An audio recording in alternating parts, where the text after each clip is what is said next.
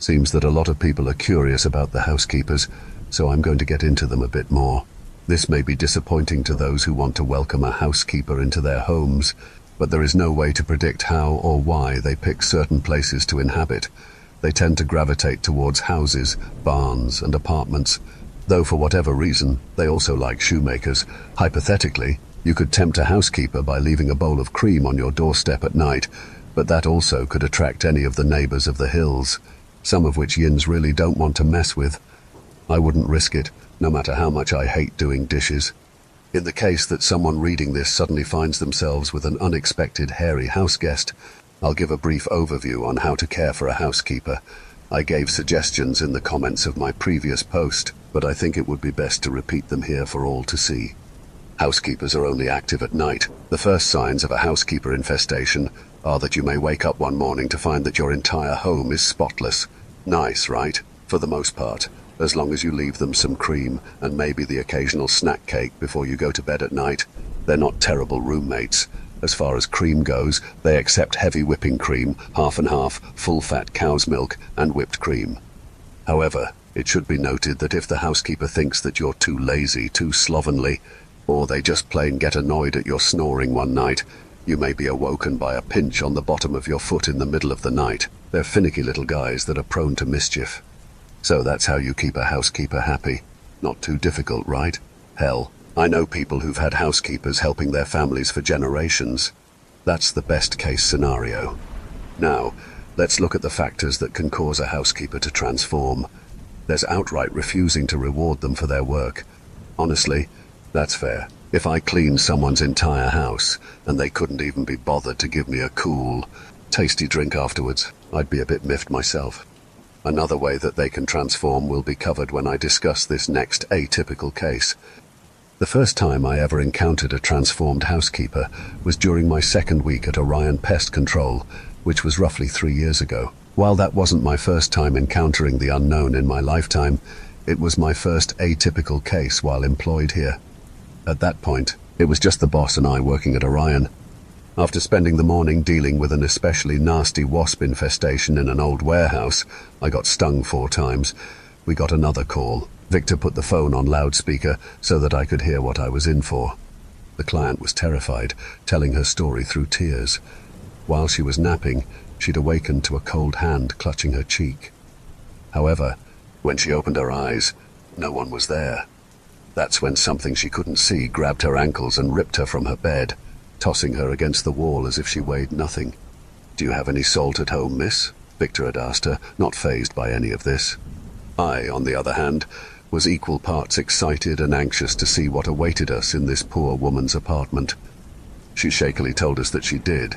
He told her to draw a circle of salt around herself. It would keep the transformed housekeeper from getting close to her again until we could get there. During the drive, Victor broke the silence by saying, "You were in the military, you said." He knew that when he hired me. Even so, I confirmed, "Yeah, that's right." "You remember your training well?" "I do." "Good, you'll need it." When we arrived at the client's address, we heard her scream. It was the kind of marrow-chilling shriek that haunts your nightmares. A desperate, animalistic sound you never want to hear another human being make. The boss hurriedly tried the front door, found that it was locked, then promptly kicked it down. The client was cowering on the ground in a ball. A headless, stout body, covered in disheveled grey hair, loomed over her, arms raised as it reached for her. Its skin was wrinkled and loose, as if the body had belonged to a short, hairy old man. The only thing that separated the client from her tormentor was the circle of salt. There was shrill laughter in the corner of the room. The housekeeper's head. It was sitting on a table like a macabre centerpiece, its red eyes gleaming like twin flames as it cackled with glee. As the boss marched towards the body, he commanded me to get the head out of the house. Feeling the warmth of adrenaline creeping up my spine, I ran for the housekeeper's detached head. As I raced past the sofa, the furniture began to move on its own. My body reacted before my brain did, and I skidded to a stop on the wooden floor, just as the sofa slammed into the wall next to me. I could hear a struggle behind me as Victor dealt with the housekeeper's body. The lights flickered maddeningly, making it difficult to see as I crossed the room.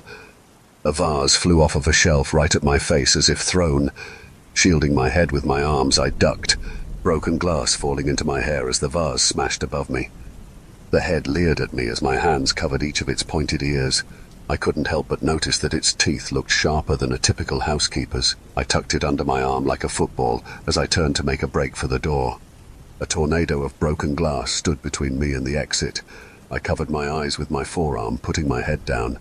I almost dropped the housekeeper's head, catching it by the hair just before it could slip from my grasp, which it did not like. It had a lot of colourful things to say about me, but I was preoccupied as a shard of glass embedded itself into the back of my hand, another grazing the top of my left ear. Gritting my teeth against the pain, I kept going. Pieces hit my work jacket, but couldn't get through the thick material. I was close. A shard stabbed me in the back of the thigh. Gritting my teeth against the pain, I somehow kept my balance and my grip on the housekeeper's hair, limping towards the door as warmth trickled down the back of my right leg. Once I got to the threshold, I swung my arm and lobbed the housekeeper's head like I was pitching a baseball underhanded. As it soared through the air, it loudly swore at me one last time, its red eyes glaring at me as it landed, rolling to a stop. Footsteps behind me. I quickly backed away just as Victor wrestled the housekeeper's body across the threshold, sending it sprawling with a kick to its hairy, wrinkled chest. Not wasting any time, Victor drew a line of salt across the doorway. The moment the threshold was covered, the lights stopped flickering. All of the glass flying around the room dropped noisily to the ground. I watched with widened eyes as the housekeeper's body ambled over to its head, delicately picked it up, wiped some dirt off of its cheek, then set it back on top of its neck. The housekeeper gave me one last toothy grin before it departed, whistling a tune only it knew. Warily, I gazed after it, expecting it to come back at any moment to finish what it had started. It didn't. Meanwhile, the client was in the throes of a full-scale panic attack, crying against Victor's chest. He looked like he'd rather be anywhere else as he uncomfortably patted her shoulder, trying not to bleed on her. Victor hadn't been spared by the broken glass the housekeeper had hocus-pocused at us. He silently grimaced as he pulled a piece out of his cheek. The glass had just barely missed his eye. His hands had numerous shallow, bloody lines across the backs of them. It's a good thing our company jackets are so thick. It could have gone way worse for us. I think the worst injury either of us got that day was the one in the back of my thigh, but thankfully it only needed a few stitches.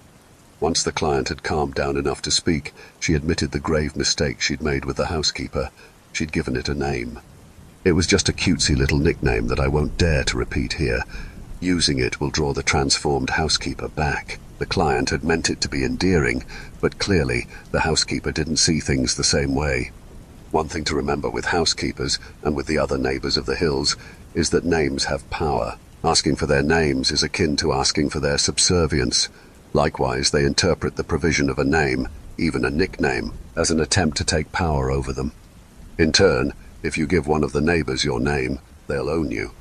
On my drive to work, I pass by a picturesque hawthorn tree that stands alone at the top of a hill. During spring, white blossoms bloom, showering the hill in a blanket of pale petals.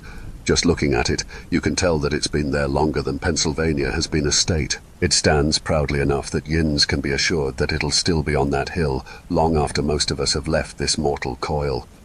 And then two stupid kids carved their names into it. One of them ended up calling us, his voice quaking in terror. I don't know if you can help me, but I've been hearing laughing everywhere I go, in my head. They're in my head! Can you get it out? The hardness in the boss's voice surprised me. What did you do? I tried to whisper to him, Victor. He silenced me by raising one finger. The neighbors don't come after people who do nothing. What did you do? When the boy tearfully admitted to carving his and his girlfriend's name into the hawthorn tree between sobs, Victor sighed deeply, blood draining from his face as he said, We can't help you. I'm sorry. My blood ran cold. He couldn't be serious. This was a kid. He couldn't have been older than 21. What? I hissed in disbelief. Victor gave me a warning look, silently telling me to shut my mouth. That's when the music started. It was coming from the other end of the line, a stringed instrument, playing softly. Was that a banjo? Could banjo sound like that? So mesmerizing. My hair stood up on my neck and arms as the melody continued.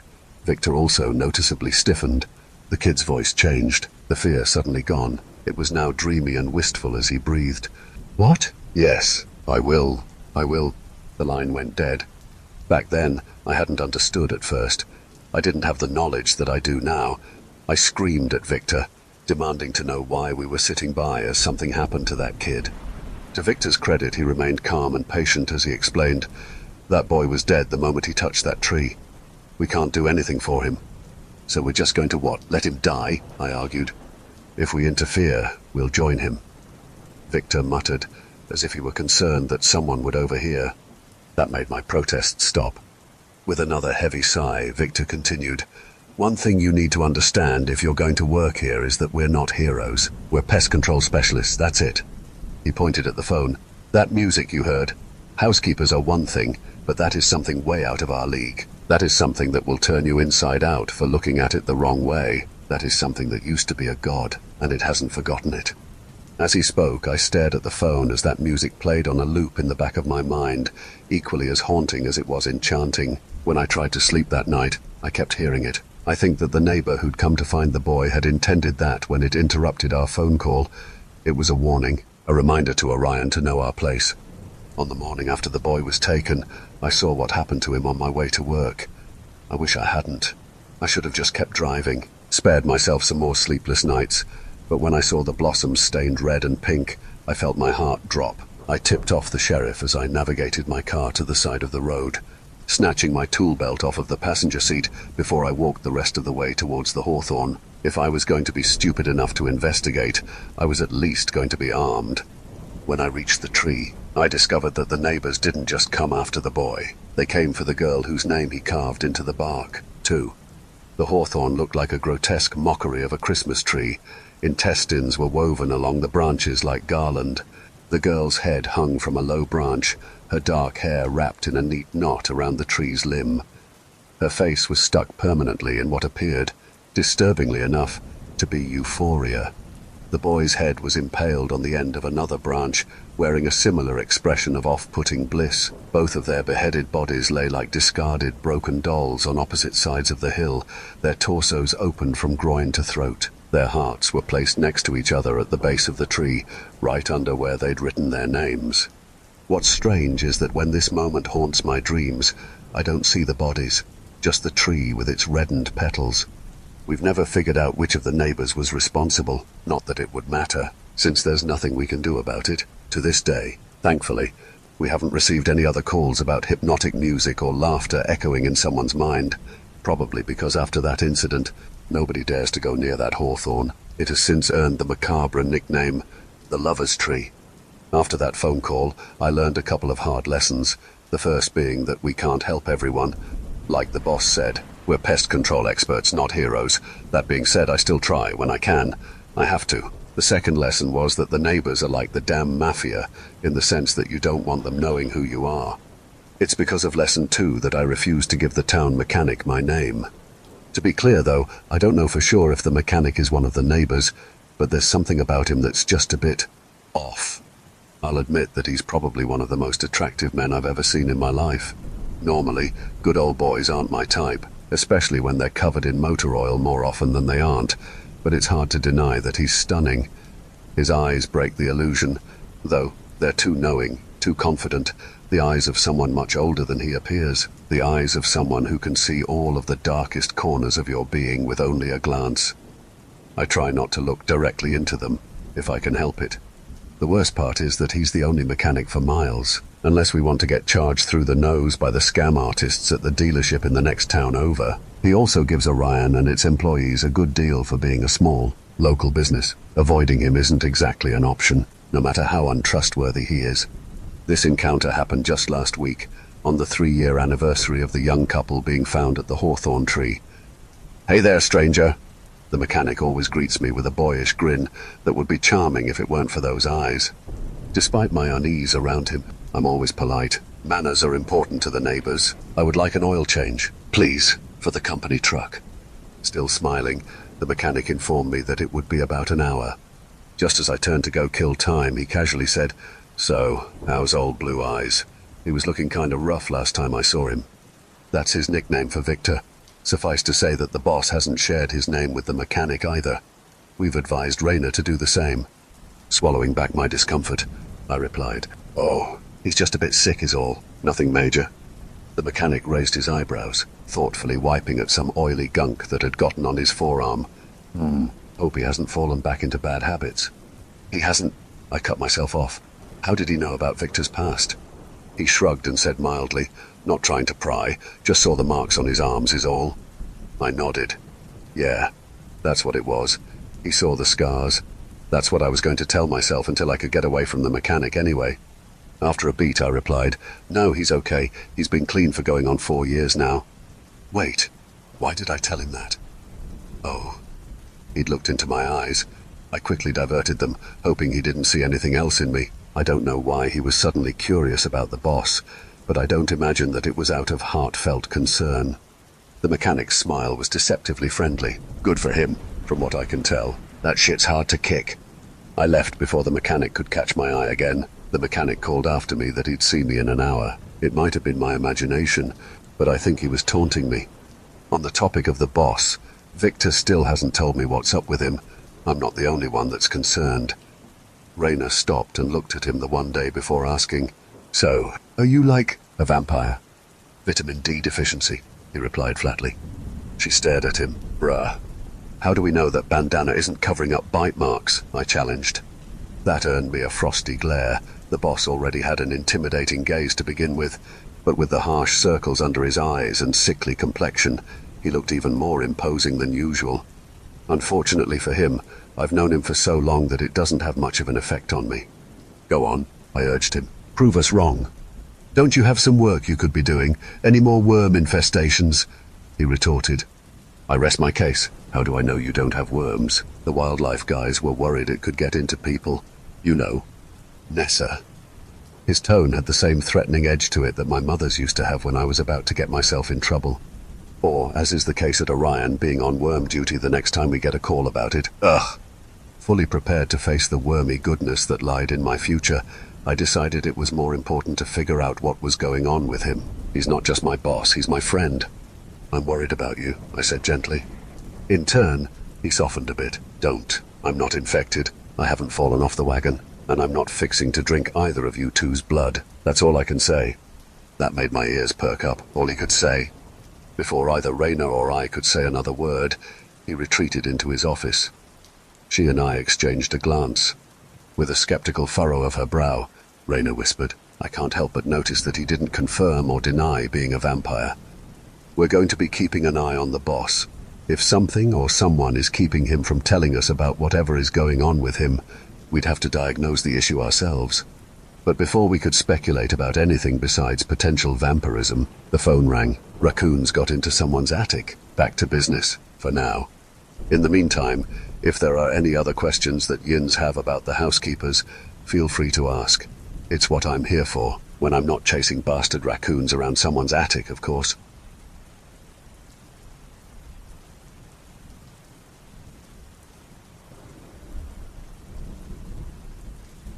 What should have been a normal bug infestation turned into one of the most bizarre, atypical cases I'd ever seen.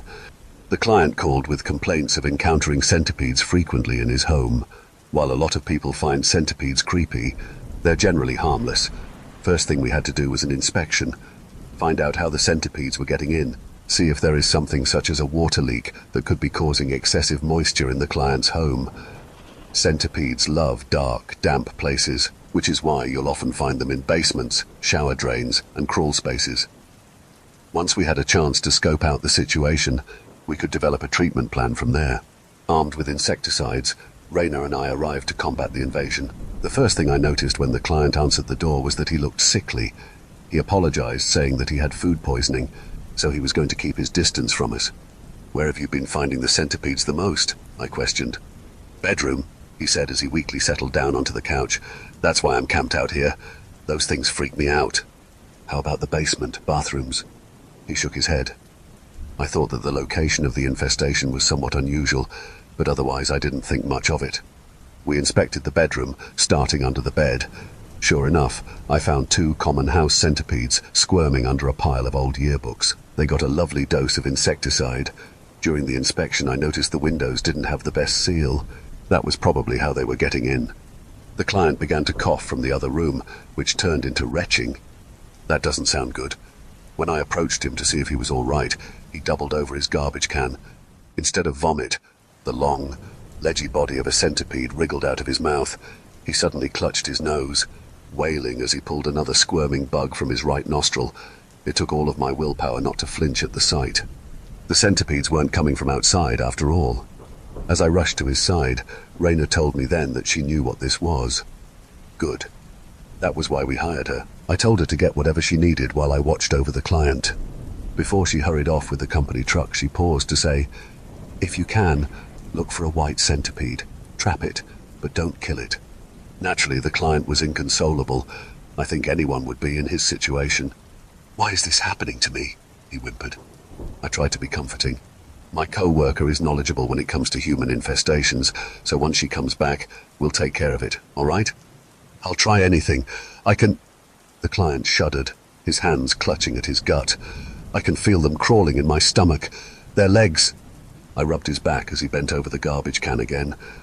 Jesus. I hoped that Raina could help him, and soon.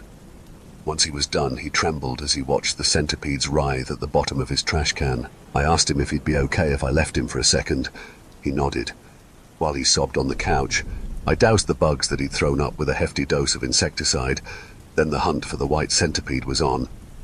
At first, I tried not to tear the bedroom apart too much, but then I figured that the client would rather have to do some cleaning than have more bugs crawling around his insides. It wasn't under the bed, or under the dresser, the closet.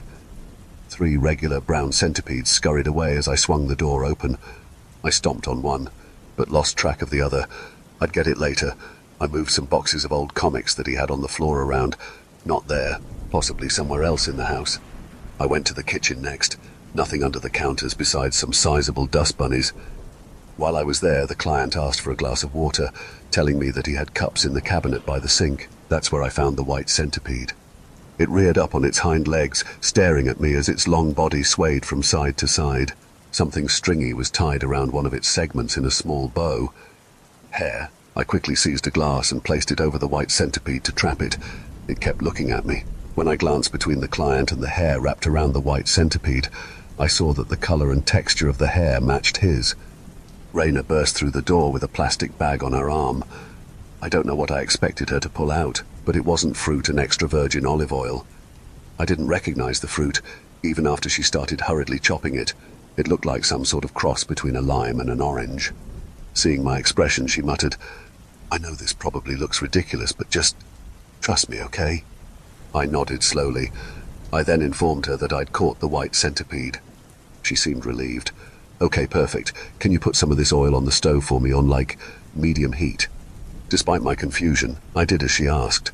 After she was done cutting, she slid the slices of mystery fruit into the oiled pan with a loud sizzle. What was interesting was that during this process, the white centipede had become frantic in its glass prison.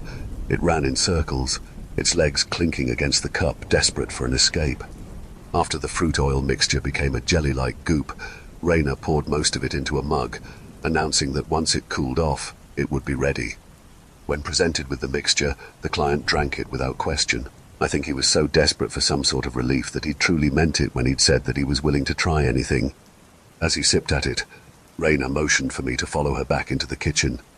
"Next, we need to submerge the centipede," she explained. "That'll redirect the curse onto the person that originally cast it." "All right, sounds good," I replied, using a plate to keep the white centipede trapped within its glass prison as I picked it up. "You've seen this before, I take it?" She nodded. "Yeah, but normally it's beetles instead of centipedes.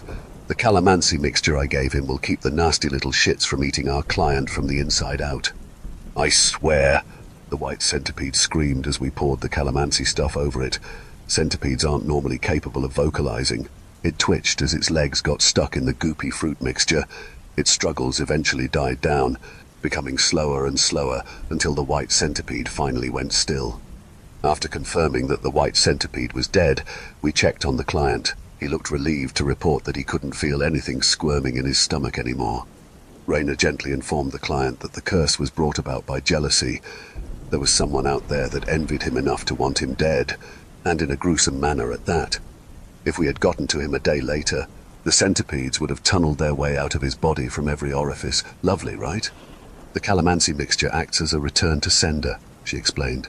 The person who did this to you will experience everything that you just went through until they put a stop to the curse. In the meantime, be careful. I'll return later with a charm that should help protect you.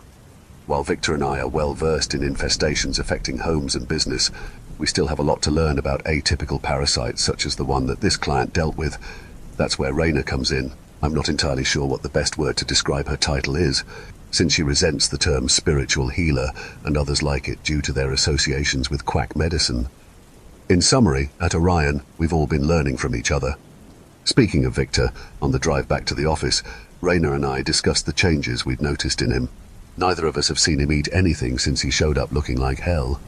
My vote's still for vampire, she said. Just a different flavour of vampire than the ones my Lola told me about to scare me into going to bed on time. Joke's on her, though.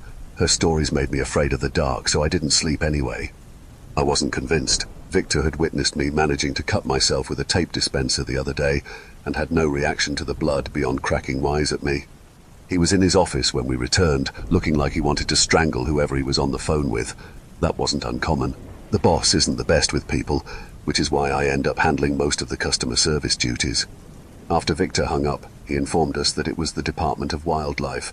I guess the worms were going around the local deer population, so they wanted us to keep an eye out and let them know if we notice any other species of animals showing symptoms. That made my stomach drop. That was the absolute last thing I wanted to hear. After that wonderful news, Raina went to take her lunch break, leaving Victor and I alone. Before speaking, he gave me a pointed stare. Listen, Nessa, I get you're concerned about me, but you need to back off. That took me aback, but before I could respond, he continued, I don't want to see you following me anywhere, all right? Just stick to doing your job. Following him? Oh, I understand, I muttered. There had to be a reason why he couldn't talk to me outright. Something was up. His message was clear. He wanted me to follow him, but make sure that I wasn't seen even by him. After the office closed, I left first, pulling my car behind a dilapidated barn spray painted with Jesus Saves Repent. It was just down the road from where he lived, close enough to his apartment that I could see him pull in, but far enough away that my little G6 wouldn't be noticeable. Sure enough, 15 minutes later, his battered truck passed by. I couldn't help but feel creepy, like I was doing something wrong. I was stalking him after all, but was it really stalking if the person asked you to do it? For about 20 minutes after he went inside, nothing happened. I wasn't entirely sure what I was supposed to be looking for. Maybe I'd already missed something important. His front door opened. Victor exited, circling around to enter the forest surrounding his apartment. Quickly I drove over, abandoned my car in visitors' parking, and followed him past the tree line, hoping that I didn't lose him. I made sure to bring my tool belt with me. Like hell was I going into this unprepared. Unfortunately, I had arrived somewhat late. He wasn't in sight. Shit. Hold on. I examined the forest floor, finding fresh boot prints in the dirt, damp from the rain earlier that day. I followed them deeper into the woods, doing my best to stay silent as I avoided fallen branches as best as I could. As I went deeper and deeper into the woods, I heard whispering. It was incredibly faint, almost imperceptible. It would have been easy to dismiss as nothing more than the rustling of leaves. I was pretty sure that it wasn't Victor's voice. I looked around, trying to find the source of it, but from what I could see, I was alone. Cautiously, I continued following Victor's boot prints, hand poised over my container of salt. I knew better than to brush something like that off as my imagination or just the wind. The whispers suddenly became more urgent, louder, yet I still couldn't make out what they were saying. It might have been a man's voice. They were coming from the right, veering away from the boss's tracks. When I tried to focus on what was being said, I suddenly found myself off of the path. How did I get here? I glanced around, seeing my own footprints behind me. I didn't remember walking this way. Something out there was messing with my head. I got my bearings and went back the way I came. The whispers were at my back. Stomach in a knot, I ignored them. I found Victor's trail again. The whispers were suddenly close, very close, as if the speaker was right next to me. It took most of my concentration to shut out what they were saying. I clenched my jaw, trying to give myself something else to focus on. It was becoming harder and harder to follow Victor, but I couldn't let myself get led astray again. I didn't want to know where the whispers would take me if I focused on them for too long. There was a clearing up ahead. The whispers were aggressive now, my right ear ringing. My mind felt fuzzy, as if filled with TV static. But I still didn't listen to them, using every ounce of will left to reach the clearing. I even went so far as to plug my ears with my fingers. All at once, the whispering stopped. I glanced around the clearing, too afraid to uncover my ears. One of the trees caught my eye. Warily, I got closer. Encased within the bark was a human skull. The trunk had grown around the cranium so that the gaping mouth and eye sockets were the only things visible. Another tree nearby. The roots twisted around a set of rib bones. The trunk was smaller than the one next to it, as the tree was younger. It grew from the broken jaws of another person's skull. I also couldn't help but notice that the bones weren't as eroded as the ones I found stuck in the other tree. "I'm not supposed to be here." A voice made me jump. "What brings you out here, stranger?" I whirled around, seeing that the mechanic lounged in a folding chair, gently strumming a banjo. The face of the instrument was adorned with black dragonflies flitting about, the wooden neck accented with swirls of gold. I bet money that it was hand-painted. He looked as if he'd been there for hours, but he definitely was not there before. My heart raced as the phone call with that kid from 3 years ago played on a loop in my mind. The blood-soaked petals of the hawthorn tree. I swallowed nervously, trying to keep a tremble from my voice, making sure to avoid his eyes. "I'm looking for someone." The mechanic smiled. "Fancy that, I'm looking for someone too. I'm following a trail. I don't want it to go cold, so if you please would excuse me." He cheerily ignored me. "You wouldn't happen to be looking for old Blue Eyes, would you?" Fuck. What did the mechanic want with Victor? Something crucial that yins need to know if you ever encounter the neighbors is to never lie to them. They will know it. You can, however, conceal the truth, as long as you're clever about it. "I'm seeking answers," I said vaguely. The mechanic continued his soft tune as he gave me a mysterious look. "You think following that trail will get you to him? It ends right in front of you." My heart sank as I saw that he was right. The mechanic then said, "You want to find him, you're going to need some help." Another thing about the neighbors is that they take debts seriously. I'd compared them to the mafia once before, and it's not an exaggeration. An unfulfilled deal with a neighbor would make cement shoes seem like a peaceful way to go. I tried to be polite. "I appreciate the offer, but I'm afraid that I must decline." The mechanic chuckled, the sound chilling me to the marrow. "Nah, you're getting my help, whether you like it or not. You can either accept it graciously or, well, either way you will be finding him for me. Simple as." I swallowed again, mind racing to try to find a way out of this. I couldn't decide which option terrified me more, being indebted to the mechanic or angering him. I made sure not to meet his gaze as he watched me deliberate. The song he played was different than the one I'd heard over the phone years ago. The tune he played now was calming, like a lullaby. I regret the answer that I gave him, but at the time I'd thought it was reasonable. I was stupid. "Please learn from my mistakes. Your offer is gracious and appreciated, but I must respectfully refuse. I'm afraid that the cost—" The mechanic sighed, sounding frustrated. "Anyone ever tell you it's rude not to look people in the eyes when you speak to them?" "Shit. I fucked up. I backpedaled. I meant no offense." The peaceful melody stopped as he gave the strings of the instrument one quick strum. It felt like someone took a sledgehammer to both of my kneecaps at once. Pitching forward, I gasped for air, unable to cry out. Another strum. My fingers clenched into fists involuntarily. There was a sharp sensation under my fingernails, as if they were being pried off. Still, I couldn't find the breath to scream. From the fog of agony, I heard another flick of the banjo's strings. With it, my spine twisted and my vision went dark. I'd thought that was it, that he'd broken my bones with nothing but a swipe of his fingers and left me for dead. I was wrong. When my eyes opened, I was still in the forest. The mechanic had stayed in his chair, arms bent behind his head, eyes closed as he basked in the golden glow of the setting sun. He'd propped the banjo against his chair. I now feared that instrument more than any weapon made by man. My fingernails lied on the ground in front of me, a brown liquid covering them. Blood. Why did my blood look like that? What at first looked like pale, shiny stones turned out to be teeth upon closer examination. Everything looked strange now. Muted, as if most of the color had drained from the world. Numbly, I noticed that there was something taking up the bottom of my vision, long and white, tipped with black. No way. I tilted my head, looking down to see white paws instead of hands. I opened my mouth to swear, but all that came out was a high-pitched yelp. The mechanic opened his eyes, grinning at me as he taunted. You just had to be stubborn. I slowly stood, disoriented over how small I felt. The forest was now entirely too loud. The cacophony of smells overwhelmed me. I tried to speak, but all that came out was a bark. The mechanic sat up, deceptively boyish grin still in place. "You know, I respect you, puppy dog.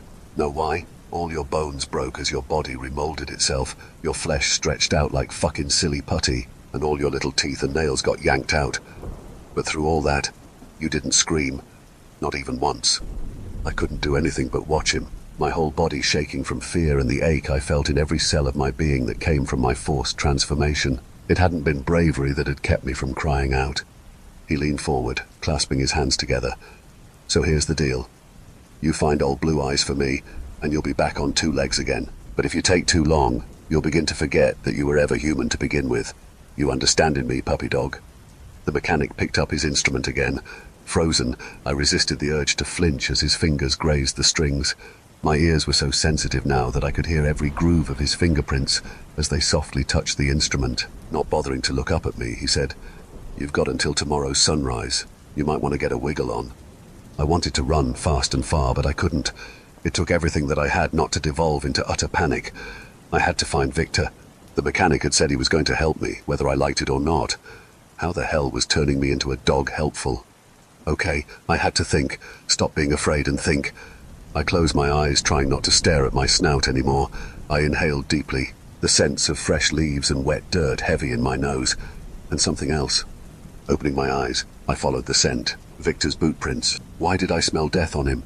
The rotting, pungent smell of carrion was faint, but enough that I could follow it.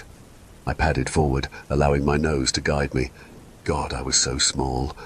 Or maybe the world just felt so much bigger. The scent trail led me past a pond.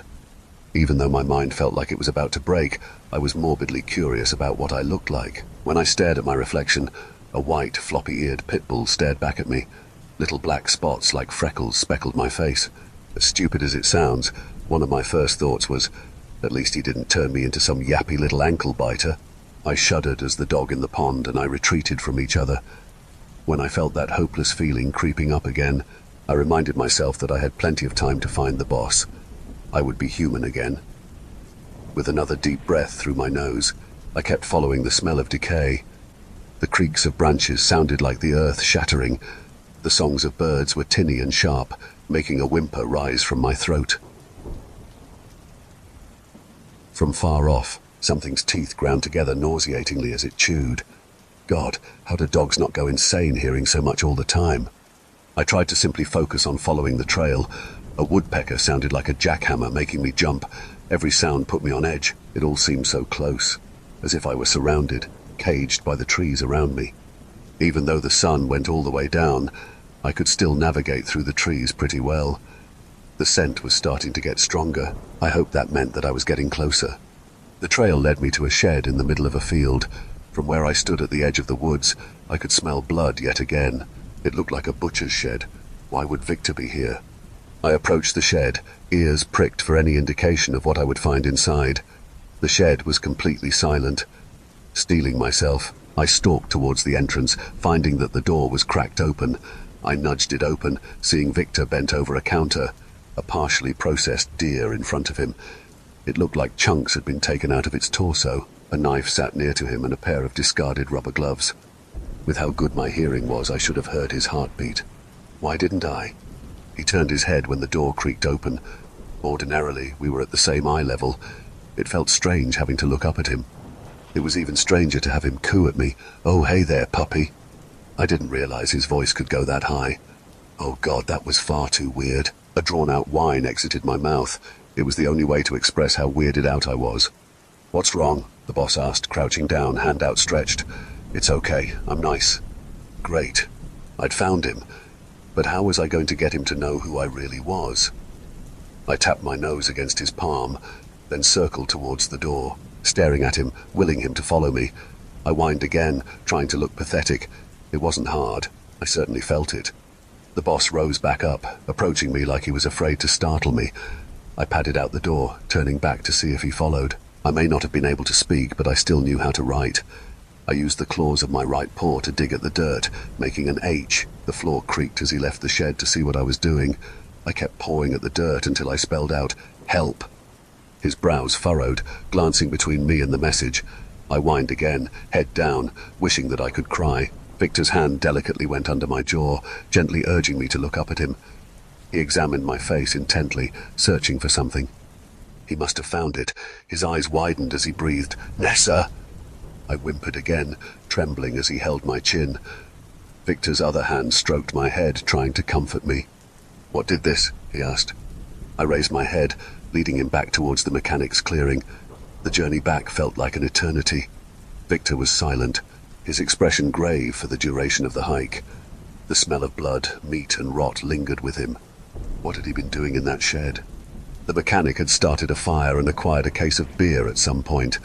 The fucker was roasting a marshmallow when we arrived. It caught on fire.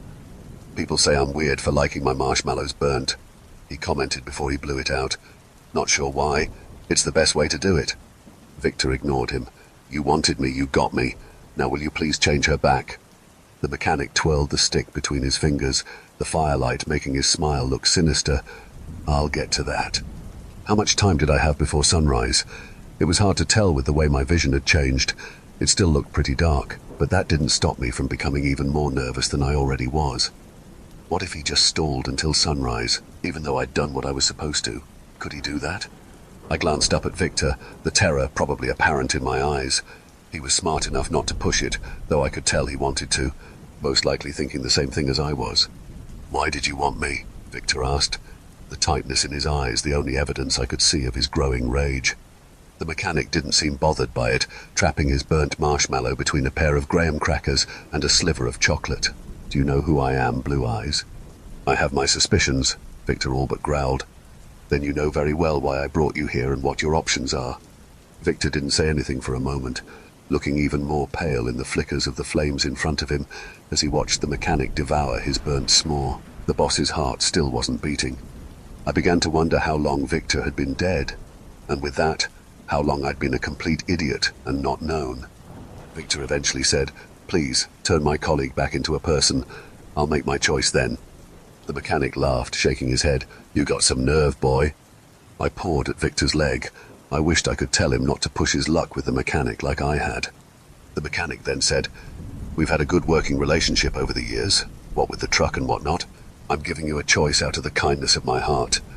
Normally I just take the ones I want without a second thought, but you've been a valued customer over the years. Figure this was the least I could do." Victor's icy gaze didn't thaw any, but I could tell that beneath the fury he was afraid. I didn't know what his choices were, but I'm sure that it was a similar damned if you do, damned if you don't deal to what I got. Victor swallowed before taking a deep breath in. He finally answered, "If I agree, what happens?" The mechanic took a swig from his beer bottle, then replied, "You just keep on managing Orion, same as usual. All that's going to happen is that you'll have some extra calls from time to time, calls that only you will answer. You will have no longer than 2 days to complete each one, and you will not be able to refuse anything assigned to you." I had a feeling that the mechanic wasn't referring to some hornet nests. What would a neighbor consider a pest? With a chill, I came up with the answer myself. Us. Humans. They were here before us. We cut down their forests, poisoned their water. For Victor's sake and for the sakes of nameless others, I hoped that I was wrong. I'd taken lives in Afghanistan, and I regret every single one. They still haunt my nightmares to this day, no matter how long it's been since I was discharged. I think they'll always be there. I caught Victor eyeballing the trees nearby. Another skull leered at us from the truck, the firelight making it look like it was trying to speak. Seemingly transfixed by the skeleton, Victor eventually let out a shuddering breath before saying, "I'll do it." The mechanic smirked at him. "Good choice, Blue Eyes." When he reached for the banjo, it took everything I had not to cower from it. The mechanic smiled at me. "Since you did such a good job, I'll be a bit nicer." The melody he played was hypnotic, slow, enchanting. I blinked as my head suddenly felt cloudy, is the best word I could think of for it, pleasantly cloudy. And I was tired. So tired. It became harder and harder to keep my eyes open. The grass felt softer than any mattress I'd ever laid upon. I curled up in it, the fresh smell of it relaxing me even further as I let my eyes drift closed. Then I woke up in my bed, groggy. Why was I awake? I wanted to keep sleeping. I reached up to rub my eyes. A hand. I was me again. I was sore all over, as if I'd done 100 crunches on hardwood floor. As embarrassing as it is to admit, I bawled like a fucking baby. I'm taking the next few days off to recover. The boss was the one to suggest it. I need it. He apologized for leading me there. He hadn't anticipated the mechanic finding me. I didn't blame him. It wasn't his fault. I encourage all of you to learn from my mistakes. If a neighbor gives you an offer you can't refuse, take the choice that gets you out as unscathed as possible. I got off lightly. Don't mess around with them. Be smart. Be careful.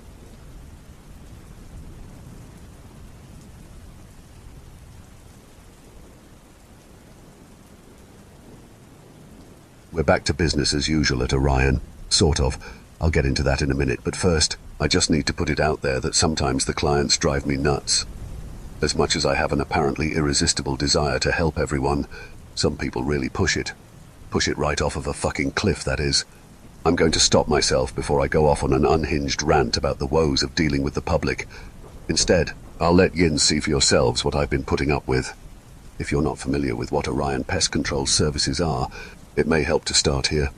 We received a call from a client about mosquitoes running amok in her home.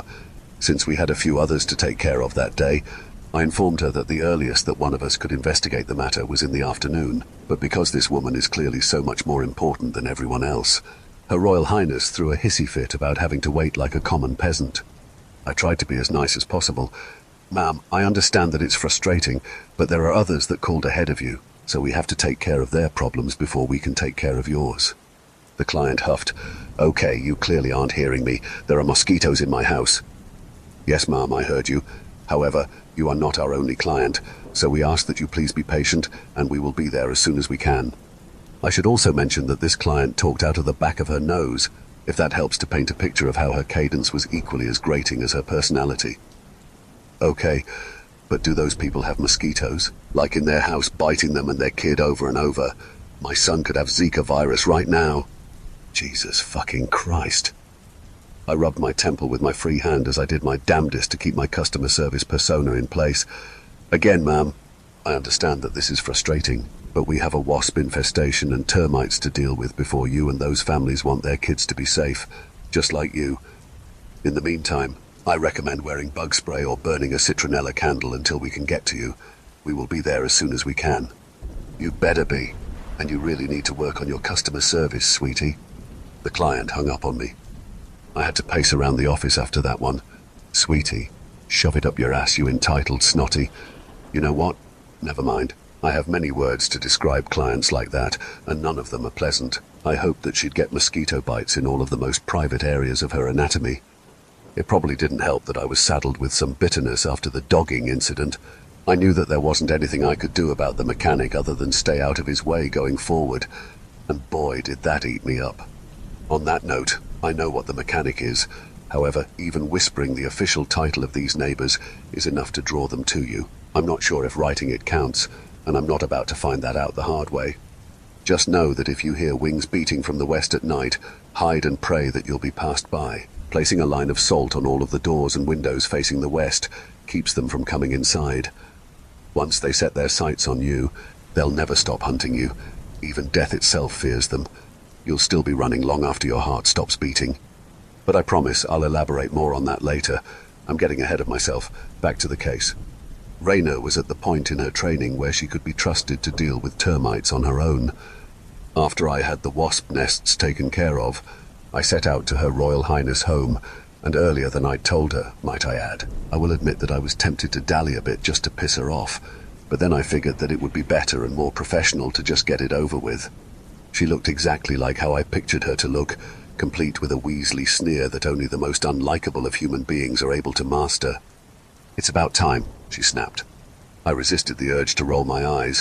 Where have you noticed the mosquitoes the most? Everywhere, she said unhelpfully. Her husband stepped in the kitchen and basement mostly. To make this call even better, the husband decided to take it upon himself to follow me around as I did my inspection, asking me pointless questions and giving me advice that I didn't ask for. It got to a point where his hot breath wheezed into my ear as I shined my flashlight under their sink. Stiffly but politely I asked, "Sir, can you please keep your distance?" His wife chipped in. "Will you let her do her job, Curtis?" It took her long enough to get here, and if you keep pestering her, it's going to take even longer." The husband puffed up and snapped, "Well, it's my house.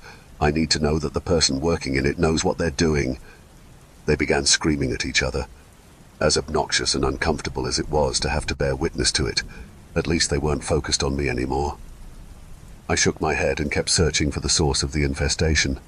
What I was looking for was standing water, which is essential for a mosquito's life cycle.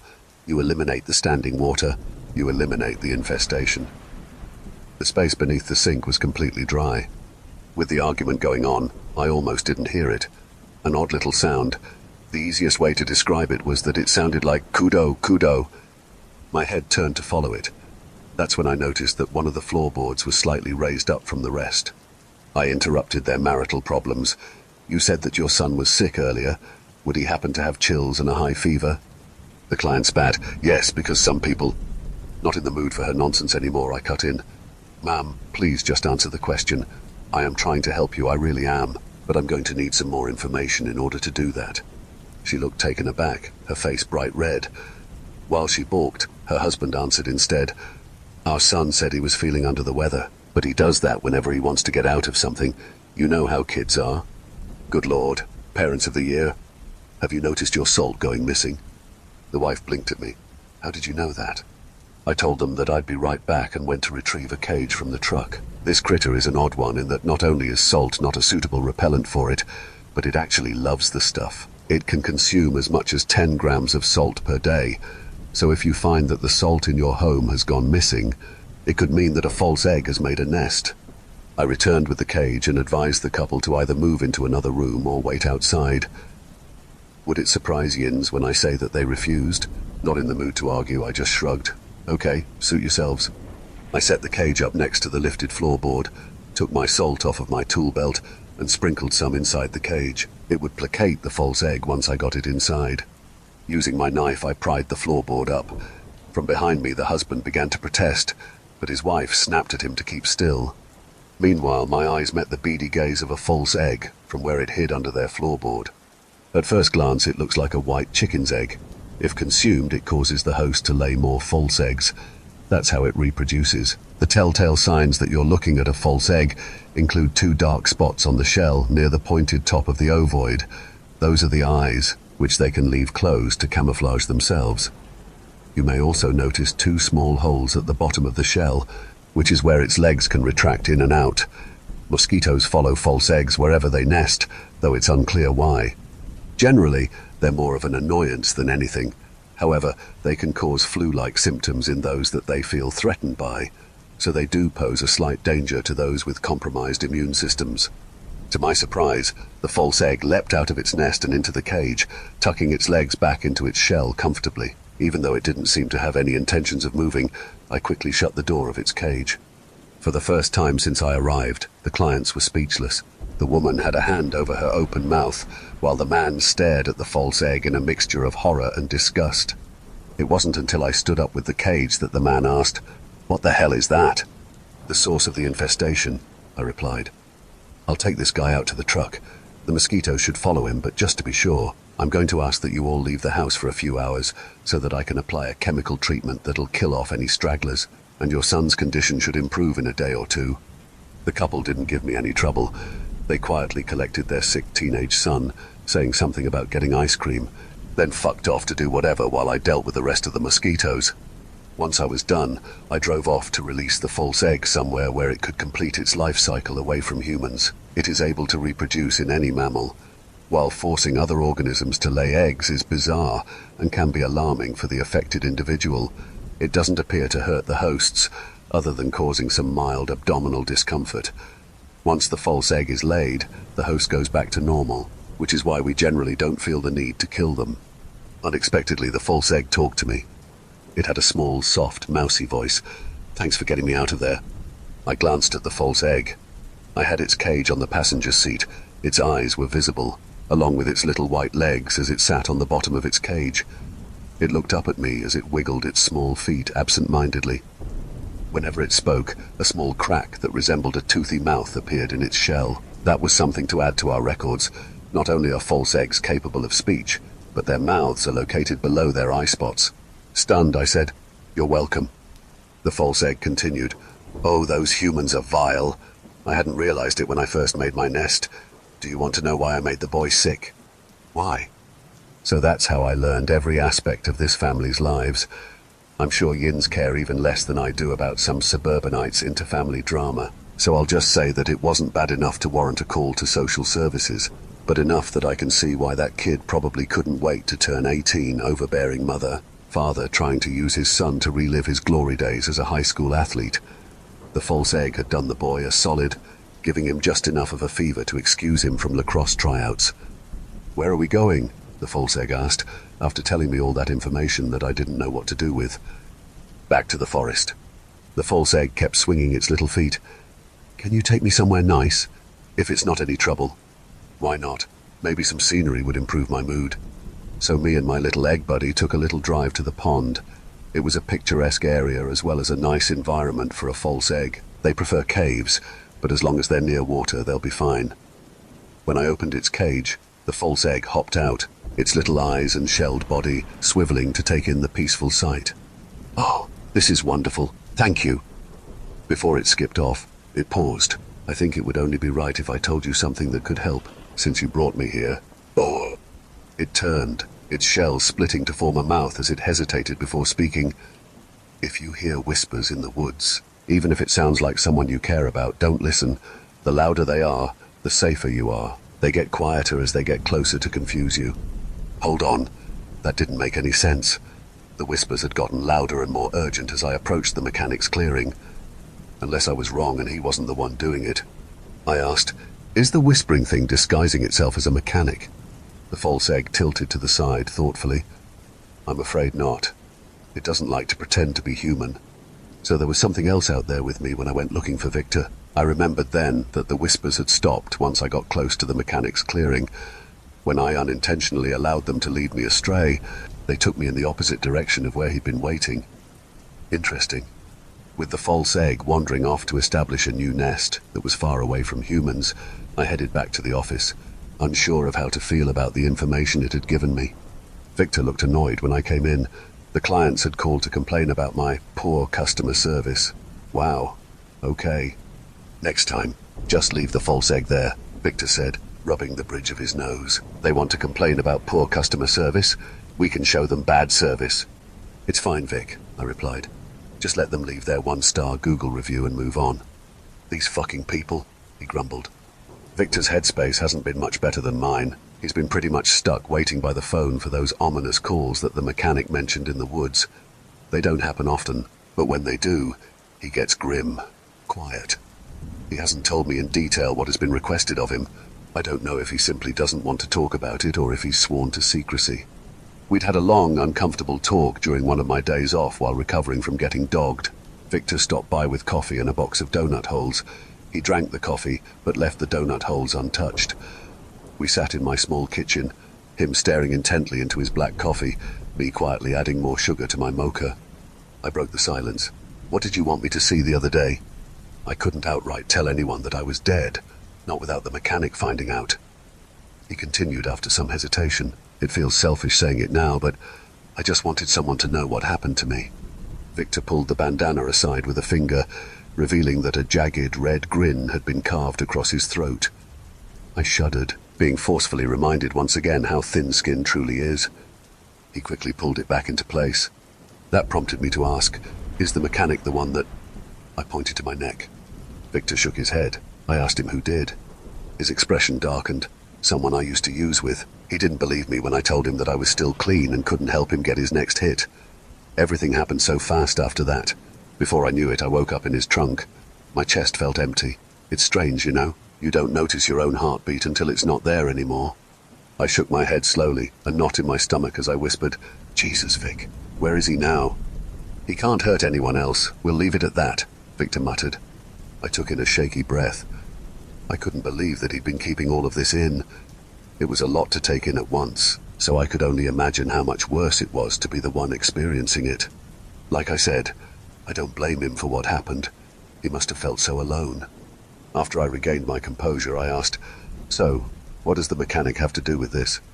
Victor hesitated again, eventually saying, He couldn't touch me while I was alive, so he made sure that death couldn't get to me before he could. That's why I was trying to keep my condition quiet.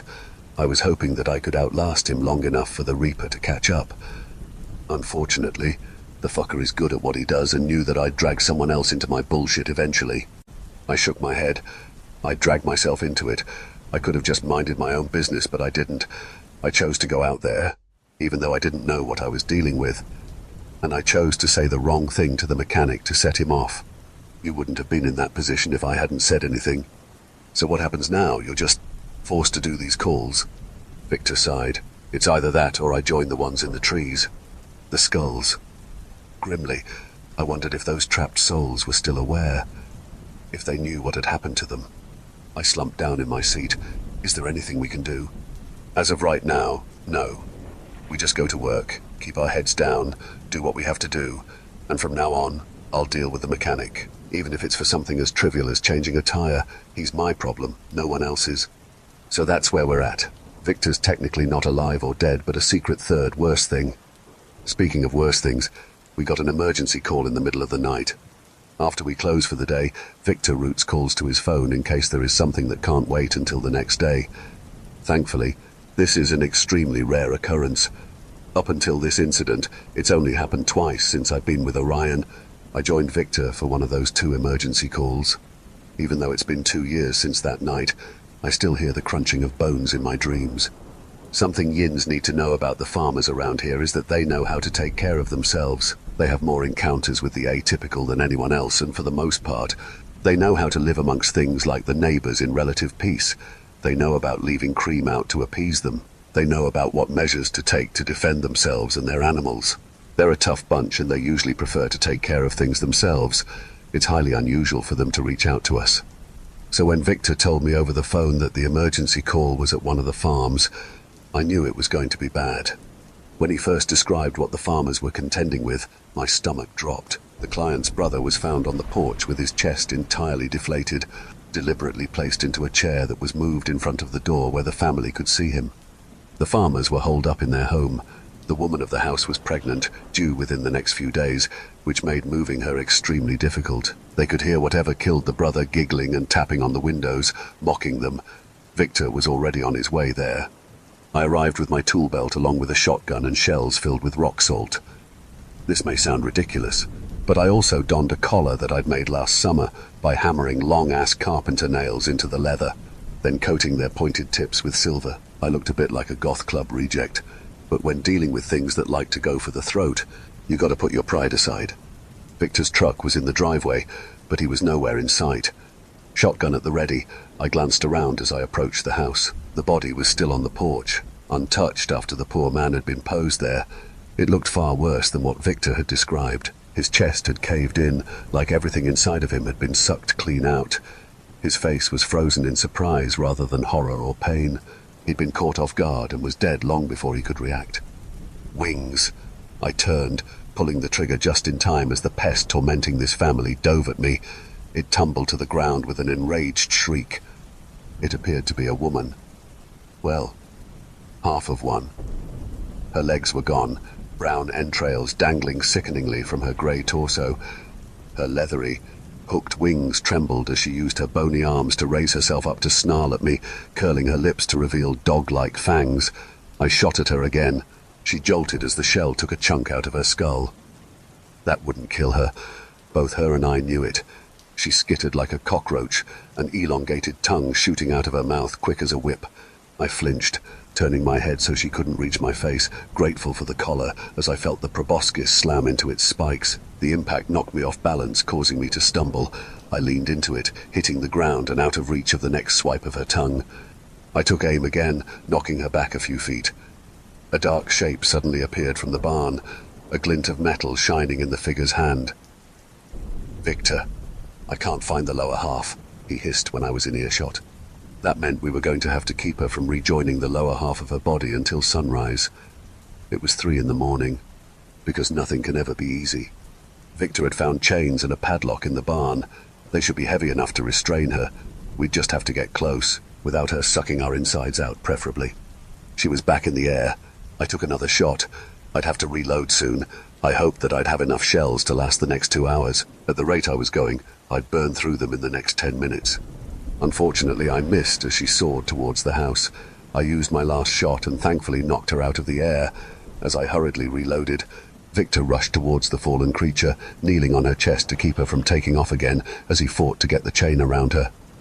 I heard him make a terrible choking sound, followed by her retching.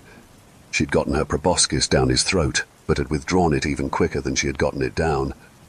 I guess undead viscera doesn't taste very good. As she gagged, Victor pressed his forearm against her throat, pinning her so that she couldn't sink her fangs into him. I raced over, setting the shotgun on the ground next to me so that I could help him restrain her. While he held her, I coiled the chain around her squirming torso. She began to laugh. When she spoke, it sounded like an old woman and a young girl speaking in unison. "Do you think a chain will be enough to stop me?" I kept going. She wiggled one wing out from beneath her, jabbing the hook into the hollow of my shoulder. I gasped as it pressed deeper into my skin. Victor roughly pushed her wing back down, the violent withdrawal of the hook making me see stars. Through all of that, I still kept going. We turned her onto her side so that Victor could pin her wings against her back. She screeched the entire time, the proboscis shooting back to slap him in the cheek. We almost had her. Then we heard a wail from inside the house. "What now?" The pest abruptly paused in her struggles to leer at us. Then she sang, "The baby's coming." You've got to be kidding me. Her fighting resumed with far more force than before. That man that she'd killed had merely been an appetizer for her.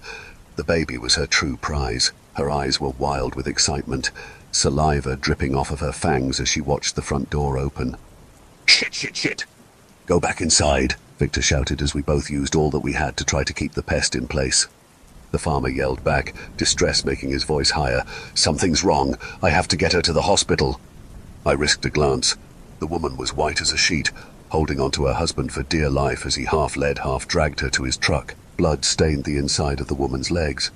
At the sight of it, Victor froze. I didn't like the way he looked at the woman then. Oh no.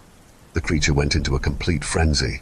She managed to get her fangs into Victor's arm, wrenching a cry of agony from him as she ripped a sizable chunk of flesh out. His hold on her loosened just enough that she could wriggle a wing out. I screamed as I felt her beginning to slip away, frantically reaching for the nearest part of her, which was unfortunately her dangling intestines. It was like trying to hold on to oversized wet noodles, my hands slipping in her chunky blood as I struggled to slow her down. They just needed to reach the truck.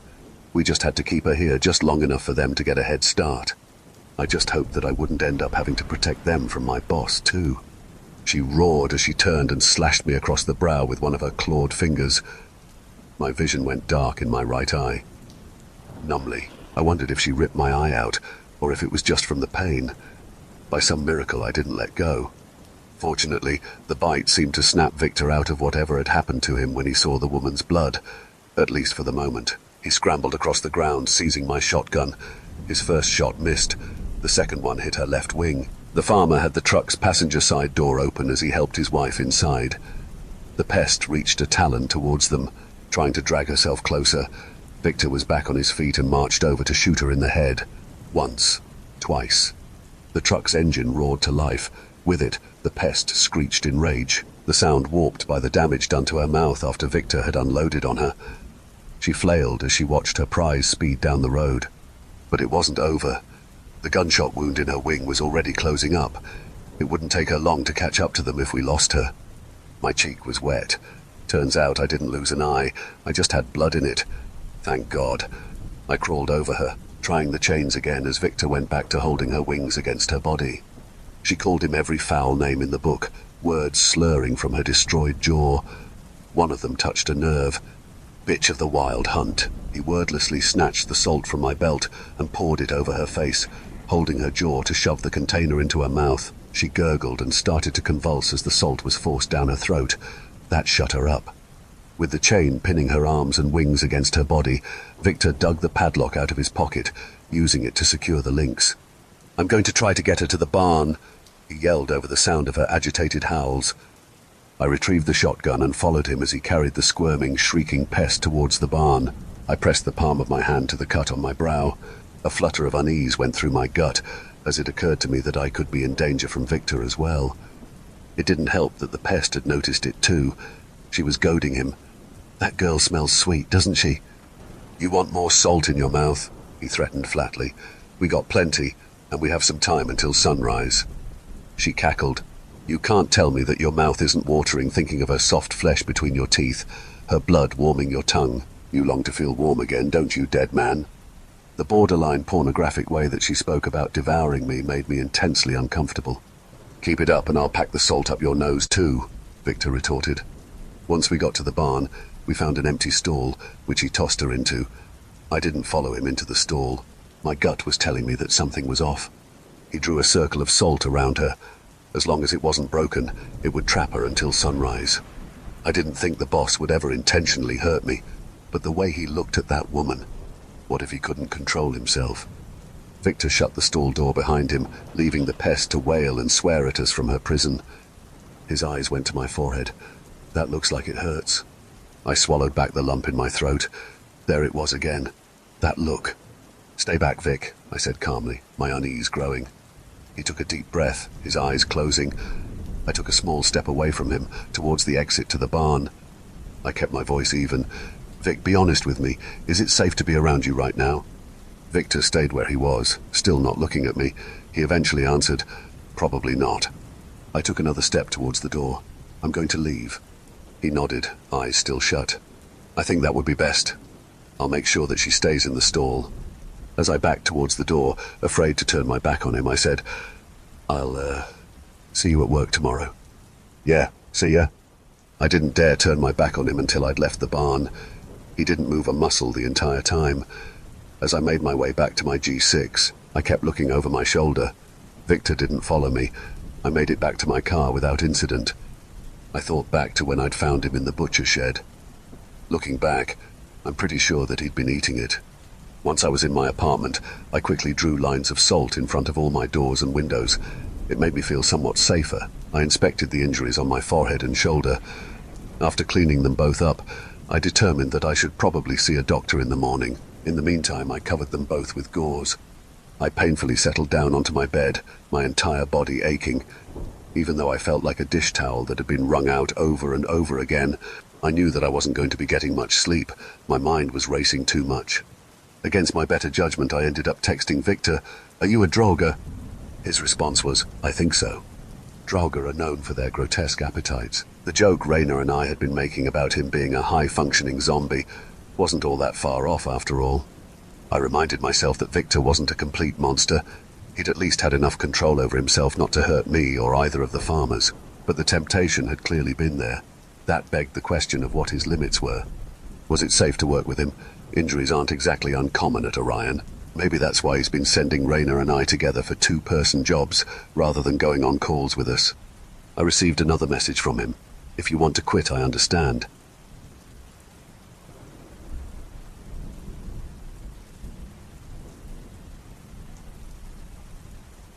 I didn't, though. As stressful as working here can be, I do enjoy my job, weirdly enough. I've been treated better here than by any other employer, and I like having only 2 other co-workers to worry about, especially since I get along well with both of them. But the biggest reason why quitting hasn't occurred to me is that I wouldn't be able to just walk away from all that I'd learned about the atypical cases. There was no way I could live a normal life after working at Orion. I also wanted to keep an eye on Victor. Between whatever the mechanic was forcing him to do and his transformation, there was a lot that I was concerned about. As much as I didn't want to think about having to trap or kill Victor, if it came down to it, I'd do what needed to be done. I sent back hazard pay. His reply was, a moment later I received, "We'll discuss it when I don't have a Mananangle meffing me." You didn't see why I kept calling her a pest, rather than trying to type that long name out each time. I guarantee I would have misspelled it several different ways. When the sun rose, I received another message from Victor. "It's over. Thanks for your help." We found out later in the afternoon that the hospital had been able to save the farmer's baby. She was going to have to stay longer in the hospital, but otherwise, she and their newborn daughter were all right. What was alarming was that the dead man's body had been desecrated at some point after I left. It was believed that the pest had been the one to take chunks out of his neck, shoulder, and chest. I wasn't going to be the one to tell the family the truth. They'd been through enough already without the news that the one they'd relied on for protection had gotten hungry. I wondered if being exposed to so much blood had been the trigger. I suppose I should just be glad that Victor had eaten a man who was already dead instead of me or another living person. Like I said, I'm going to have to keep an eye on him. In the meantime, maybe don't demand to speak to the manager. The infected deer are starting to become a real problem. That being said, as the title suggests, the worms are the least of my worries. If you're not familiar with what Orion Pest Control services are, it may help to start here. On my drive home a few nights ago, I saw the reflection of eyes in the distance. As I slowed down, I discovered a buck standing in the middle of the road, head bent over grey fur. It was eating an opossum, or more accurately, the worms puppeteering it were coiling around the opossum, their mouths leaving huge holes in the poor animal's fur as they dragged it between the deer's open jaws. Like the infected doe I'd encountered before, the buck's stomach was pulsating as the worms moved. Its fur was unruly, the white patch over its throat stained with layers of dried blood. My stomach fluttered in disgust at the way the parasites protruded from its mouth. God, those worms. Steeling myself, I snatched my tool belt off of the passenger seat along with the shotgun and went out to take care of it. Unfortunately, I only had regular shells that time. After the incident at the farm, I hadn't had the time to restock on salt shells. They would have made this process much faster and easier. I just had to shoot it in the head, then pour salt on each worm afterwards, same as before. No problem, right? The sound that the worms made as they devoured the opossum made my skin crawl. The sliminess of their skin as they slithered around each other, combined with the wet tearing of flesh and fur. Whatever you're imagining, I assure you that the noise was far more nauseating in real life. Before the worms or their host had a chance to notice me, I took aim and pulled the trigger. The side of the buck's head exploded. It let out a deep, guttural groan as the worms dropped from around the trapped rodent. The buck then lowered its antlers at me. Fuck, fuck, fuck! I sprinted for my car as it charged me, the worms flopping around as they were dragged across the road by their host. I got out of the way just as the buck's antlers pierced my G6's hood. It shook its head violently, my little car shaking along with it as it tried to get its antlers free. Why was it so much more aggressive than the doe? Had it been infected longer? Just as I raised the shotgun again, I felt something brush against my foot. I was so glad that nobody was around to see me yelp like a coyote as I expertly flailed away from the worm that had taste-tested my boot. There was an ear-splitting metallic groan as the buck got its antlers free. I stepped away from the worms as I fired again. The buck fell to the side, causing the worms to lurch to the ground like cut ropes. Heroically, I backed away from them even more as they began to convulse, fumbling with shaking hands to get the salt out of my tool belt. The area around me became much brighter as another vehicle made its way down the road.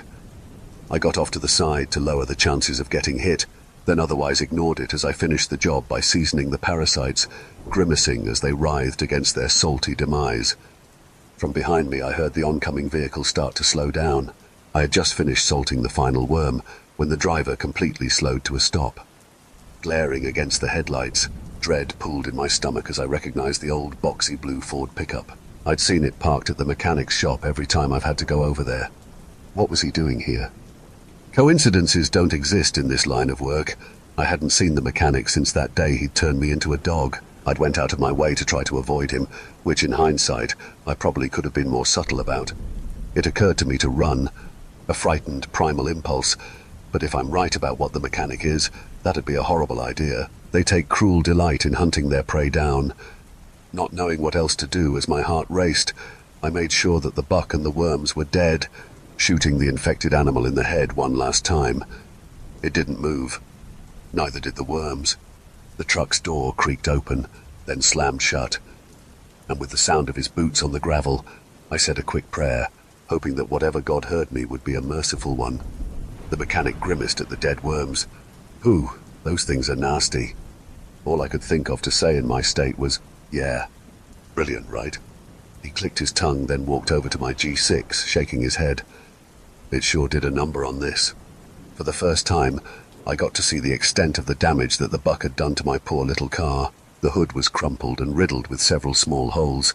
I had left it running, but after the attack, the engine had gone quiet. My dread worsened as I noticed that some sort of fluid was pooling beneath the front of the car. The mechanic popped the hood, absent-mindedly nudging a dead worm out of the way with his heel as he examined my suffering car. Yeah, that's the fucking radiator, the mechanic commented. This thing ain't going anywhere. You've got to be kidding me. I'm not a car person. I didn't know if he was messing with me or not. I stammered. Are you serious?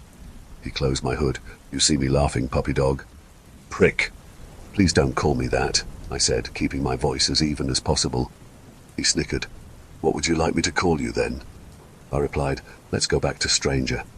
He pursed his lips. But we're really not strangers anymore now, are we? I didn't like that he'd taken enough of an interest in me to want to use something other than a generic nickname for me. I didn't trust this, not one bit. The mechanic patted the G6's hood noisily before stepping over a worm to stand in front of me. Well, I can tow this thing to the shop, then start working on it in the morning. In the meantime, why don't you let me give you a lift? Oh, fuck no. Thanks, but I have people I can call, I replied, eyes on his chest to avoid his gaze. He chuckled. You really don't like accepting help when it's offered, do you?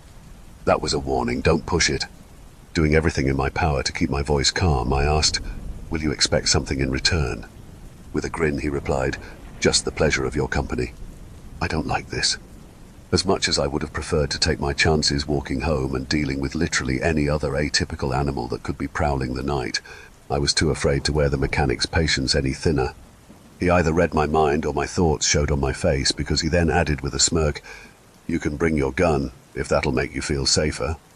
Unable to shake the feeling that I was going to the gallows, I reluctantly climbed into the passenger seat of his truck, flipping the safety switch on the shotgun before setting it on the floor against my leg. The interior smelled pleasantly of black cherries. I'd expected the stench of motor oil. He wordlessly nativated the truck in front of my broken-down car, then jumped back out again to hook everything up. While he was busy with that, I quickly texted Victor and Raina. Broke down. Mechanic found me, taking me somewhere, not sure where yet. For good measure, I also shared my location with them. Afterwards, I jammed my phone back into my pocket, then peered into the side mirror to watch the mechanic. He was pulling on the chains he'd attached to my G6, testing their tightness. He looked like he was almost done. My phone buzzed, but I didn't dare take it out again. The mechanic climbed back into the driver's seat with a sigh. As the old pickup started down the road, my unease kept building. I felt like I shouldn't move or breathe too much for some strange reason. This might sound dramatic, but I would have felt safer being trapped in a cage with a hungry lion. At least a lion would just shred me and be done with it. I reminded myself that I was still wearing my tool belt. He'd let me take the shotgun. I didn't know how effective salt, shells, or a silver blade would be against him, but it was slightly reassuring to know that I wasn't completely defenseless, just slightly. The fact that he'd let me keep all of it told me that he didn't consider me a threat to him, even while armed. The mechanic glanced at me. I don't know about you, but I'm starving. I was on my way to Dillon's when I found you. Dillon's is an old 50s-style diner that's about a half-hour walk away from my apartment. It's cheap, greasy, and gets the job done, especially when you're hungover. The mechanic looked and sounded deceptively friendly as he spoke again. Though, I am glad that we ran into each other. There's something that I've been wanting to discuss with you. That couldn't be good. I stared through the windshield, only looking over at him occasionally to avoid any possibility of him catching my eye. The mechanic continued. You remember when I told you the other night that you impressed me? I meant that. And humans don't normally impress me much. So, make of that what you will. However, you also tried to get smart with me, and that is the shit I hate. You can be as polite as you want, but insolence is insolence no matter how much you try to sugarcoat it. Even though his tone remained light, the nervous pit in my stomach grew into a gaping chasm. Was he still angry? And if he was, what did that mean for me? The mechanic side-eyed me briefly as if he expected me to say something. My phone buzzed in my pocket again. One of my co-workers tried to call me. Another thing yins need to know about dealing with the neighbors: never use the words, I'm sorry. The reason being that an apology is an admission of a debt to them. If you have to atone for a transgression, and it is highly recommended that you do so, your phrasing matters. I hoped that humbling myself would appease him. My actions were a waste of your time, and I absolutely regret them. It won't happen again. The mechanic snickered. See, that's just it. You're so... fuck. What's the word I'm looking for? I heard it just the other day and it reminded me of you. Oh, right.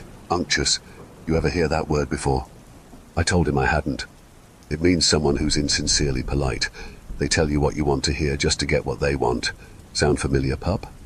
He'd never been this ruthless in our interactions before. I needed to be careful. Feeling my mouth get dry from impending panic, I shook my head. That's not it. I just try to watch what I say. I don't mean for it to come off as disingenuous. Throughout this whole conversation, his smile stayed in place. He was enjoying making me squirm. As much as it killed me to give him that satisfaction, I couldn't hide it. Even without that banjo around, I was terrified of him.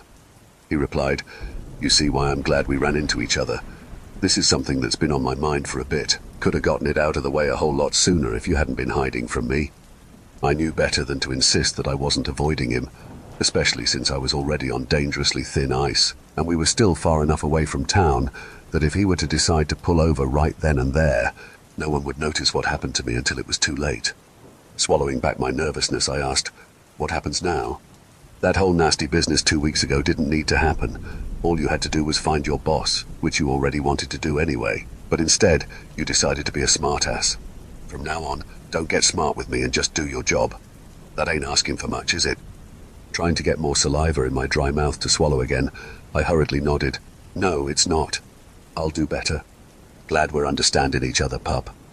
Despite the mechanic's relaxed demeanor, I still didn't feel safe in that truck. We were getting closer to town. My phone didn't stop vibrating. I just hoped that he was taking me to where he said we were going. There is a bit of conflict in our records as to whether or not the neighbors can lie. Some sources state that they can only speak the truth. Others say that they are able to be just as dishonest as humans. Either way, it's best to operate under the assumption that their intentions are to manipulate. The mechanic then cheerily asked, "Now that we got that unpleasantness out of the way, I gotta know, how'd you get so good with a gun? I've seen old Blue Eyes shoot, and that man can't hit the broadside of a barn, so I know he ain't the one that taught you. Military records are public. If he learned even something as minuscule as my last name, it wouldn't be hard to identify me or my mum from there. The neighbors have been known to seek out the family members of those who've slighted them. Entire bloodlines have been destroyed in this manner. I've seen it happen before, but that's a story for another time. I can't stress this enough. Never let a neighbor learn your name." I struggled to find a balance between being vague enough to protect myself, but detailed enough to satisfy him. I wanted to learn how to defend myself when I was younger, so I found some good teachers. I must have missed the mark because the mechanic shook his head and chuckled. "You're doing it again, that annoying indirect shit. Why don't you try giving me a real answer for once?" Feeling my heart flutter, I muttered, "Armed forces." That was still vague. I didn't specify which of the armed forces. He could deduce when I served based on my age, but even then, that was still thousands of soldiers to sort through. Hopefully that would be enough to protect us. "Thank you for your service," he said, his tone slightly mocking. He could taunt me as much as he wanted. At least he accepted that answer. I just hoped that I wouldn't face any repercussions for being too vague earlier. More streetlights were appearing. We were in town, getting closer to Dylan's, assuming that he had been telling the truth about our destination. This was the longest drive of my life. If the truck hadn't been going so fast, I would have been tempted to tuck and roll. And again, if the mechanic is what I think he is, he'd probably love it if I gave him the opportunity to chase me. I had to know for sure, though, just so that I knew how to properly deal with him. Doing my best to sound meek, not hard in the moment, I tried to word my question carefully. "Are you a wild huntsman?" Once again, not taking the risk of typing or saying the S word, especially since I haven't heard from that one person that commented that term on my last post. "Speaking of, are you still alive and in one piece, your holiday space?" The mechanic laughed. "Too afraid to say it, huh? Come on, I dare you." "No thanks. One of you is bad enough. Don't need any of your hunting buddies to show up." The mechanic shook his head at me as he snickered. "Coward." Up ahead was Dylan's old purple neon sign. To my relief, the mechanic pulled into the parking lot. With it being so late, there were only 2 vehicles there besides the mechanic's truck, not including my comatose G6. Anxious to get out of there, I reached for the handle only for the door to swing open before I could grab it. The mechanic was holding the door open for me. I hadn't even heard the driver's side open. See why I didn't try to run from him. It took a lot of effort to sound sincere as I said, "What a gentleman." He nodded towards Dylan's. "After you." Even though the idea of having to spend more quality time with the mechanic made me want to crawl out of my own skin. I felt marginally safer in public. He wouldn't risk exposing himself when he has a shop to run. At least, I didn't think he would. The girl that seated us blushed the moment she saw him. For her sake, I hope he doesn't ever decide to take advantage of her crush. I was so keyed up that food was the last thing on my mind. It took our poor, flustered waitress asking me twice before I could order only a glass of water. After she walked away, the mechanic leaned forward, forearms resting on the table as he said in a low voice, "You know, you don't have to act like a hostage, right?" Wasn't I, though? He did take me there against my will, after all. I whispered, "Why am I here? What else do you want?" "I already told you. I want your company. We're just talking. That's it." If that was true, then why go through the effort of intimidating me? Granted, he didn't have to do much. My mind raced as I tried to remember anything helpful that the boss could have told me. I recalled then that Victor had said that the mechanic couldn't do anything to him while he was still alive. There must be some sort of condition that has to be met. The waitress scurried over with the mechanic's coffee and my water, turning an even deeper shade of red when the mechanic flashed an admittedly charming smile at her. When her eyes met mine, she looked somewhat embarrassed. It occurred to me then that to someone on the outside of all of this atypical nonsense, it probably looked like I was his extremely anxious and somewhat disheveled date. Christ, just kill me. Now that I had humiliation to add on top of all of the other negative emotions I was experiencing, I sipped at the metallic-tasting ice water, grateful to give my parched tongue some relief. As the mechanic added at least 10 sugar packets to his coffee, he said, "Try to relax a little, all right? If I'd wanted to hurt you, I could have taken care of that out on the road." Was that supposed to be reassuring? After a deep breath, trying to lessen my nerves, I uttered, "You want a little coffee with your sugar?" He snorted, "Judge me all you want, it's like a drinkable candy bar." I stared down at my paper placemat that doubled as a menu. The last thing I wanted was to meet his gaze. It was harder to avoid it when seated together in a small booth. In retrospect, I think that's what he was counting on. He'd said something alarming about Victor that made me reflexively glance up in shock, aiming to just look at his chest again. I don't even remember what he'd said. The phone ringing in the kitchen, Mum kneeling down to hug me, making my shoulder wet, my father glaring at me through bulletproof glass. I shook my head, blinking. What? Fingertips on my chin, leaning in as if to kiss me. The mechanic's eyes are hazel. Our garage spray-painted murderer, a fist pummeling my nose in the school hallway. My black kitten Maisie, trotting towards me, that recruiter's shit-eating grin, Sergeant Wilcox screaming, "Come on, you useless fucks!" Yelling for a medic as I held my hands over Oliver's bleeding stomach. Wait, what happened? A warm, gloved hand over my eyes. My cheeks were wet. When did I start crying? As I came to my senses, I recognized Raina's perfume. The mechanic's voice made me stiffen. Its tone was sultry, with a menacing edge to it. "And who might you be?" "No one," she replied hurriedly, her voice bearing a slight quiver. She then whispered to me, "Let's go." Even though I couldn't see him, I could tell the mechanic was smiling as he told us that he'd see us later. Due to our height difference, I'm 6'1", while Raina meets the requirements for the Lollipop Guild. Her hand uncovered my face naturally as I stood up to leave. I refused to look in the mechanic's general direction. We rushed out. I could tell he was watching to see which car we'd go into. Fortunately, Raina had the foresight to park behind the building. I should also mention that Raina had disguised herself. She wore red heart-shaped sunglasses and a scarf over her head, like a starlet from the golden age of Hollywood. She even wore platforms to try to appear taller. While it wasn't very discreet, it would hopefully keep the mechanic from recognizing her. Once we got to her Monte Carlo and peeled out, she ripped the sunglasses off. Glancing into the rearview mirror for what felt like the 8th time as Dylan's faded away behind us, Raina frantically asked, "What did he do to you? I walked in and you were just..." He'd flipped through my mind like the pages of a book. I told her as much. She asked me if I was okay. I wasn't sure. "We're going to my place," she informed me, checking the mirror again. Vic and I agreed it's probably safest since the mechanic knows the least about me, and I'd love to keep it that way. I nodded, still unreeling from having my memories dug into. Sounds good. Further on down the road, she noticeably stiffened when she saw a pair of headlights come up behind us. I reminded her that he didn't know what her car looked like. She didn't speed up, keeping the car at the speed limit to not draw attention to ourselves. The headlights got closer. Turns out, it was just some impatient idiot with a lifted Dodge Ram truck. We both let out groans of relief when the ugly, oversized vehicle passed us. "I never thought I'd actually be glad to see a pavement princess," Raina commented with a nervous laugh. She then suddenly asked, "Is the mechanic an incubus?" Feeling the beginnings of a headache behind my left eye, I answered, I wish. That'd be a lot simpler. Ah, okay. Wonderful. Lovely. And, don't worry about answering everything I say. I'm just kind of talking because I don't know what else to do. So if you want to ignore me, feel free. I ended up calling Victor, putting him on loudspeaker so that Raina could hear. He answered on the first ring. What happened? Are you all right? I caught him up on everything. After I was done, he sighed. Okay, if you don't mind me asking, when he got into your head, what did he see?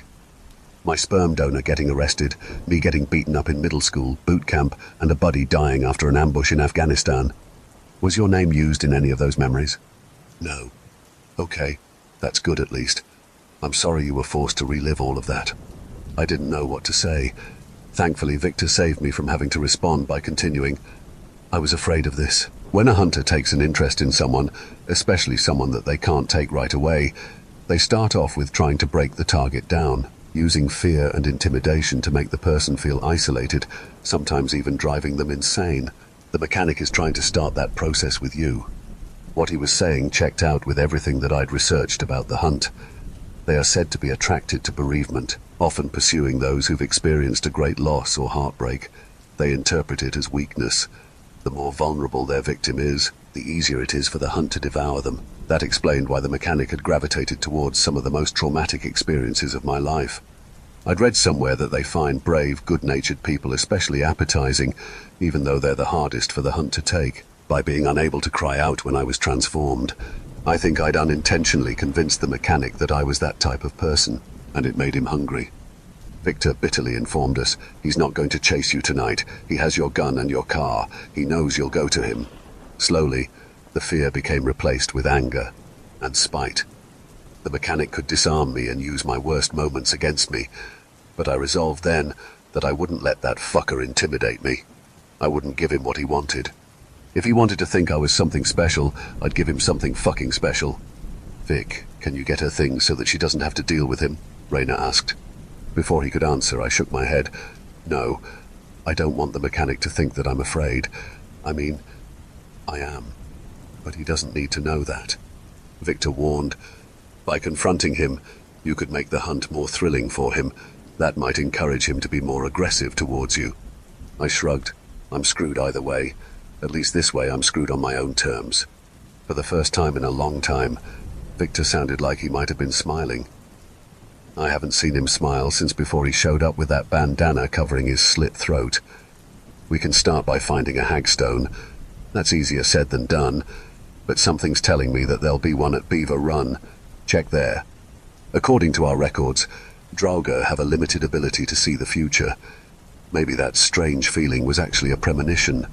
It certainly wouldn't hurt to check. Tomorrow morning, while the mechanic is at his shop, it's hagstone time, I announced. I'll help, Raina offered, but then quickly added, unless you need me to cover for her tomorrow, Vic. If you wouldn't mind doing a half day, that'd be best. Okay, can do. Victor wished us luck, then hung up. Forgive me, but I'm going to go off on a brief tangent. Raina has a pet skunk. Her name is Fireball. I'm mentioning this because that little skunk was basically free therapy after the night I'd had. And in all my days of having to dig the little guys out from under people's houses, I never really had a chance to appreciate how cute they are. She can't spray, Raina assured me when the little critter trotted over to sniff me. For those that aren't aware, skunks are typically quiet, but when they do vocalize, they sound like weed whackers. Raina stared down at Fireball. What are you meeping at? Fireball stomped at her, then jumped back. In the wild, they do this when they're trying to intimidate predators, so if you encounter a skunk and they do this, it's best to back off. However, in Fireball's case, they might also stomp when they're feeling sassy. Raina put her hands up in an annoyed gesture. What's with the attitude? The skunk stomped again. Raina huffed. Jeez, you act like you're starving to death. You still have food in your bowl, idiot. Just because you can see a little bit of the bottom doesn't mean it's empty. After we quadruple-checked to make sure that every entrance into Raina's apartment was properly salted, I settled down on the couch to get some sleep. At one point in the night, Fireball ended up curled up in my lap. That healed me. The search for a hagstone wasn't going to be an easy one. They're stones with holes in the middle, normally found near bodies of water. In the old tales, these stones are valuable tools against the neighbors for a variety of reasons. one of them being they can protect against curses and ward off evil. They also have been said to allow humans to see things that would normally be hidden to us when looking through the middle of the stone. In other words, if our records were accurate, it was the key to leveling the playing field when it came to the mechanic. I was in the river not long after the sun rose. Even though the water was cold this early in the summer, my spite kept me warm. I dug through the riverbed for hours until I came across a white stone with a large hole in its lumpy center. Good to know that Victor's newfound Draugr intuition was accurate. I have the hagstone hanging on a chain around my neck, tucked under my shirt. I wasn't sure what effect the hagstone would have on the mechanic. At the very least, maybe I could see what he actually looked like. Later that afternoon, Victor called to tell me that my car was done. Moment of truth. Even with the hagstone, I wasn't looking forward to being in close quarters with the mechanic again. But I reminded myself that I wasn't going to let that sadistic fuck frighten me into hiding again. No more avoiding him. The mechanic greeted me, boyish grin in place. "Long time no see, pup." Feeling the weight of the hagstone as a comforting weight around my neck, I said, "I was told that my car is done. Think I left my shotgun in your truck as well." "You did. You left in such a hurry. Probably had a lot on your mind, I imagine." "Fuck you." He set my keys on the counter, along with my shotgun, then leaned forward, resting his forearms on the counter next to them. "Come and get 'em." I didn't know if the hagstone would keep him out of my head, and I wasn't about to find out the hard way. He already knew more about me than I was comfortable with. I kept my eyes low. As I approached the counter, he suddenly stepped back, eyes narrowed. Unfortunately, he didn't lose that grin. That was a shame. I was hoping to wipe it off of his face. The mechanic let out a short laugh. "I see you came prepared." I sounded braver than I felt. "Of course I did. Now how much for the repairs?" His smile turned mysterious as he gave me my total. He didn't come closer to the counter while I stood by it. I had to back up for him to be able to run my card, a pre-loaded debit card that I keep putting cash onto specifically for reasons like this. After that was done, he set it on the counter next to my other belongings, leaning against the back of some old clunker he had lined up to work on. As I hurried to get my things, the mechanic suddenly said, "You can't tell me that you ain't curious." "Curious about what?" "About what I really look like." He smirked, folding his arms across his chest. "Go on, take a peek." As tempting as it wasn't hard to deduce his ulterior motive. "You just want to know where I have the stone hidden." He chuckled. "Yeah, that's true. You got me there. But wouldn't you like to know what you're really dealing with?" "I already do. I don't need to see a monster to know it's there." Judging by the way his eyes slitted, he did not care for that comment. I knew I was probably going to regret that later. He already wanted to hunt me for sport. What did it matter if I clapped back at him just one time? His voice lowered. "When your heart stops, puppy dog, you better pray the devil finds you before I do. You'll crave hell before I'm through with you." Hoping that he couldn't see my hands shaking, I grabbed my things and got out without another word. The G6 was working even better than it had before the deer incident. After that interaction, I think I'm going to look for more hagstones, and I'm going to restock on salt shells.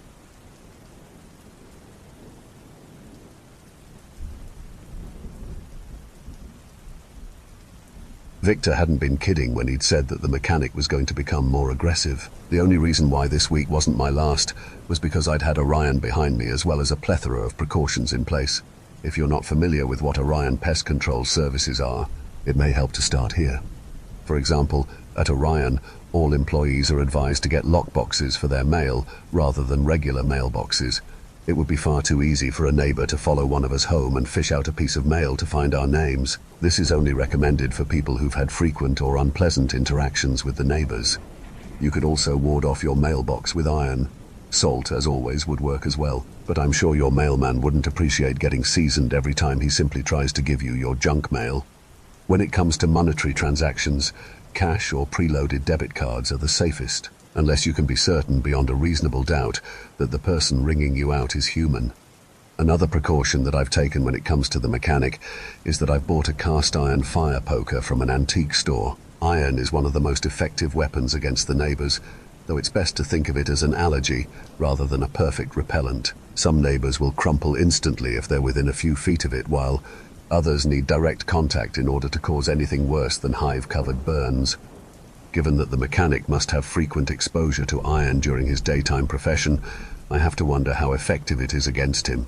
I do see him wearing gloves from time to time, so it must do something, even if it's a minor skin irritation. Either it's a pride thing, or he's just that committed to the mechanic bit.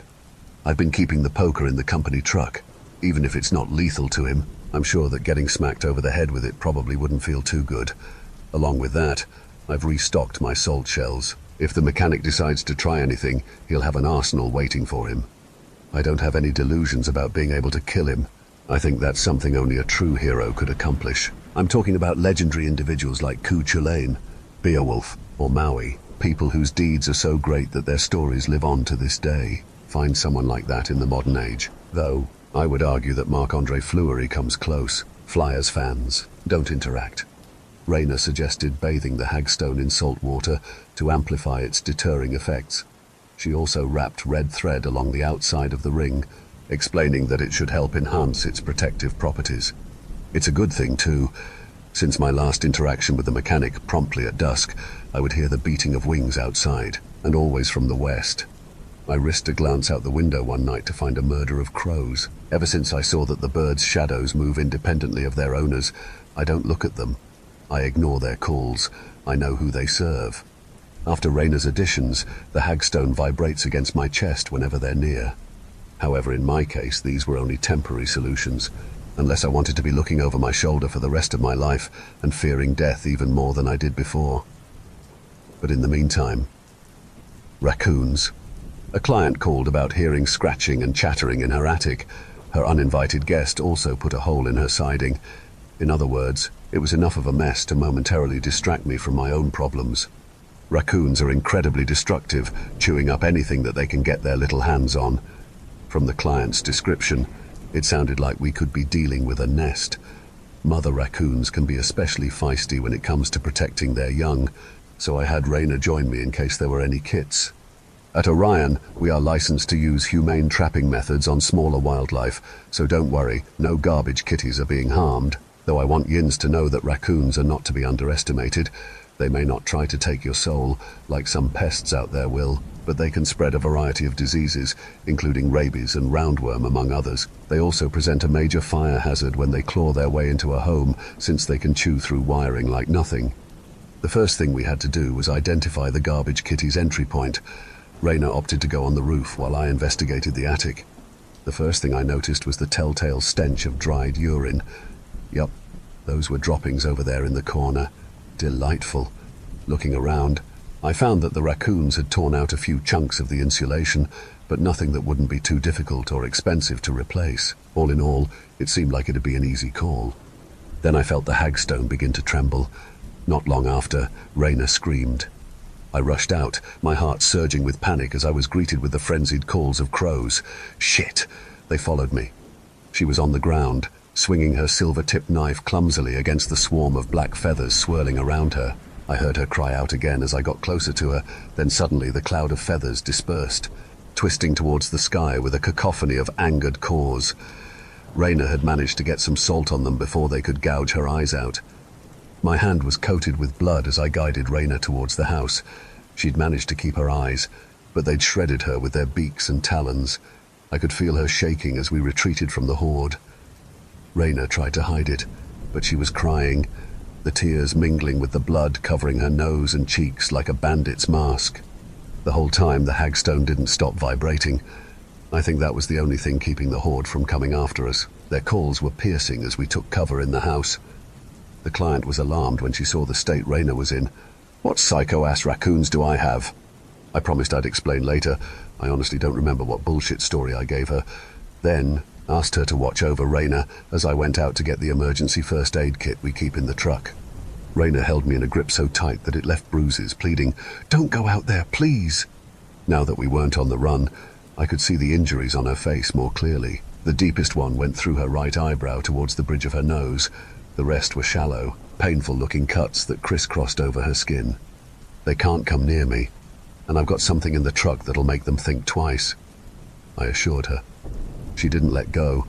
I couldn't find it in me to pry her fingers off, so instead I put my hand over hers, hoping that it was comforting. The client gently pressed a paper towel to the side of Rayna's face. her voice heart-achingly motherly as she uttered, "It's okay, honey. Everything's going to be all right." I'm not sure if it was from pain or something else, but Raina noticeably stiffened when the client spoke to her in that maternal tone, closing her eyes as if to keep more tears from falling. Her clutch loosened until my wrist was freed, her hand dropping limply to her side. The fucking birds sounded like they were laughing when I marched out to the truck. The sound grated on me as I snatched the fire poker and the first aid kit. "Laugh at this," I snapped as I swung the poker at the nearest crow. It let out a squeal as the poker grazed its wing, hopping as far out of reach as it could afterwards. They didn't cackle after that. After we cleaned Raina's injuries up, they didn't look quite as terrible, but just to be safe, I dragged her to the hospital. Thankfully, the client was an absolute angel about the whole thing and understood that one of our employees being injured was going to be a setback. I called up Victor to inform him of the situation as well as the entry points that we'd found. He took over where Raina and I left off. On the way to the hospital, Raina muttered, "So, does my little Alfred Hitchcock moment initiate me as an official Orion employee?" Wearily, I gave her a small chuckle. "Yeah, you're one of us now. Lucky you."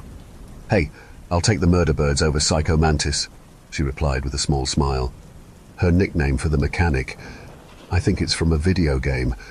I don't know. Never quite got into them. It was quiet for a moment.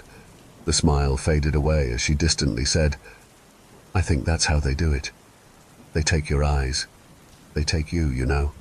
I nodded, feeling a lump in the back of my throat, thinking about how the mechanic can control someone just by meeting their gaze. I think you might be right about that. I couldn't help but wonder if the hunt had attacked her simply because she's an Orion employee, or if they were drawn to her because of something else. Was she grieving over something? I didn't know her well enough at that point to be able to tell. They hadn't hesitated to go for her eyes. If that was the case, that'd make her the most vulnerable of the three of us. Another thing I want Yins to know when it comes to dealing with the atypical: if you or a loved one has been harmed, one of the best things you can do is to support the victim. And if you need support yourself, ignore that stupid little voice in your head that tells you not to bother anyone and reach out. Isolation will destroy you in more ways than one. After I got Raina settled at the hospital, I made a beeline to the river to find another hagstone. Clearly, Raina was going to need one too. Naturally, the stupid birds followed me, causing my hagstone to quiver non-stop. I went into the woods armed with my tool belt and the iron poker. I opted out of taking the shotgun simply because I was going to need a free hand to look for another hagstone. There was a part of me that hoped that one of them would try something so that I'd have the opportunity to smack the shit out of them. While I was searching, among the crows' calls, I heard whispers. They sounded close, like they came from behind some brush about 20 feet away. But I believed the false egg when it said that the whispering thing likes to confuse its victims. Without listening to what they were saying, I glanced around as the river's cold water rushed around my boots, trying to figure out what was stalking me. The whispers pretended to move further away, but still, I couldn't see the thing causing them. I clutched the poker tighter. The crows had stopped their chattering. They heard the voices too. Hold on. What were they all looking at? Gingerly, I pulled out the hagstone and held it to my eye in the direction of the crows' gazes. At first, it looked like one of the trees, until I was able to make out a triangular head with eyes the size of basketballs.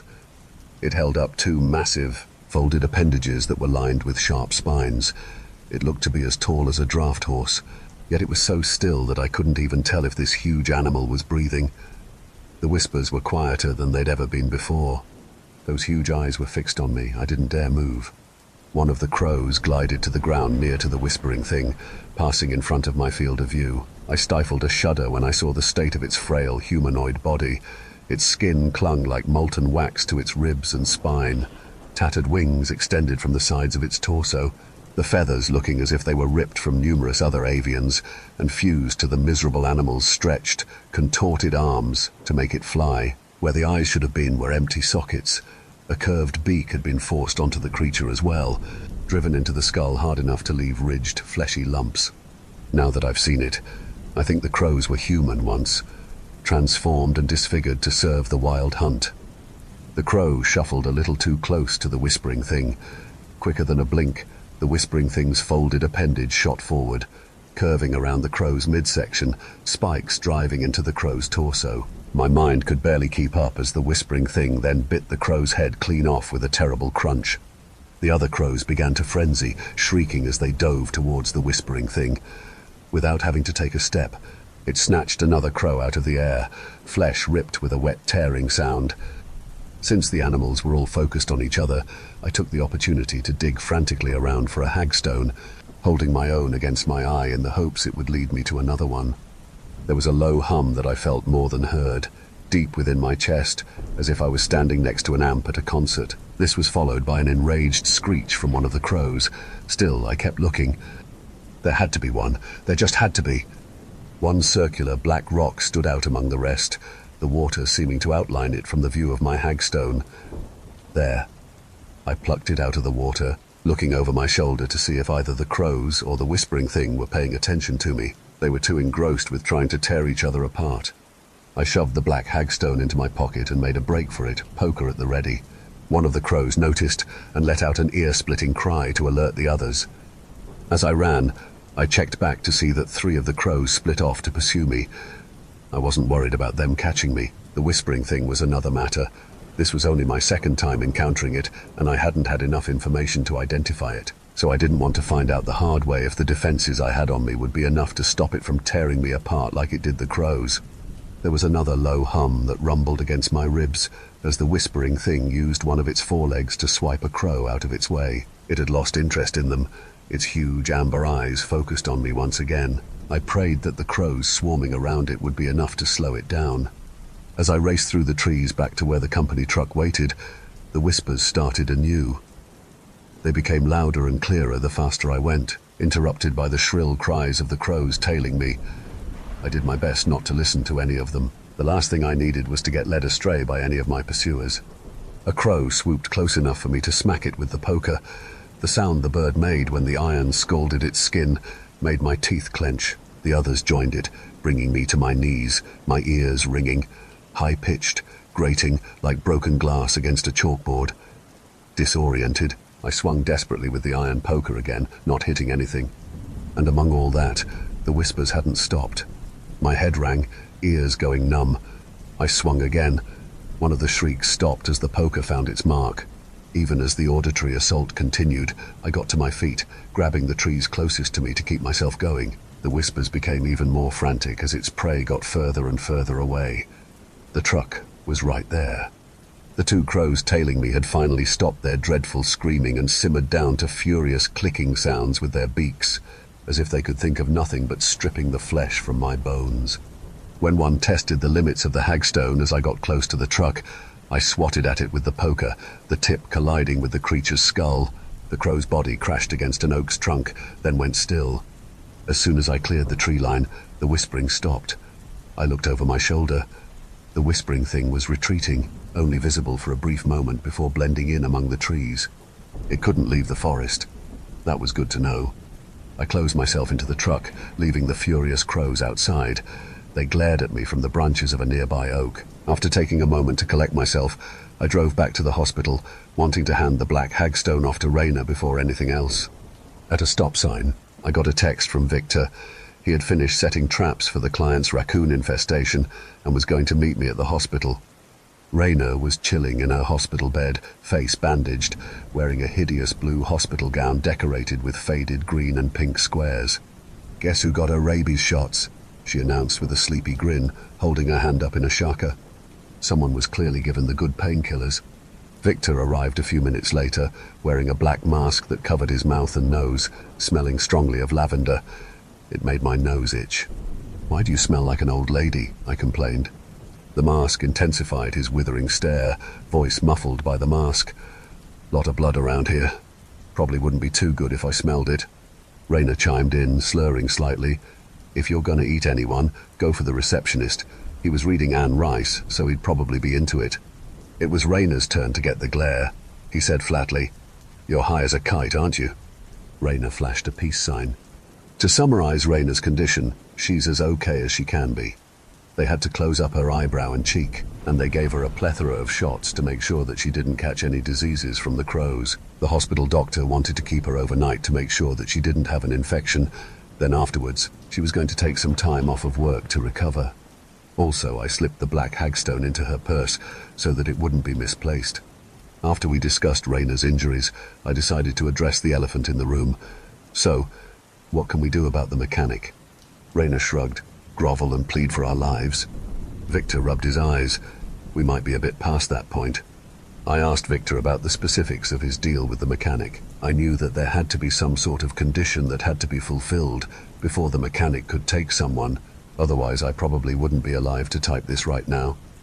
Raina was equally curious. The boss seemed reluctant to speak on this matter at first. I told Victor that he didn't have to share anything if there was any possibility of retaliation.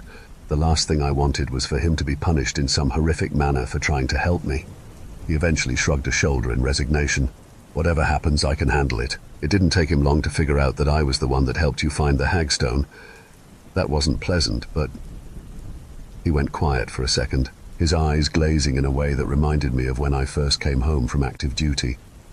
He then shrugged again. I'm willing to risk it if that means getting a chance to hurt him back someday. Lord knows it's been a long time coming.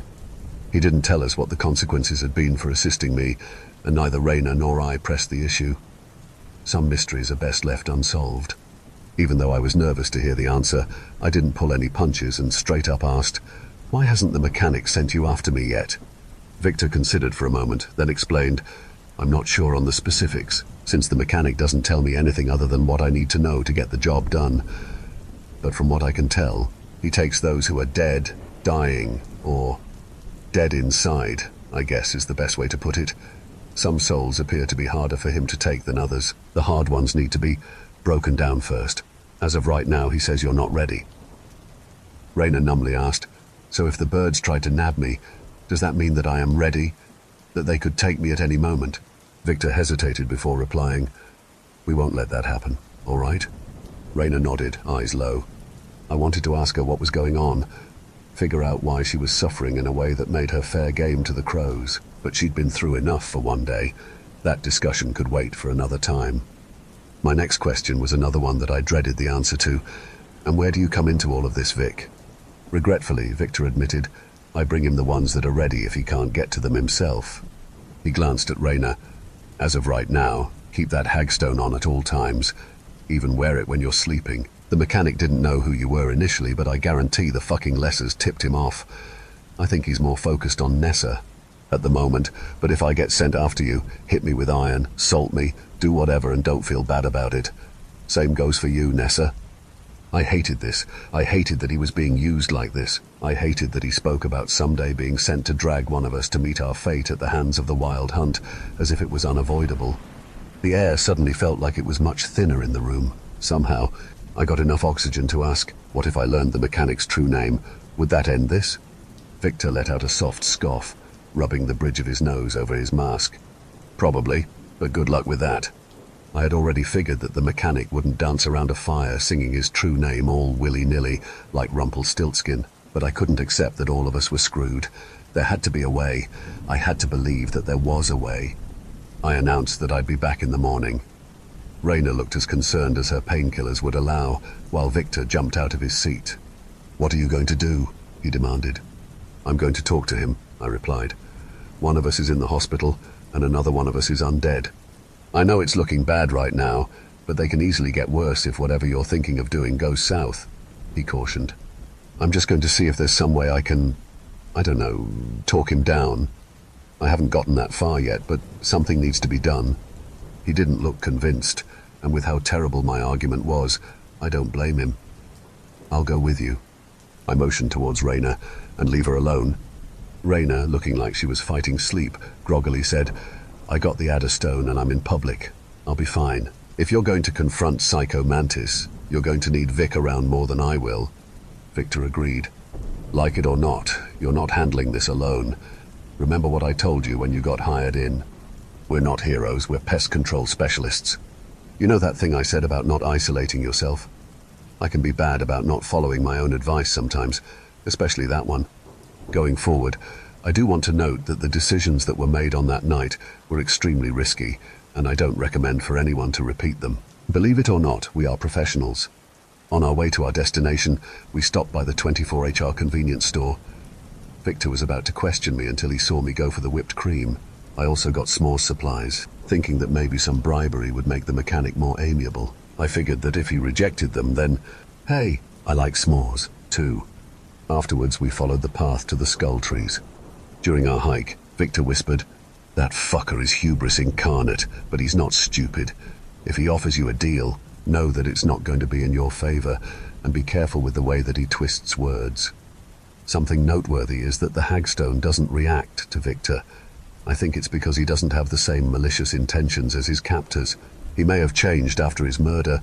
Hell, anyone would. But at his heart, he was still Victor. Meanwhile, as we got closer to the skull tree clearing, I felt the stone gradually begin to quake. Up ahead, orange light flickered. The mechanic had a small fire going. He lay on a blanket next to it, that cursed banjo on the ground beside him, one arm folded under his head, legs crossed at the ankle. His eyes were closed. He didn't open them as he greeted us. I was wondering when you two would show up. Keeping my nerves buried beneath the surface, I held up the bag of sugary goodness. "I'm here to negotiate." He laughed, still not looking at me.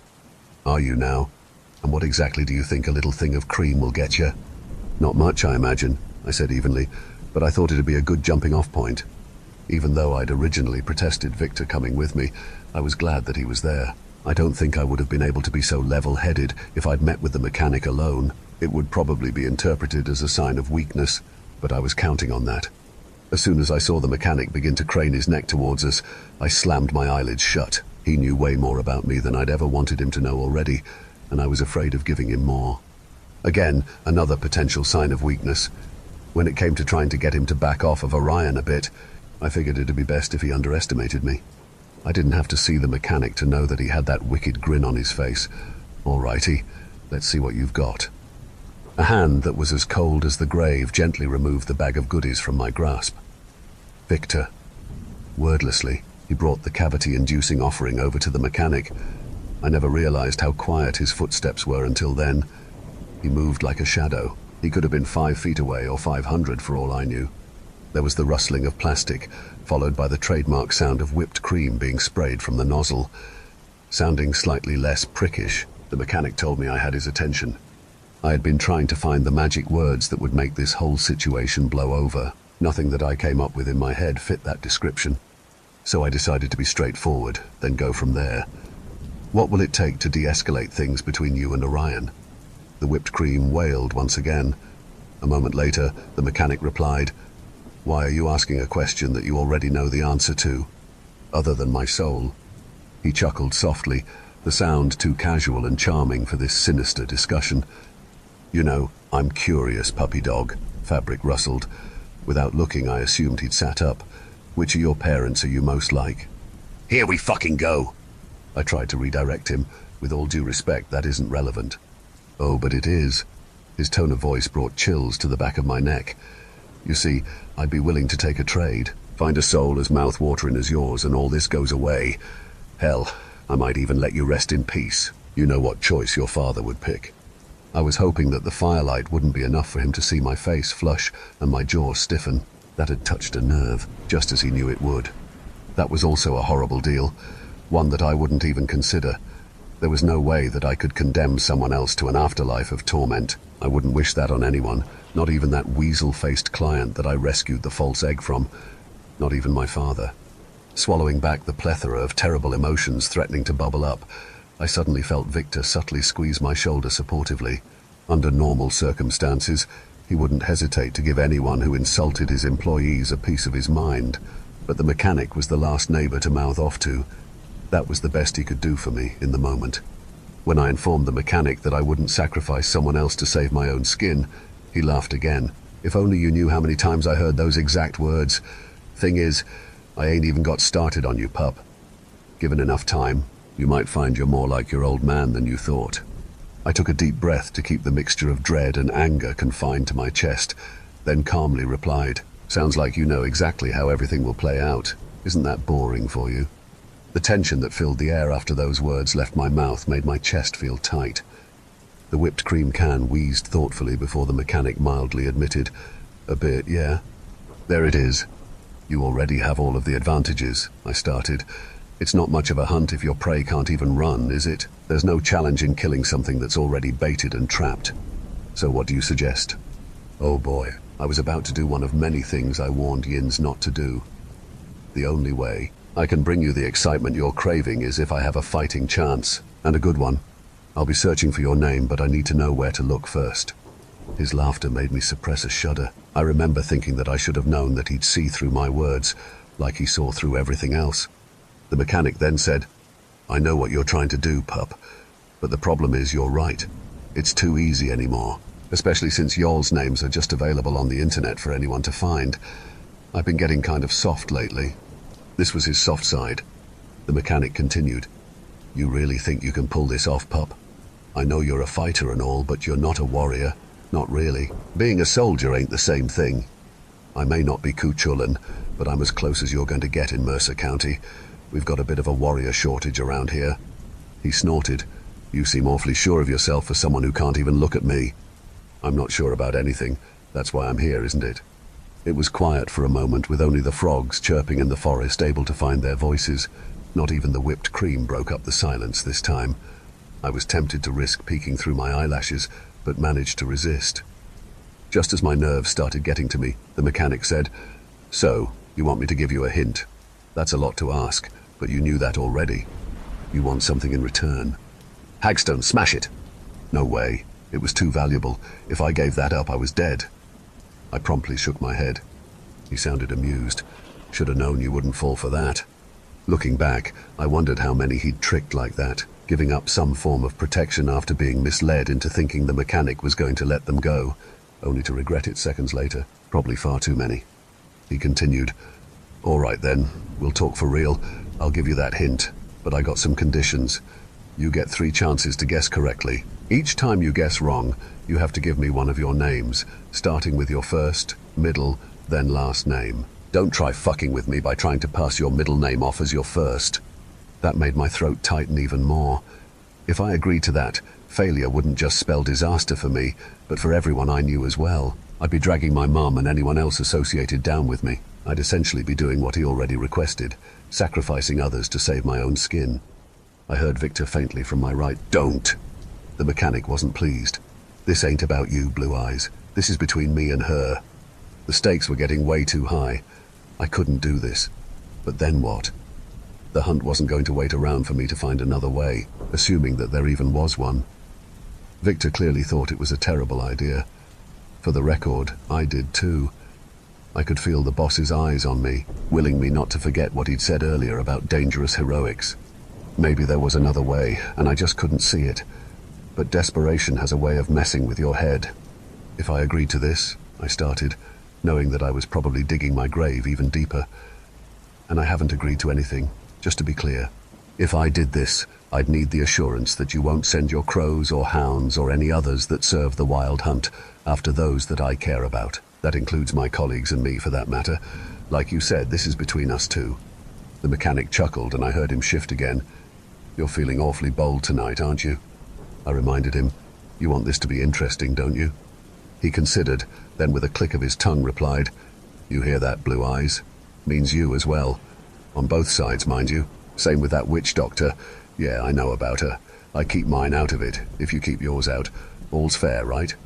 I didn't feel right with any of this, but the alternative was for things to continue as they were. If that happened, we were all screwed anyway.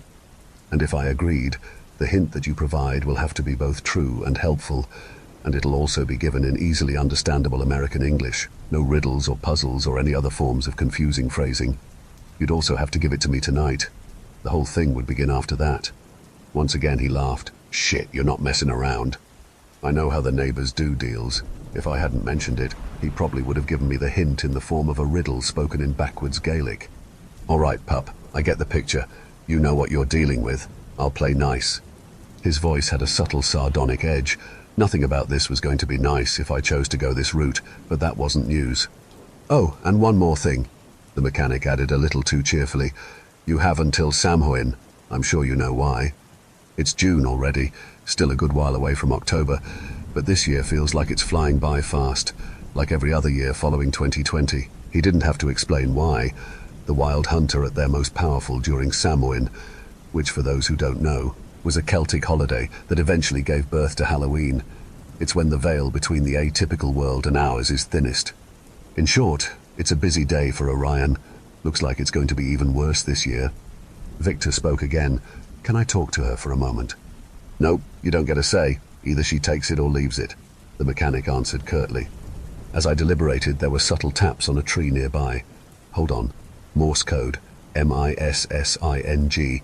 What was I missing? Maybe it was because I hadn't clearly spelled out what I wanted to happen if I correctly guessed the mechanic's identity.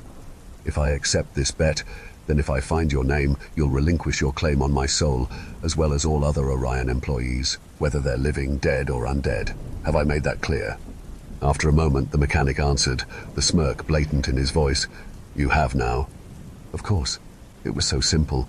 If I had gone through with the deal without being specific about the outcome, the mechanic wouldn't have been obliged to release any of us. I would have done all the work to identify him for nothing. Tricky bastard. Thanks, Victor. With a heavy sigh, I politely asked the mechanic to repeat everything that we'd just discussed to make sure that he wasn't going to conveniently forget something. To my surprise, he did it without comment, though he sounded like he thought the whole thing was funny. He left nothing out. When I say that agreeing to this deal was one of the hardest things I've ever done, I mean it. I instantly had second thoughts the moment I heard the mechanic stand up and cheerfully say, well, you ready for that hint? You're going to want to open your eyes for this. I can show you better than I can tell you. Oh God, I made a mistake. No, I could do this. I had to. Black cherries. He was in front of me. Steeling myself, I opened my eyes. The mechanic stood as close as the hagstone would allow, a dark silhouette in front of the crackling flames. Blue eyes. Would you mind holding Puppy Dog's hagstone for her? Wouldn't want that getting lost now, would we? What? Don't get all frantic. I can't do shit to you until you get your hint, per our agreement, the mechanic said dismissively as Victor approached me. You'll get it back after. Whoa. Victor looked apologetic as he gently removed the most powerful defense I had. He had an odd glint in his eye. Was that defiance? I'll get you out of this, Vic, I promise. The very moment that he was able to, the mechanic grabbed my chin, forcing me to meet his eyes. A church surrounded by black water, a great feast of viscera and wildflowers, black thorns drinking the blood of the unworthy, the great antlered headdress of the white son of mist, pricking his finger on those horns. He signed in blood. Victor pulled me back, not giving the mechanic even a picosecond to take full advantage of being outside of the hagstone's influence. If he hadn't been holding me up, I would have been on the ground, still recovering from what I'd just seen. You find that ledger, you find me, the mechanic said coolly. That church. It reminded me of something. In the morning, I'm going to check our records. For now, I just want to crash. I'll keep Yins updated. On the bright side, there weren't any crows waiting for me when I got home.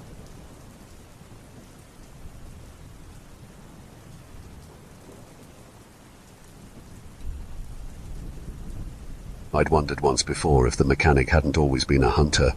When he'd forced those memories into my head, I'd felt what he'd felt. When he laid eyes on the white son of mist, there had been admiration and lust. Lust not just for his new king, but for blood. He'd gladly abandoned whatever life had held for him before in order to become a wild huntsman. If you're not familiar with what Orion Pest Control services are, it may help to start here.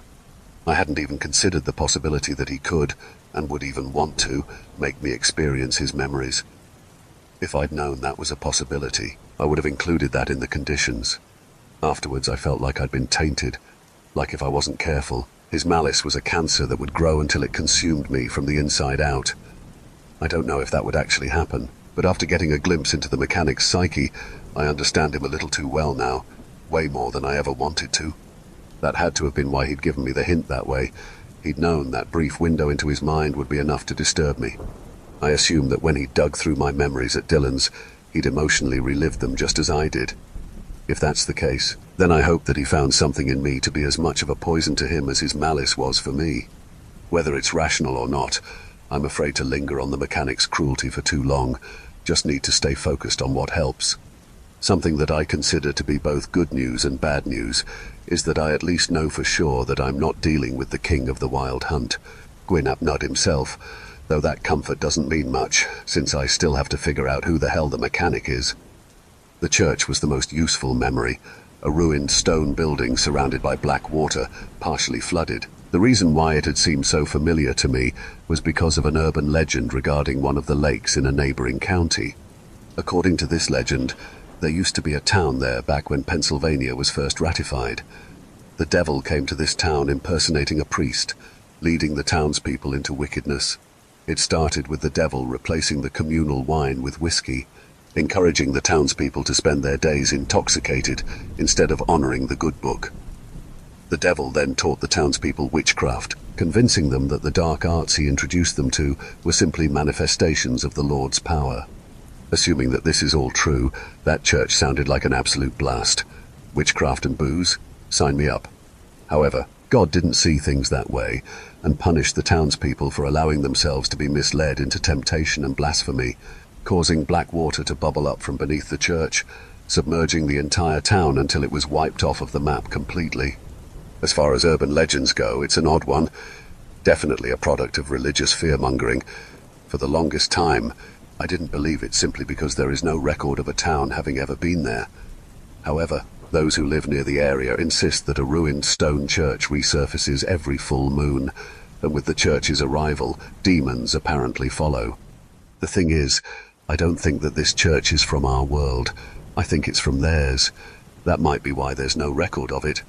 If the urban legend turns out to be true, then this might be the church I'm looking for. Only problem is that the next full moon won't be until the end of the month. This unfortunately gives you-know-who plenty of time to raise hell before I can even attempt to find that ledger. So, Yins might be wondering about what exactly one does in my position. I worked.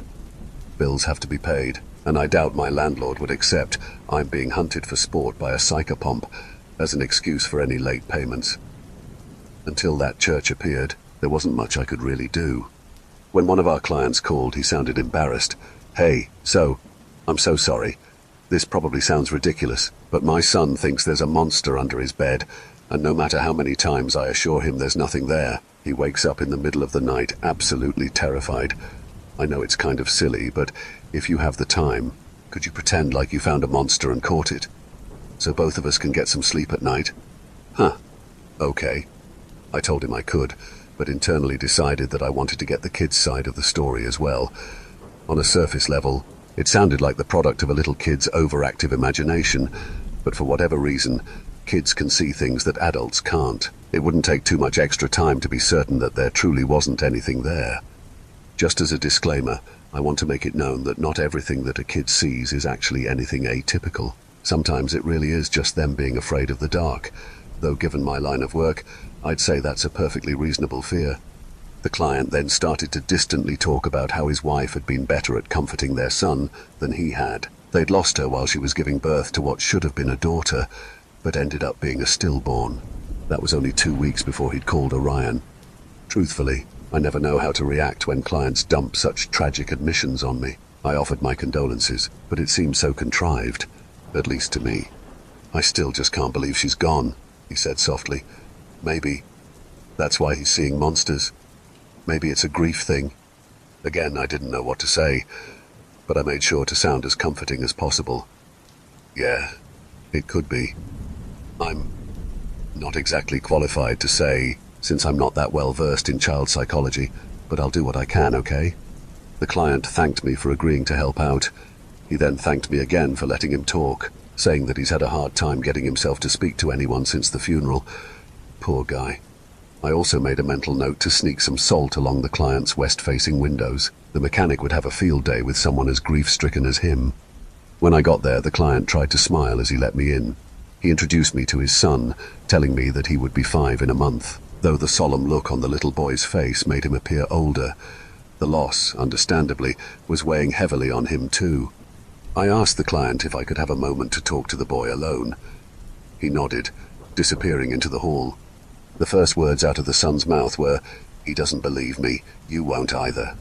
I assured him, "I've seen a lot of things that people don't believe in, so why don't you tell me about your monster? I might be able to get rid of it for you." The kid looked down, frowning. "It's not there now. It only comes out at night." "How long has this been going on?" "Since Mama and my little sister went to heaven." The kid said this so plainly while looking unsure, like he understood that his mother was gone. but not why. It can be difficult enough for adults to process loss, so I can't imagine how harder it must be for a 4-year-old. "Can you show me where you saw the monster at least?" I asked, followed by explaining, "Some monsters are really good hiders, but they do leave things behind that I can use to find them." The kid guided me to his bedroom, standing in the hall as he skeptically stared at his bed, adorned with a Sonic the Hedgehog bedspread. My hagstone vibrated. There was something here. I checked under the bed. Nothing, not even a rogue sock. The boy looked hopeless. The hagstone didn't stop. "What does the monster look like?" I asked gently. He looked surprised that I was still taking his concerns seriously. She looks like an old lady with bird feet and a beak. I can see her eyes glowing in the dark." The description rang a bell, an unfortunate bell too. "Did she hurt you?" The boy looked down, beginning to cry. "Daddy said they're just bad dreams, but when I wake up the monster is there." Instantly I comforted the kid, promising him that I would get rid of it. His description, combined with the fact that the family had just endured a stillborn, meant that it could only be one thing: a dreamer. Like housekeepers, the dreamers have been known to worm their way into human dwellings, but at least the housekeepers have the courtesy to do some chores after making themselves at home. As their title implies, the dreamers have been known to disturb a household's sleep by inducing vivid nightmares to anyone unfortunate enough to catch its attention, sometimes even inducing sleep paralysis. Some of our records state that dreamers are the disquieted spirits of stillborns and miscarried infants, bitterly watching their relatives live on while they never had a chance to even draw their first breath. During the day, they tend to hide under beds, in closets, and behind heaters, so if one of your kids reports a monster in their bedroom, like this client's son did, just know that a nightlight won't cut it. When I told the kid, I gave him the G-rated version, that it was a monster that likes to scare kids, but that it could be scared too, and wouldn't it only be fair to frighten the monster right back? The tears stopped as the kid considered, eventually sniffling. "What's the monster afraid of?" "Food." The kid wrinkled his nose. "Really?" "They sure are. They give you nightmares so that they can feed off of your dreams. Real food terrifies them because it's not a dream, and they don't know how to eat it." The kid pondered this, then eventually nodded. "That makes sense." The truth is that dreamers may eventually leave if they're given offerings, normally in the form of desserts. I didn't trust that a 4-year-old would remember to take something fresh out from under his bed, so I slipped some candy under there. That being said, dreamers can be stubborn. Sometimes offerings don't cut it. In cases like that, it can be difficult for a regular person to get a dreamer out of their home. I remember hoping that this wouldn't be one of those cases. Once I had a moment, I salted the house's windows as I'd considered doing earlier. This kid didn't need to lose his mother and his father. In turn, the client definitely didn't deserve to end up at the mercy of the mechanic and his ilk. I did inform the client of my dreamer treatment plan, explaining that I got his son to believe that candy was the dreamer's kryptonite. I then told him that if that doesn't work, to call me back. He seemed confused, but otherwise went for it. I think he just was willing to do anything to help his kid get a good night's sleep, even if he didn't believe that there was anything sinister going on. The next day I got a call back. It was going to be a bad dreamer case after all. The candy offering had made the dreamer move on from harassing the boy to pestering his father. The client shakily informed me, "You're probably going to think I'm crazy. Hell, I feel crazy. I had this horrible nightmare about Linda. I can't even say it. Anyway, it's not important, but I woke up and I couldn't breathe or move, and..." I got the client calmed down and assured him that I could come by after hours to deal with the pest when it was active. As long as he was comfortable with that, he just wanted the dreamer out. While I know that going out at night when the hunt is most active is risky, I had promised the mechanic to make things exciting. If he got bored or otherwise felt that I wasn't holding up my end of the bargain, he'd have no reason to hold up his end. The deal would be off, and I'd be right back to square one. I was just going to have to pray that he wouldn't pick that night in particular to continue the breaking down process with me. But back to the dreamer. When offerings don't work, the dreamer will have to be captured, which can be achieved through stealth, planning, and an empty bottle. Any bottle will do, no matter the material or the capacity. I pretended to sleep on the couch, knowing that the dreamer wouldn't feel emboldened enough to come out, unless it thought that nobody would be able to interrupt its nighttime activities. I'd left my hagstone hanging on the front doorknob, partially to discourage any interference from certain outside parties, and partially to ensure that it wouldn't ruin everything by alerting the dreamer to my presence. A few hours passed. Claws clicked on the wooden floor. I didn't move. I had to wait until the dreamer started attacking the client. That's when it would be the most vulnerable. The dreamer's claws tapped their way down the hall, past where I laid in the living room, pausing near me. It wheezed as it got close to me. Even though I didn't dare to even peek through my eyelashes, I knew that the dreamer's nose was close to mine. I could feel it. It took effort to keep my breathing the same gentle pattern as it would be if I were in the midst of a peaceful dream. To my relief, the dreamer's claws eventually tapped away, heading towards the client's room. His door creaked open. I waited until I heard the client let out a soft groan. Slowly, quietly, I crept to the bedroom, empty Fiji water bottle in hand.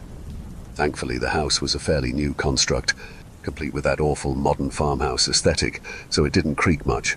As an aside, trying to do this in older homes can be a bit of a pain in the ass. Peering through the open bedroom door, I found the dreamer kneeling on top of the client's chest. Her hair was gnarled as if old straw were growing out of her scalp. Her black beak was partially open, set beneath a pair of gleaming white eyes in her wrinkled face, and like the boy had said, her legs resembled that of a chicken. The client whimpered, his head turning in his sleep with a grimace. I already had the bottle open, the cap in my other hand as I snuck closer to the dreamer. She was invested in whatever she was making the client see, her beak clicking subtly as if she was speaking. Once she was within my reach, I swung the bottle in a wide arc, causing the dreamer to dissipate into black smoke. She let out an outraged cry that was cut off abruptly as I screwed the cap on. The client woke up with a jolt, looking around in alarm until his eyes locked on me. It probably wasn't the most comforting sight as I stood at the edge of his bed holding a Fiji bottle full of turbulent black smoke like the world's strangest sleep paralysis demon. As he slowly realized that he was safe in his bedroom, instead of wherever he'd been in his nightmare, he visibly relaxed, covering his face with his hands. The commotion had woken up the little boy, who stood in the hall, sleepily rubbing his eyes. The client leapt out of bed to scoop him up, assuring him that everything was okay. The boy looked at me groggily. "Did you get the monster?" I held up the bottle so he could see. The boy smiled, muttering that the bottle was cool, before conking out on his father's shoulder. Eyeballing the smoky bottle, the client whispered, "That's it." I nodded, quietly telling him that I was going to release it far away where it couldn't return, but just in case, put tape over every keyhole in the house to prevent any possibility of it getting inside again. Dreamers drift in through keyholes and doors exclusively.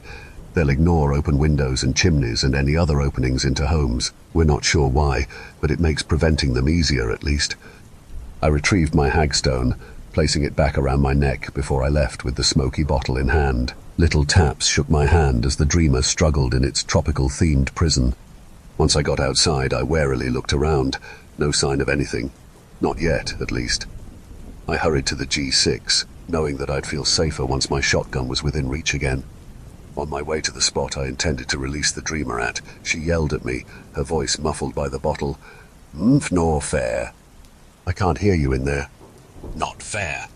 With a sigh, I said, "We can talk about it when we get to where we're going. I'm not letting you out in the car." The dreamer let out a grumble, but the complaints stopped.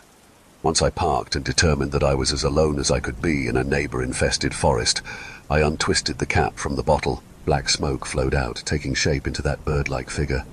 The dreamer initially tried to charge me, but couldn't breach the limits of the hagstone. She let out a growl of frustration, then scowled at me, eyes glowing from beneath sagging brows. I calmly asked the dreamer what she'd wanted to tell me. The dreamer yelled, "It isn't fair, you know? He gets to feel the sun on his skin, have breath in his lungs, and be held by loving arms. And what about me?" I hope that I said the right things. "You're right, it's not fair, but that's not anyone's fault. I guarantee that if there was a way for your father to bring you and your mother back, he would. Both he and your brother wanted to know you so badly." The dreamer grumbled, "It does not seem like it. The funeral happened and that was that." Trying to keep my tone gentle, I replied, "What else are they supposed to do? They're in pain too, and just trying to figure out where to go from here. You need to do the same." The dreamer's scowl began to shift into a lost, forlorn expression. "What do you mean?" "Your opportunity to be human was taken from you, but you still have the chance to live. It's not going to be what you wanted necessarily, but it's something. Yeah, you may not have the sun, but the moon and the stars are all yours. I never know if the things I say help." The dreamer said nothing as she disappeared into the trees. She hasn't bothered the family since. I genuinely hope that she and the rest of that family are able to find peace. A few days passed before I encountered anything else atypical. While I wasn't exactly in a hurry to see the mechanic again, his absence made me paranoid. I had to drive past his shop on the way to a call and noticed that his truck wasn't there.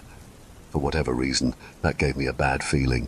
When I asked Victor about it, he wasn't able to tell me anything other than that the mechanic was out of town. That evening, I heard a woman's song floating from the trees in the direction of the river. Vira batas nahoro Iolo. She had the type of voice that was so enchanting that it made the hairs on your skin stand up. The kind of voice that made you stop whatever it was that you were doing to hang on to each word. The kind that haunted you long after their song ended, desperate to hear them sing again. Vira batas nahoro Iolo. Mo shoraid slan leet skach itan taithu. There was no reaction from my hagstone. Whatever she was, she didn't mean me harm. Despite that, I was still on edge as I followed her voice.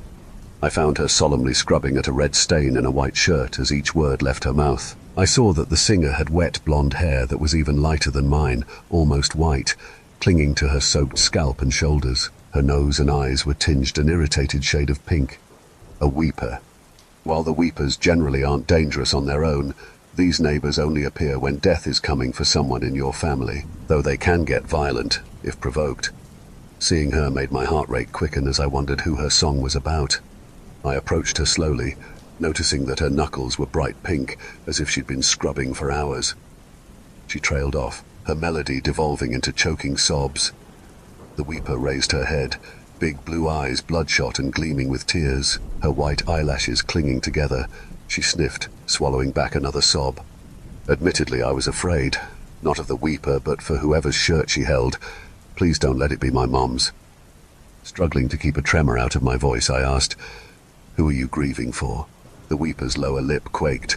She bit it, looking down regretfully as she let the shirt drift out of her hand, the river's current bringing it right to me. I reached down to pick it up, examining it for any sort of defining characteristics. It looked vaguely familiar, but I was relieved to see that it didn't belong to my mother. Not only was it far too big for her, but there was a small coffee stain on the collar. Mom hates coffee. My grandma had already passed 5 years ago. May she rest in peace. I'd never met my grandfather. I have no contact with my father's side of my family. Hold on. I tried to recall what kind of clothes my father had worn before he was incarcerated. I couldn't. I'd visited him twice in my life, and only remembered ever seeing him in that grey uniform all inmates are issued. The shirt looked big enough to fit him. If you are able to capture a weeper, they will tell you the name of the person fated to die. However, this one didn't seem inclined to run. She gazed mournfully at me as the water swirled around her, waiting. "It's my father, isn't it?" I asked numbly. The weeper nodded gravely. It didn't seem real. I knew that weepers were incredibly accurate when it came to their sense of impending death, but it just didn't make sense. There was some part of me that always believed that it was impossible for someone like the sperm donor to die. Shouldn't I have been afraid?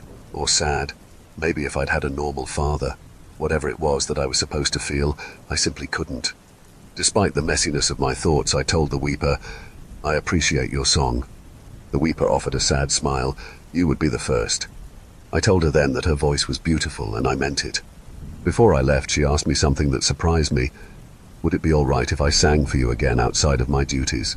It's not often that I have an appreciative audience." Taken aback and not wanting to risk pissing off yet another neighbor, I said, Sure."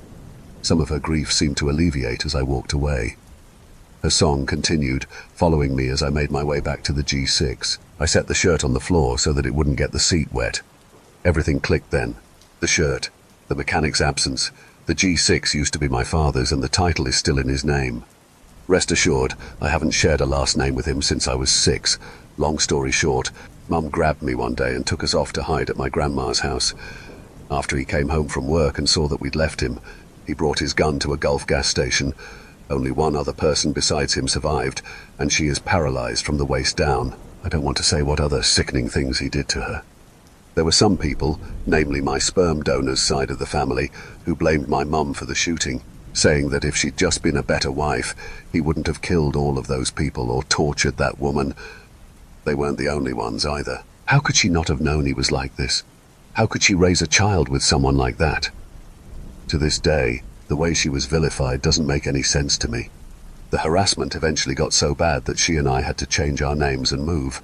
Say what you will about Pittsburgh, but the good thing about it is that it's so big that no one has the time to worry about other people's histories. Life got a lot better for us after that.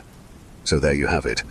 That's my formative years, summed up in 3 paragraphs, all to explain why my name is so far removed from my father's. My blood ran cold as I came to the realization that the mechanic had to have gone after my father. Good luck with that. He was all the way across the country in a supermax prison. They transferred him after he strangled one of his cellmates, then beat a corrections officer to death. Great guy, right?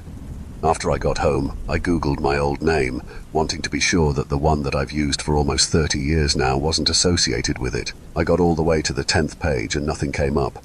It probably helps that I don't have any social media that I can't be anonymous on. I also got some good advice from someone on Reddit to keep my identity hidden. In an extreme moment of paranoia, I even paid to have my information taken off of those creepy websites that collect personal info without permission. Sleep was not happening after that. He couldn't reach my father, could he? The sperm donor was under constant surveillance on one of the most secure facilities in the country. There was no way for even a wild huntsman to get to him, right? The next morning, my mum called me. She sounded strange from the moment she said, "Hey, sweetie." She had a bomb to drop on me. Father had an unexpected heart attack. They couldn't save him. He's dead. Heart attack, something so simple, so regular. Mum muttered, "We're finally free." This may sound odd, but we laughed through our tears together. Emotionally, I was a mess. I was relieved that he was finally gone, and terrified of what the mechanic could be up to, all topped off with a slight tinge of guilt for celebrating the death of another human being, even though I can comfortably say that the old man was pure evil. It was just a lot. The mechanic didn't leave me waiting in suspense for long. 2 days after receiving that news, I dozed off on my couch watching a cheesy horror movie from the 80s that had something to do with energy vampires from space. In the middle of the night, I was jolted awake by someone pounding on my door. Squinting at the clock on my wall, I saw that it was 3 in the morning. My nighttime visitor pounded on the door again. Still not entirely awake, I groaned as I slowly slunk off of the couch to look through the peephole, grumbling internally about how the crotchety old man next door was probably going to bitch at me in the morning. Halfway to the door, my hagstone quivered against my collarbone. That woke me up. I seized my shotgun, adrenaline warming my spine as the hagstone kept shaking. I glanced down to make sure that the salt line I placed in front of my door was still intact. It was. Whatever was outside wouldn't be able to get in. That's when I heard the last possible voice I ever expected to hear say, "Fiona, please." Fuck. It was my father. Or it used to be. At that point, I wasn't sure. His voice was strained, shaking as if he were struggling to get the words out. He rasped, "He won't let me die until you open the door. Please." Oh, fuck me. After swallowing back my nerves, I looked through the peephole.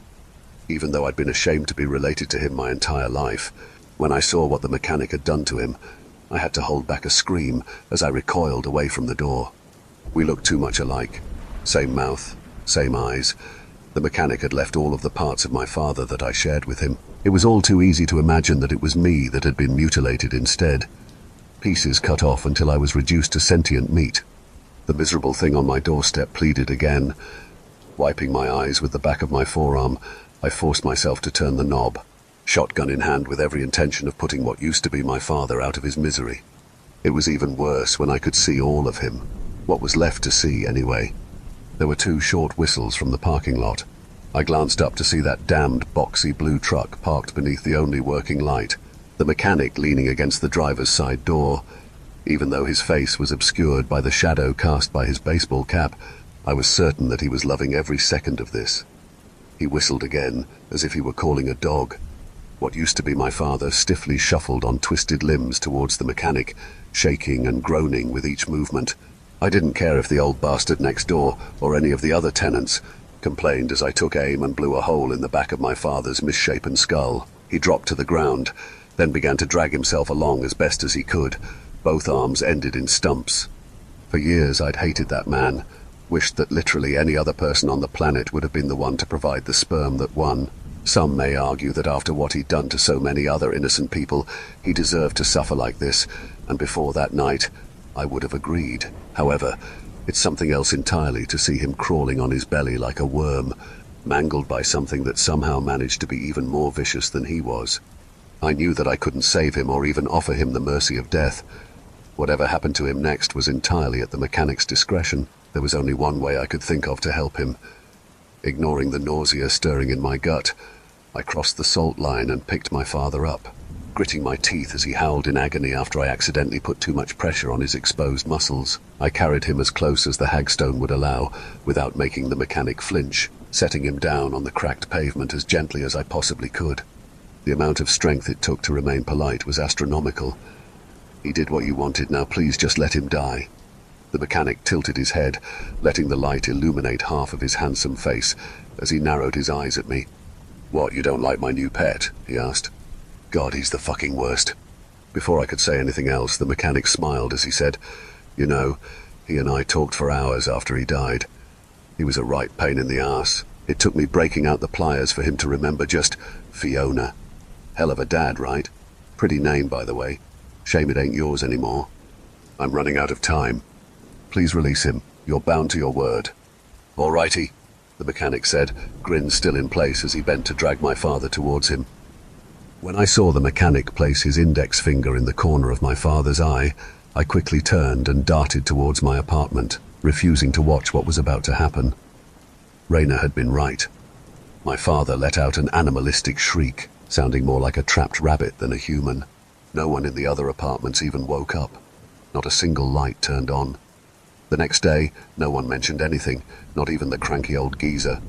Once I was inside, I locked my door, placed a second salt line across the threshold, then promptly went into the bathroom to puke my guts up. Yet another night without sleep. Even if the mechanic learns my name, I still have the hagstone. The night I'd made the bet had confirmed that he couldn't get into my head as long as I had it. As long as that's on me, he can't get near me. According to the terms of our deal, no matter what, if I figure out who he is, he has to release his claim on my soul and on Victor, no matter what. We're not completely fucked yet. I still have time to get to that ledger. I can still beat him. In the meantime, I've discussed what happened with my co-workers. We all agreed that it was best for me to not be alone, so I'll be staying with Victor for a while. Even with his tie to the hunt, he was more experienced when it came to things like this than Raina was. The full moon is coming. I swear that even if it's the last thing I do, I will learn that bastard's name.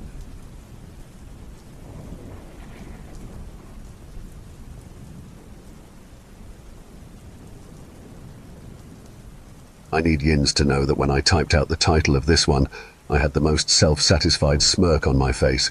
Normally, I don't like the idea of having to hurt someone, human or otherwise, but it felt good to finally give it back to that bastard. Don't worry, we'll get there. But first things first, the Clerk of Courts. If you're not familiar with what Orion Pest Control services are, it may help to start here. I won't disclose the name of the village my apartment is located in. Yes, village. That's how small it is. One of those little blink-and-you-miss-it areas with only a Dollar General and a Dairy Queen to let you know that the outdated buildings are still inhabited. Anyone from the rural Midwest knows of at least 3 places just like this. It's located just outside the limits of the suburban area that makes up the highest volume of Orion's calls. Victor learned from an employee at the Clerk of Courts that it is horribly underfunded, and due to that, there are still a lot of paper records that have yet to be digitized.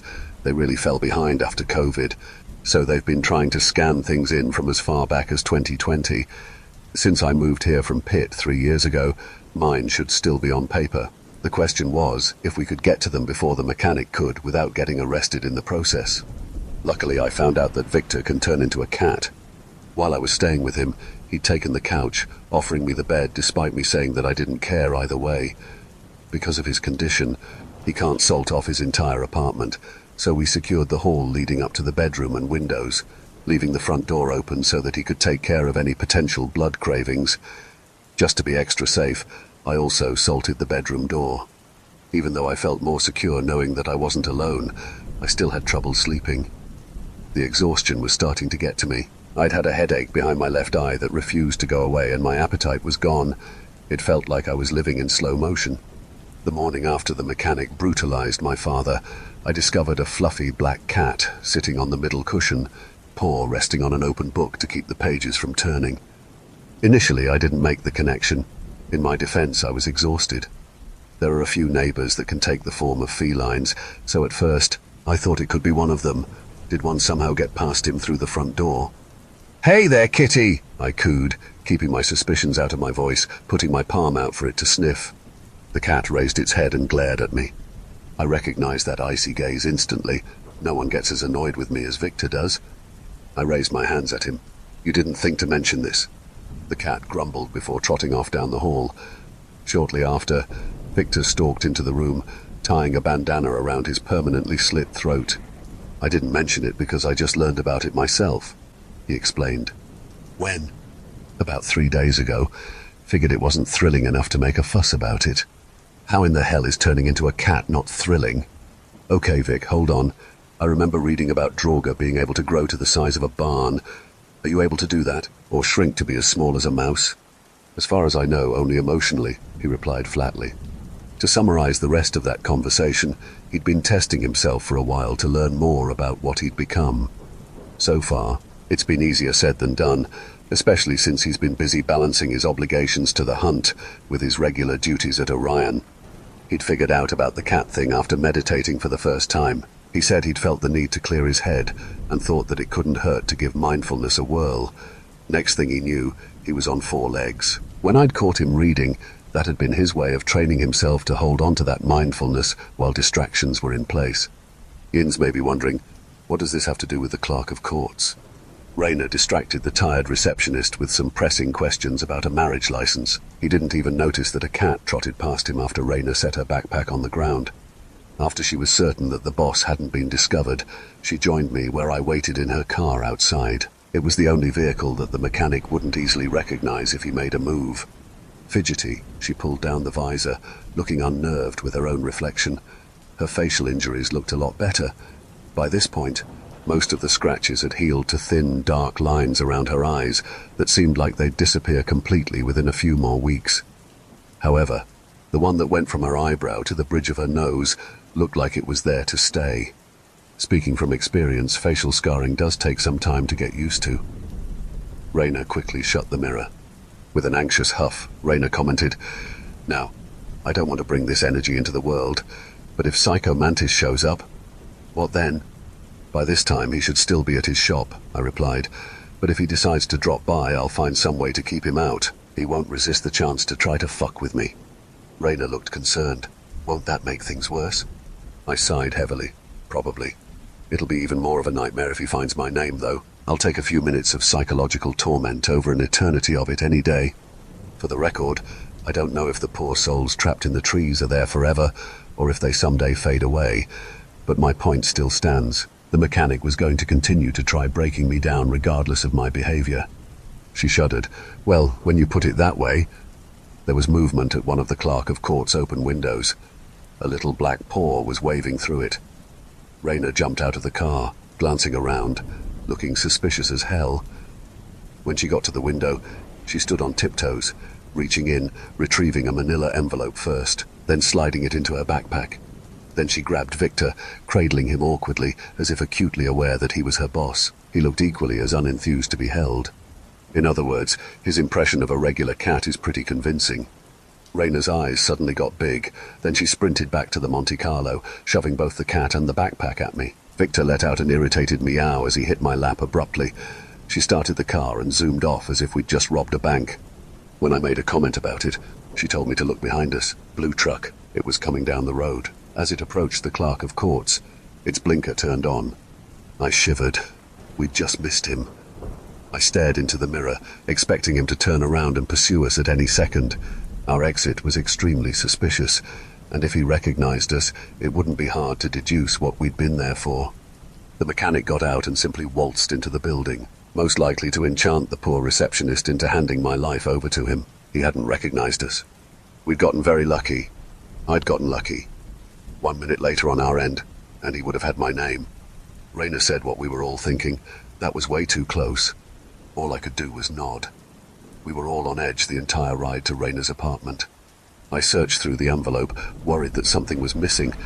Change of address, military discharge, voting registration, tax documents. It looked like it was all there, but my nerves were convincing me that something was left behind. I double and triple checked. It's all there, try to calm down. We made it to Rayna's apartment without issue, instantly salting the door the moment we were all inside. Victor was back to normal, trying to convince Fireball to come close enough to be pet. The skunk wasn't sure about him. While Rayna dug through her hall closet, I checked yet again to make sure everything was there. She eventually waved me over to reveal a safe that she had hidden behind all of the coats. We stored my records into it, placing salt around the folder as well as the other documents Rayna had saved. Our hope was that since the mechanic didn't know as much as her apartment would be the last place he'd look, and even if he did find out, he wouldn't be able to reach them. Once that was completed, Rayna announced that she had half a bottle of strawberry margarita mix. Victor doesn't drink, so she and I split his share. Between the cheap, tasty alcohol, the comfort of their company, and watching Fireball trot around with her poofy tail in the air, I slowly felt the tight knot in my chest begin to loosen. My name was as secure as it could be for the moment. That was one less thing to worry about. I should also mention that I'd called my mum the night my father was slain. Killed seems like too mild of a word to describe what happened to him. I had been in the midst of panic when she'd answered. She knows about Orion's services, and as someone that grew up around the atypical, she initially tried to dissuade me from taking the job. Back then, I'd assured her that we only deal with less malicious neighbors, citing the housekeeper infestation I told Yins about before. And normally, that's true. When I told Mum about what happened to the sperm donor, she was speechless. After she recovered from the shock, she assured me that she never stopped her practice of salting her home, thanks to stories from Grandma. She also promised to carry a container of it with her and to locate some iron to defend herself if it came down to it. I described the mechanic to her so that she'd know what to look out for, also warning her to avoid his eyes, and if she heard a banjo or any other stringed instrument to get as far away from it as possible. Well, no more country bars for me, I guess, she quipped, her default way of coping with stress. Mum was reasonably nervous, though she said it was more for me than for herself. "Don't worry about me, Nessa," she began. "You just get yourself out of this alive, all right?" "Will do, Mum." After a moment, she then added, "Please be careful. I don't know what I'd do if I lost you." That last bit made me cry. I heard her sniff from the other end. I feel terrible that I put her in this position. I don't know what other measures I could have taken to prevent this scenario, but there must have been something I've missed. No matter what, I have to stay alive, not just for my sake, but for hers. After all that she went through to take care of me, I owe her that much. And the last thing I want is for that bastard to have the satisfaction of killing me. I'll stay alive out of spite if I have to. On the night of the full moon, I went to look for the church alone, even though every instinct screamed that it was a bad idea. Unfortunately, the terms of the bet were that Rayna and Victor couldn't interfere with my search for the mechanic's name, so I wasn't left with much of a choice. Before I went, I let them know what I was doing and scheduled a text to be sent out automatically at a certain time, just in case something went wrong. With the shotgun secured to my back and the iron poker attached to my belt, I was as ready as I was ever going to be. After some time driving around the lake, I discovered a large stone structure poking out from the edge of the water. The moment my gaze fell upon its ruined steeple, my chest became cold. My first thought was that the church wasn't hungry for me. It only offered salvation to the wicked, and I was not fit for consumption. But why did I think that? Where did that come from? The lake was eerily quiet. No frogs, crickets, nothing. Even the wind was silent. The water was still, as if frozen in time. It was like the entire forest knew that this church didn't belong, and was doing its best to avoid it. The arched doorway, located by the base of the steeple, gaped like an open mouth, seeming to swallow what little light was available. The doors looked to have disappeared long ago. The moonlight created a trail right up to the entrance. With a deep breath, I stepped forward, surprised to find that the water was far more shallow than I'd thought. By the time I got close enough to the church to peer into the doorway, it reached my knees. Even though the entryway was within arm's reach, I still couldn't see inside. I retrieved my flashlight from my tool belt. It did nothing to alleviate the darkness. With another sigh, I passed through the doorway. In pitch blackness, I trudged through knee-deep water until I was greeted by dim, grey candlelight. The small flames surrounded an antlered statue depicting the white sun of mist, his head tilted, hand reaching out as if beckoning. The candles all bore those strange grey flames, reflecting eerily in the dark water flooding the church. On the wall behind the statue were tendrils of what I thought were vines at first, but once my eyes adjusted, turned out to be black thorns. They twitched.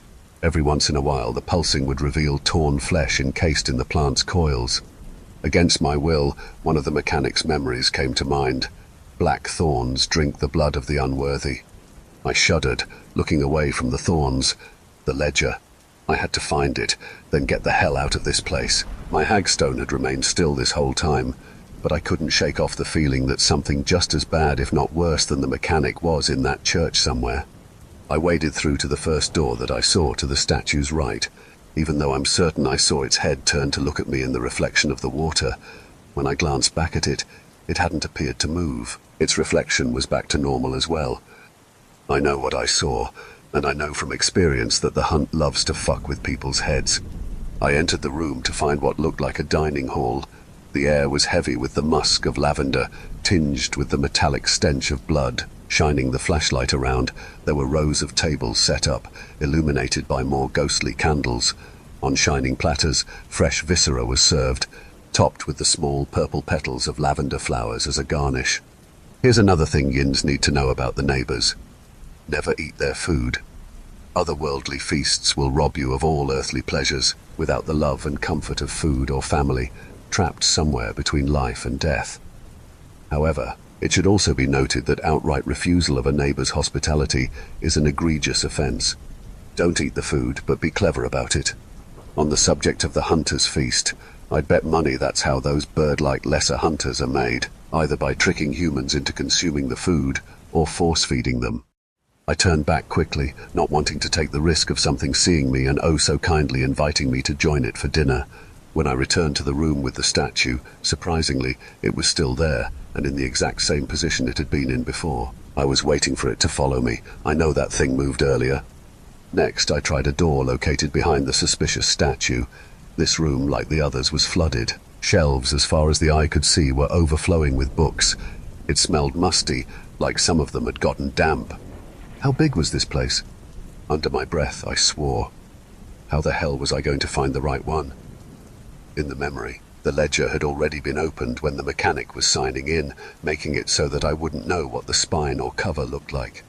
Unsure, I pulled off the nearest book, thumbing through the pages. I should have anticipated that they wouldn't be in English. My heart sank as it occurred to me that even if I somehow found the correct ledger, I wouldn't be able to read it. The hagstone shook. Splashes. Outside the door. I went still, ears pricked. Whatever was moving in the statue room stopped, probably listening for me as well. I didn't move, even slowing my breathing down in an effort to remain as quiet as possible. After what felt like hours, but in reality couldn't have been longer than 5 minutes, the thing outside splashed again, going in the direction of the dining hall I'd found earlier. The further away it got, the slower the hagstone's shakes became.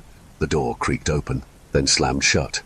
I flipped through the pages of the book in my hands more, even looking at it through the hagstone to see if anything would change. Nothing. Hold on. The book smelled oddly of fresh snow. When I replaced it and selected another, the pages had the scent of dead leaves. Did that mean that the one that the mechanic signed smelled like black cherries? I started going through each one, trying to find the right scent. Sea spray, carrion, lilac, gooseberries. My nose began to itch from the variety as they all began to blend together. There were still so many more to search. A door opened in the statue room again, as whatever was out there waded through the water. The hagstone indicated that it was getting closer. Not wanting to find out the hard way what was coming, I ducked behind one of the bookshelves that was tall enough to conceal me. The library door opened. My heart pounded as the thing's footsteps caused waves to churn throughout the room. A small, quivering voice whimpered, "Someone, help me." It stepped further into the room, only the bookcase I hid behind separating us as it sobbed, "Please, is anyone there? Please." Yeah, that was obviously a trap. Don't need to be a pest control specialist to know that. It continued down the rows of books, continuing to plead for help that it didn't need. Meanwhile, I tried to stay as still as possible. It eventually grew tired of trying to lure me out. There was one huge splash, then all of a sudden, nothing. The water was still as the waves died. "Where did it go?" Without moving my head, I glanced around, knowing that it wasn't gone. It was hiding, waiting for me to come out. That's when I saw movement above me. It hung to the ceiling, using the hooks on its leathery wings. For a while we just stared at each other, me afraid to move, it waiting to see what I would do. Its voice floated down to me. "I know why you're here." It didn't sound small and frightened anymore. Its voice was now a deep, menacing hiss. Finding my voice, I responded, "Then you know that you can't interfere." After a pause, it said, "I do." It detached from the ceiling, gliding down to land on top of one of the bookcases in front of me. I raised my shotgun. The hunter tilted his head. Like the statue in the hall, he had antlers protruding from his long, dark hair, though this hunter's horns were entwined with black thorns, matching the ones I saw growing in the wall. The thorns wove over where it would have made sense for his eyes to have been. Instead, there was smooth, featureless, pale skin above his nose and oddly full lips. Symbols were carved into his torso, swirling along his muscular shoulders. While the upper half of his body was humanoid, the lower half had hoofed legs covered in shaggy black fur.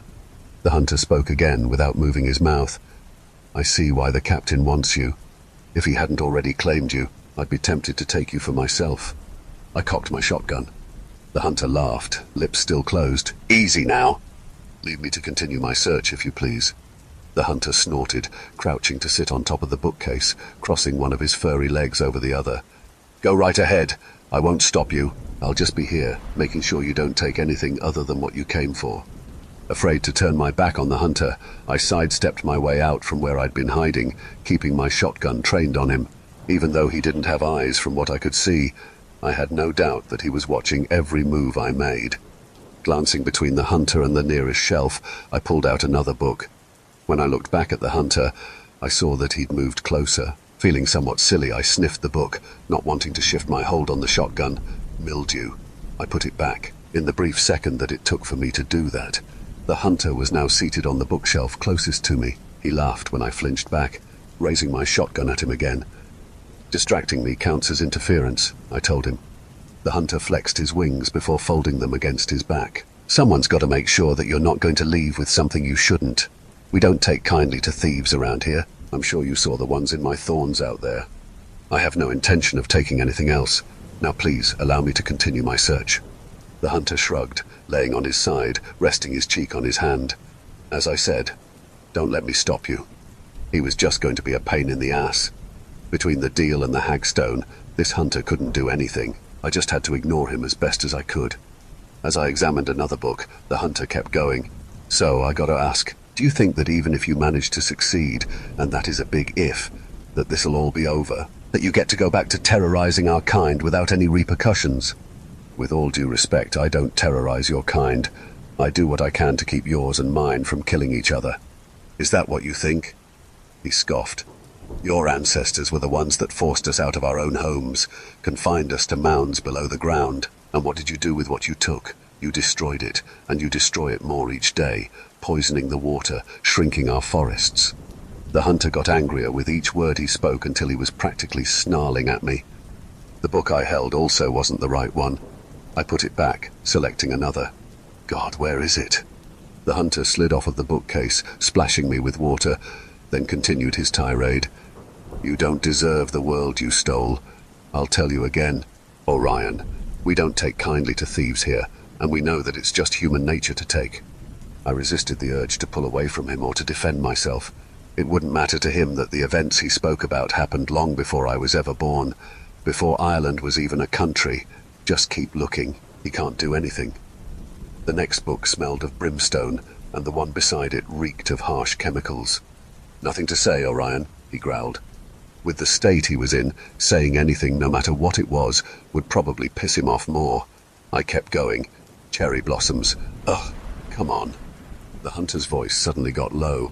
"Ignore me if you want. It won't make a difference, whether it's in my thorns or in the captain's willows. You belong to the hunt. Keep it up and I'll find your name next." But I didn't say that, thinking that silence was still best. I fruitlessly went through more books as the hunter continued to try to be a thorn in my side. Pun intended. I'll see myself out now. "You know, after we take you, the witch doctor is next. The captain has no interest in her, so that'll fall to me. I won't have to do nearly as much for her as he has for you. Hell, I won't even need to know her name. All it'll take is one kiss." His lips parted then, a horrible forked tongue lashed out, reaching down to his chest in a wide arc. Even though the thought of what he wanted to do to Raina filled me with a mixture of rage and disgust, I calmly turned to glare at him, breaking my silence to say, "Are you done?" His entire body stiffened. I don't think he cared for that comment. "Would you be so bold if you didn't have the captain's claim to protect you?" he challenged. "I'll take that as a no," I muttered. I withdrew a particularly hefty book. Wait, black cherries. I quickly flipped through it, even though I couldn't understand what it said. Yes, that was definitely the scent of black cherries.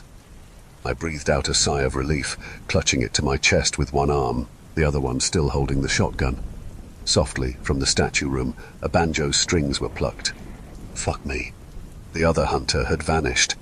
A soft melody was playing, similar to the one that the mechanic had used to force me to fall asleep. The hagstone was going crazy, quivering as it protected me from his spell.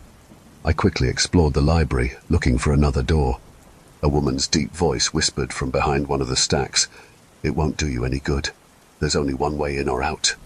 Not trusting the word of a hunter, I tried anyway. The first door led me to more books. The second stored cadavers, the smell of rotting flesh making me gag. The whole time, the mechanic kept his tune going. The woman's voice crooned, "If you give your soul to me willingly, I'll be kinder than anyone else."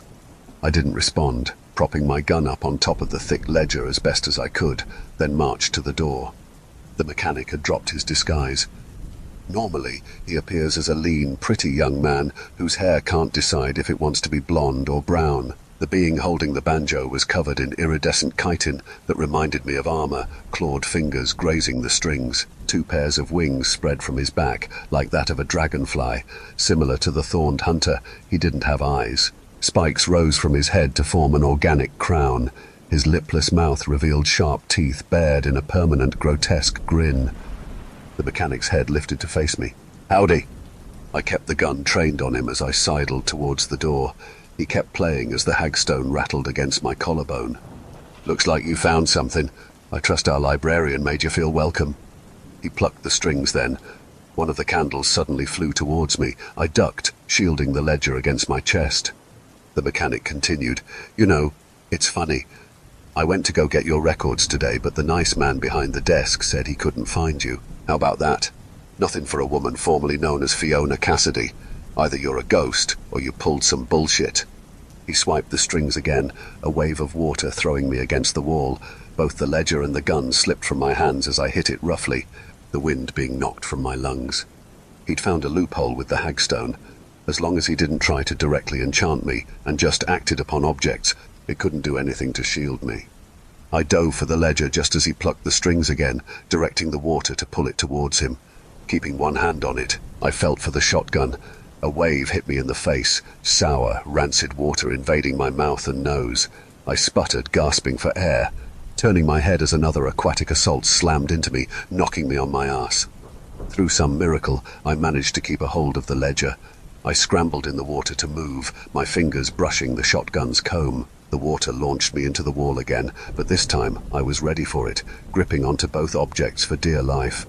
Once the wave had dropped me to the ground, I took aim at the mechanic only to find that he'd disappeared, movement out of the corner of my right eye. I fired towards it. Suddenly, the mechanic was at my left side, waving his fingers at me tauntingly before disappearing again, the sound of wings echoing through the hall. He was too fast. I wouldn't be able to shoot him. I tucked the ledger under my arm, sliding the gun onto my back, then withdrew the iron poker from my belt. When I found that the mechanic was hovering by the statue, I pointed it at him. "I do have to say I regret one thing. You know what that is, pup."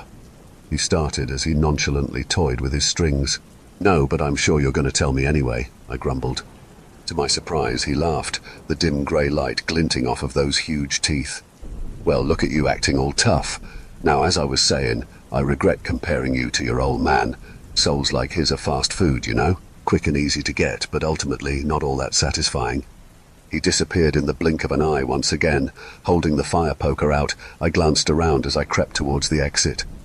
I heard the strings first, then was battered by another wave. I managed to stay upright, even as my knees wobbled. Without looking, I whirled around, poker at the ready, and managed to catch the mechanic on the shoulder. He staggered, appearing shocked that I'd managed to get a hit on him. Without giving him any time to react, I swung again, the hit forcing his head to turn as I battered the side of his head. While he was stunned, I raced for the exit. The water began to flow against me, but I managed to keep going, even as the current threatened to yank me off my feet. It grew stronger. Using the poker, I stabbed into the ground, using it as a walking stick to keep myself upright. The moonlit forest was right in front of me, just a bit further. The water churned violently around me, causing me to slip. With a gasp, I clung to the poker, using all that I had left to keep myself from being pulled back into the church. After a terrifying minute of struggling and slipping, my feet finally found traction. By alternating between digging the poker into the ground and dragging myself along, I finally made it out to the forest with the ledger still under my arm. The current abruptly stopped, causing me to stumble a bit. My back and shoulders ached, already bruising from the beating I'd endured. I could tell already it was going to be one of those injuries that hurts more the next day. Fighting the water had taken most of the energy I had left, but I knew that it wasn't over yet. I had to keep going. Splashing behind me, I glanced back to see that the mechanic had followed me, appearing human once he crossed the church's threshold, banjo still in hand. He sported a nasty, dark bruise along the entirety of his cheek. The skin surrounding it looked irritated as well, swollen and reddened. He was beyond pissed. Seeing his expression, I did my best to hurry. He was dangerous enough when he was in a good mood. I didn't want to know how much worse he could be. I'd expected him to simply appear in front of me the way he had in the church, but instead he just followed me, taking his time. Meanwhile, I was pushing myself to the limits, trying to get my tired body to move faster than a walk. "I'll admit, I didn't expect you to get this far," he called after me, his words clipped with rage. "You're becoming a real pain in the arse, pup." "You wanted things to be exciting, didn't you?" I trudged to shore, waiting for another wave to swipe at me, but it never came. When I glanced over my shoulder, he'd disappeared. My heart pounded as I tried to figure out where he'd gone. There was no way he'd just give up. He'd been ready to kill. I quickly stumbled in the direction of my car. Once I had almost reached it, I heard the sound of the banjo's strings, followed by a deafening crunch. My G6 groaned, the back end tilting forward to slam into the ground. He'd cut my car in half. Instinct told me to hit the ground. I did, just as a piece of metal whizzed past where my head had just been. Running purely on adrenaline, I scrambled deeper into the woods, just trying to get some distance on him. But how do you outrun something that can move in the blink of an eye? Some of our resources about the wild hunt state that hunters have been known to chase their victims until their bodies give out from exhaustion. I think that's what the mechanic's goal was that night. He damn near succeeded. I had already been wiped out from the fight in the church. Having to keep running while my lungs burned and muscles tremored was pure torture. I kept going even as my anatomy screamed at me to stop, and each time I slowed, he was right there, spurring me on again. Eventually I collapsed by the river, dropping all that I carried as I caught myself. I coughed roughly, my entire body shaking. But then a voice urgently called, "Huntsman, I need her!" The Weeper. She stood in the water, her pale hair and eyes practically glowing in the moonlight as she stared the mechanic down. He stepped out from somewhere behind me. I didn't have to see his face to know he was annoyed at the interruption. "For what?" he snapped. "She owes me." I think I heard her voice falter a bit, but then she went right back to sounding powerful. "She must enjoy my song before she dies." As I gasped for breath, my arms trembling as they kept me from falling face first into the ground, I watched the Weeper in disbelief. "She's helping me." The mechanic was not having it. "She's here now. Sing your song and get it done with." The Weeper quickly replied. The stipulation was that she had to enjoy the performance. How much enjoyment can she derive with you here, and after you've chased her within an inch of her life, no less? The mechanic's head tilted towards the sky, releasing a deep breath of frustration. The Weeper spoke again, her voice grave. "You know what it means to interfere with another's oath. Even you aren't above such rules, huntsman." Considering, he slowly lowered his chin to level his glare at the Weeper. He growled, "I won't wait forever. I only ask for a week. She will have recovered enough to fulfill her promise to me by then. After that, she's all yours." The mechanic's scathing gaze met mine as I remained weakly on the ground, willing myself not to crash. He glanced back at the Weeper. 2 days. They negotiated, the Weeper trying to buy me more time while he impatiently refused it. It took the last bit of strength within me to keep from pitching forward and expiring right there in the dirt. After a bit of back and forth, the Weeper eventually got him to settle for 4 days. He gave me one last vicious look before he disappeared into the trees. The moment we were alone, the Weeper sprinted out of her river, her cold, damp hands delicately clutching my flushed cheeks. Her touch felt nice, an assurance that I wasn't about to drop dead. She did a double take when she saw the ledger lying on the ground next to me, her eyes growing huge as she whispered, "Where did you get that?" He started hunting me. Before that, had no choice. I managed to get out between breaths. I don't remember what happened after that. Most likely I'd blacked out, the lack of sleep and overexertion all catching up to me at once. The automatic SOS text had been sent to my co-workers while I was unconscious. Raina later informed me that when she and Victor had found me, the Weeper had my head resting in her lap. I came to in Victor's bed, feeling like hellfire was flowing through my limbs. When I went to shower off the grime from the lake, I discovered that my entire back was purple with bruises. Along with that, my chest ached and I had a terrible cough. Guess who got pneumonia from breathing in the stupid church water? Granted, it's a mild case, but it's just the cherry on top of the cake. After all this, I think I earned the right to gripe a bit. The Z-Pack is helping, though. Victor asked me if I had anything to do with the bruise on the mechanic's face. When I told him about my showdown with the mechanic, he gave me a small smile, saying, "God, I wish I could have seen that." I hope he gets a chance to smack the mechanic too someday.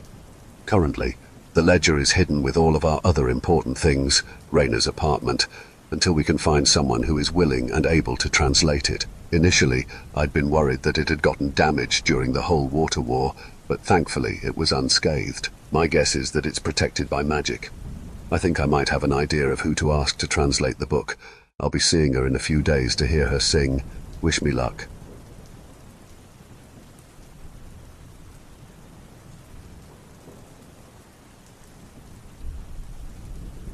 Someone broke into Victor's apartment.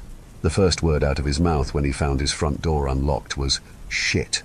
The place was ransacked, but the TV and other big-ticket items that burglars usually go for were still there. The salt lines on each of the windows had been broken. That meant a human had come in on behalf of a neighbor. I'll give Yins one guess which neighbor it was. If you're not familiar with what Orion Pest Control services are, it may help to start here. While searching the apartment to make sure that the intruder was gone, I asked Victor if he knew if the mechanic had figured out where Raina lives, careful not to say her name in case anyone was listening. To which he responded, "He hasn't said anything about it, but something is telling me that we need to get to her." As if on cue, my phone began to buzz. "Raina." I answered it quickly, but before I could say anything, she shushed me. There was banging coming from her side of the line. I muted my phone and told Victor we had to get to her right now. He drove at breakneck speed. Her apartment is normally a 15-minute drive away. Too much could happen in 15 minutes. And I heard every second of it. Through the phone, there was a crash as her door was broken down. I heard small, muffled sniffles as she tried to stifle her crying. My hands shook as I held the phone, praying that we'd get to her in time. There were more bangs as whoever was in her apartment tore the place up. Glass shattered. There was a yell from a male voice I didn't recognize. The door to whatever room she was hiding in flew open, slamming against the wall. Raina went silent, most likely holding her breath. "Don't let them find her! Don't let them find her! Don't let them find her!" Raina started screaming. Whoever was in her apartment swore loudly, then yelled, "Crazy bitch has a knife! She's under the bed!" Raina shrieked, "Get the fuck away! Get away!" I heard the mechanic's voice then, smooth and calm. "Get out. I'll take it from here." The moment he spoke, my heart stopped. Where was her hagstone? Did someone take it? Unconsciously, I put a trembling hand over my mouth, staring at my phone helplessly. Victor sped up. Raina screamed again, and there was a muffled thump as her phone was dropped. The mechanic chuckled in a way that made the hair stand up on the back of my neck. Victor hurriedly said, "As long as he needs her, he won't kill her. She just has to hang in there." The mechanic laughed again. Now, there's no need for that." There was a metallic clatter. He'd taken her knife. I could hear her hyperventilating, along with small thuds, as if she was struggling. When she begged, my heart shattered. "Please, I don't want to..." Victor shook his head, gripping the steering wheel so hard that his knuckles were white. Open your eyes and this will all be over, he told her. I wanted to unmute it to say or do something, but Victor stopped me. If he knows we're listening, it'll be worse. He'll put on a show. With a lump in my throat and tears in my eyes, I prayed again. I prayed that I wasn't listening to Raina's final moments, helpless to do anything as he butchered her. The mechanic sighed. Listen here, witch doctor. I was going to leave you alone because, let's face it, you're the weakest link. You know it. Your co-workers know it. Ordinarily, easy pickings ain't worth my time, but then you had to overstep. Stick your nose where it don't belong. You getting me? That's not true, Raina. She started to plead again, but he continued. Now the deal was that you and old Blue Eyes stay out of it, yet I have it on good authority that you're hiding the damn ledger. I suppose it makes sense. You are the most expendable. Orion can't very well run without the other two. God, I should have hit you harder. Hell, I wish I could have shot you. So, witch doctor, I'm going to give you a chance to be useful for once in your life. You can find your tongue and tell me where it is, or I could find your tongue for you. For a moment, all I could hear were Raina's sobs. The shuffling had stopped. She wasn't fighting anymore. The mechanic clicked his tongue. Then Raina shouted desperately, Wait, please, I'll open my eyes, all right, please. Thought so, the mechanic replied, the smile evident in his voice. We're almost there. Raina suddenly went silent. For a horrible moment I feared the worst. Then she whimpered. Victor skidded to a stop in the parking lot, jumping out with his keys still in the ignition. I followed, both of us sprinting in. The door had been busted off of its hinges. Victor seized the man who'd aided the break-in. This man didn't appear to be enchanted, his eyes clear as he quickly lost his wrestling match against the furious Draugr. Meanwhile, I raced through the apartment to find that the mechanic had Raina pinned on her bedroom floor by the throat. His pliers sat on the ground next to them. Whatever he was making her see made tears stream from her open, vacant eyes. By that point I was only on my second day of the Z-Pack and was already out of breath from the mad dash there. My back and shoulders were killing me. When I raised the fire poker to swing it at him, I was gritting my teeth against the harsh ache. He was on the other side of the room before I could clock him with it. With the shape I was in, I was far too slow. Unfortunately, the bruise on his cheek was already almost all the way healed. It hadn't taken him long. I should have hit him harder. The moment their eye contact broke, Raina snapped out of it, scrambling away, looking around the room in a mixture of confusion and terror, as if she didn't know where she was. The mechanic grinned at me. You're looking a bit tired. You feeling all right, pup? Truthfully, I felt like shit. Just that one swing had been grief. It was to the point where Victor had forced me on exclusively phone duty at work that day. If I had to try to put up a fight like I did in the church, I'd be done. I tried not to let any of that show, resisting the urge to cough as I stared him down. I moved to stand in front of Raina, not wanting him to get his hands on her again. She sat with her back against the wall, eyes closed, shaking. As I neared her, the mechanic circled around me towards the bedroom door. With a wink, he told me that he'd see me in 3 days. I swear on my grandmother's grave that I'll ruin you. Raina muttered something, but I couldn't hear her. I quickly knelt next to her, watching the door in case the mechanic came back. From the other room, he commanded Victor to let his accomplice go, stating that the man had earned his wings. Victor would explain later that the huntsmen like to trick humans into bad deals. They'll promise to recruit the victim to the hunt as long as they can prove themselves. However, the bastards never specify how they intend to make the victim a part of the hunt, allowing the victim to think that they'll have the same status, power, and benefits as a high-ranking hunter.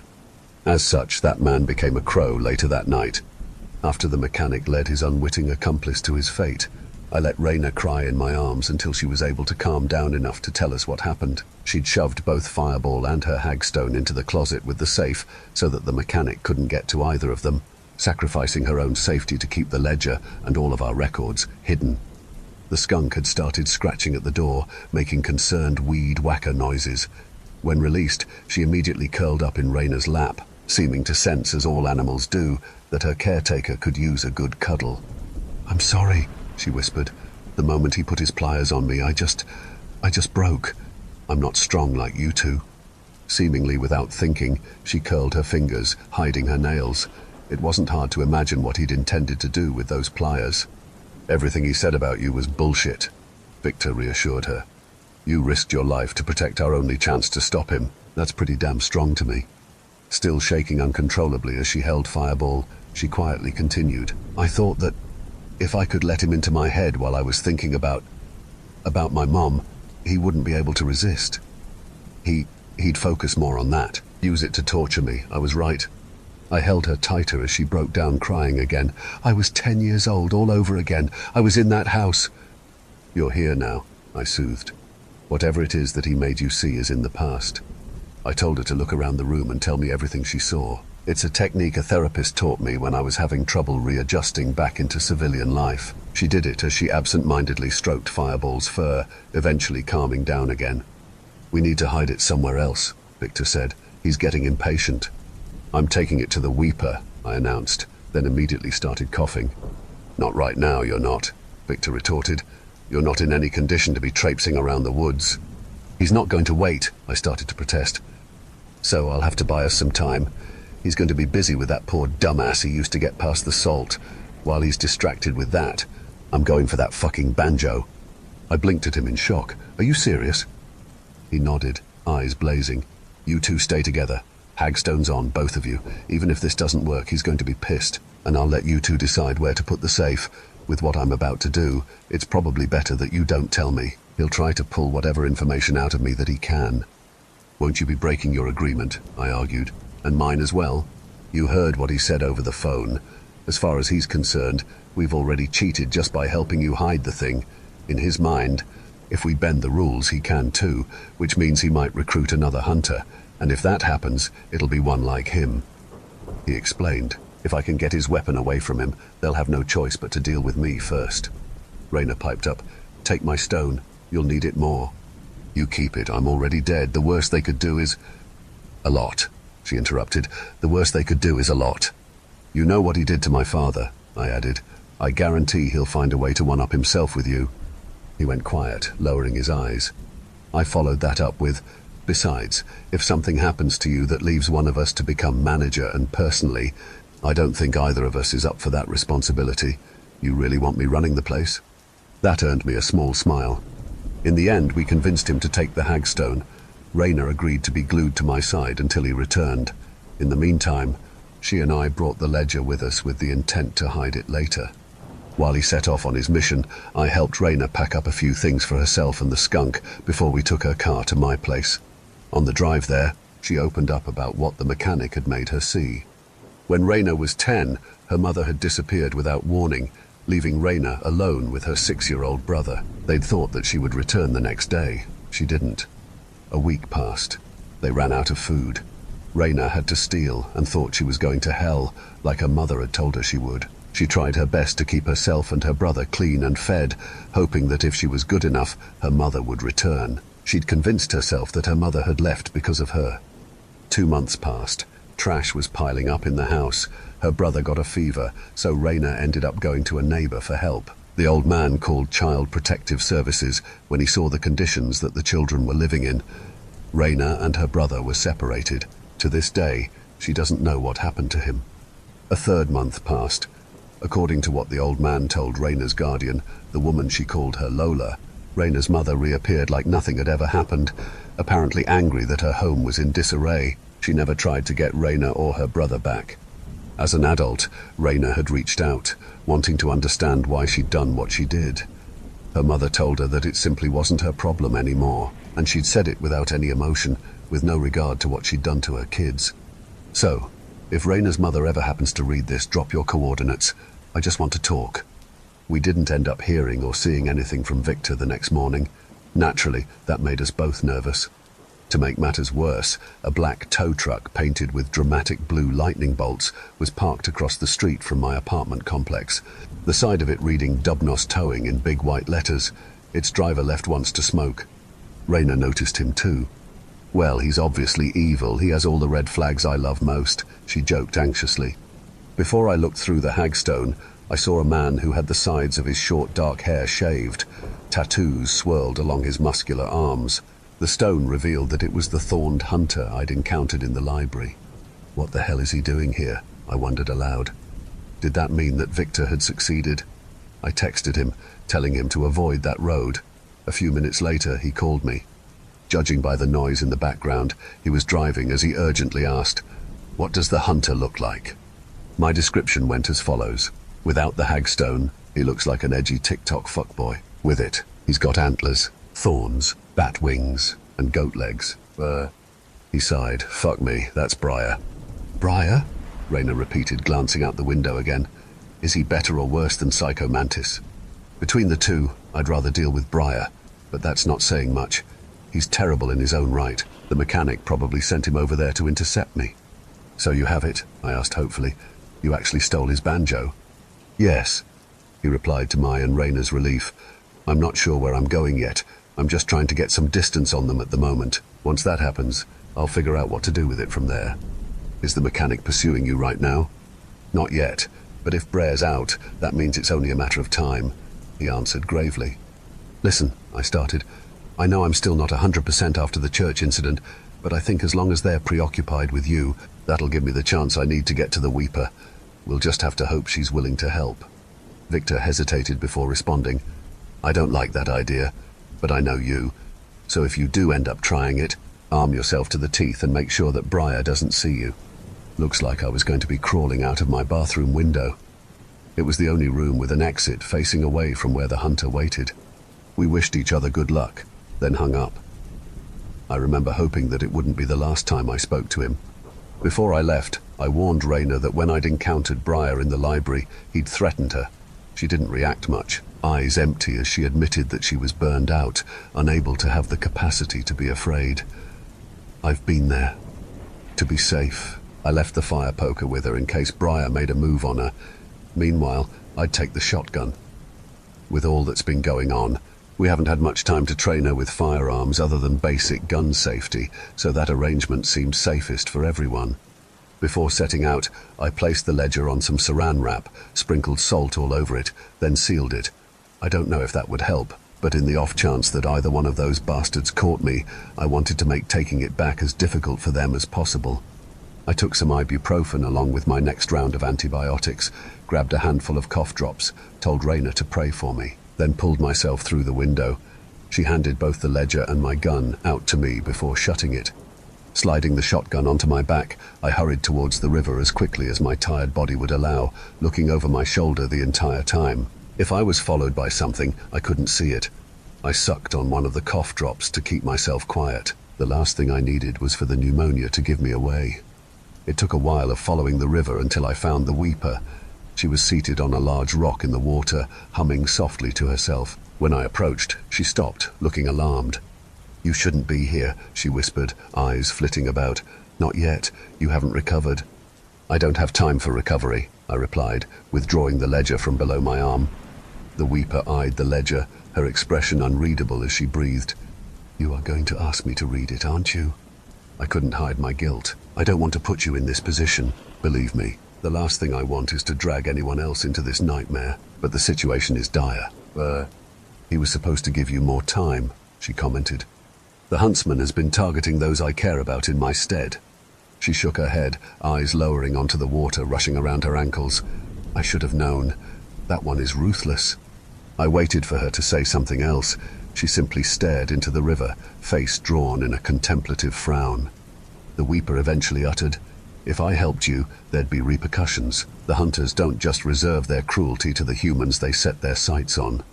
Feeling desperation clawing at my chest, I worded my question carefully. What would I have to offer you to make the risk worth it? Her gaze lifted, pale eyes scanning me as if seeing me for the first time. You know that's a dangerous thing to propose for us both. I swallowed back the lump in my throat.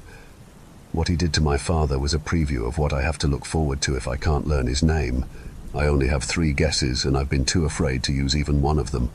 And in the meantime, he's terrorizing everyone associated with me. So I'm going to ask again, will you please name your price? The Weeper's face softened, her red lips drawing together. My heart raced, terrified that I was making the wrong choice, but also knowing that whatever she could do to me wouldn't be anywhere near as horrible as whatever the mechanic had in mind. Eventually she uttered, I can't leave this river. I'm only able to go as far as the bank. It always pulls me back. I've known nothing but death and cold water for the entirety of my existence. I just want more. I don't know exactly what I want, but I know that there must be more than this. Can you give me that if I do this for you? My mind raced as I told her that I would do everything in my power to help her leave the river if she translated the ledger. Face solemn, she asked me to unwrap the ledger. Once it was free of the salt and saran wrap, I passed it to her. The weeper's pink fingers traced the unknown words on the page, her lips moving subtly as she read. She shook her head. So far it's just transactions. The first is a transfer from Kayasidi to the Wild Hunt. Perhaps if I can find the page where they signed off on it, I can find his signature. I did a double take. Kayasidi. If my understanding is correct, doesn't that mean he served Arianrod? That appears to be the case.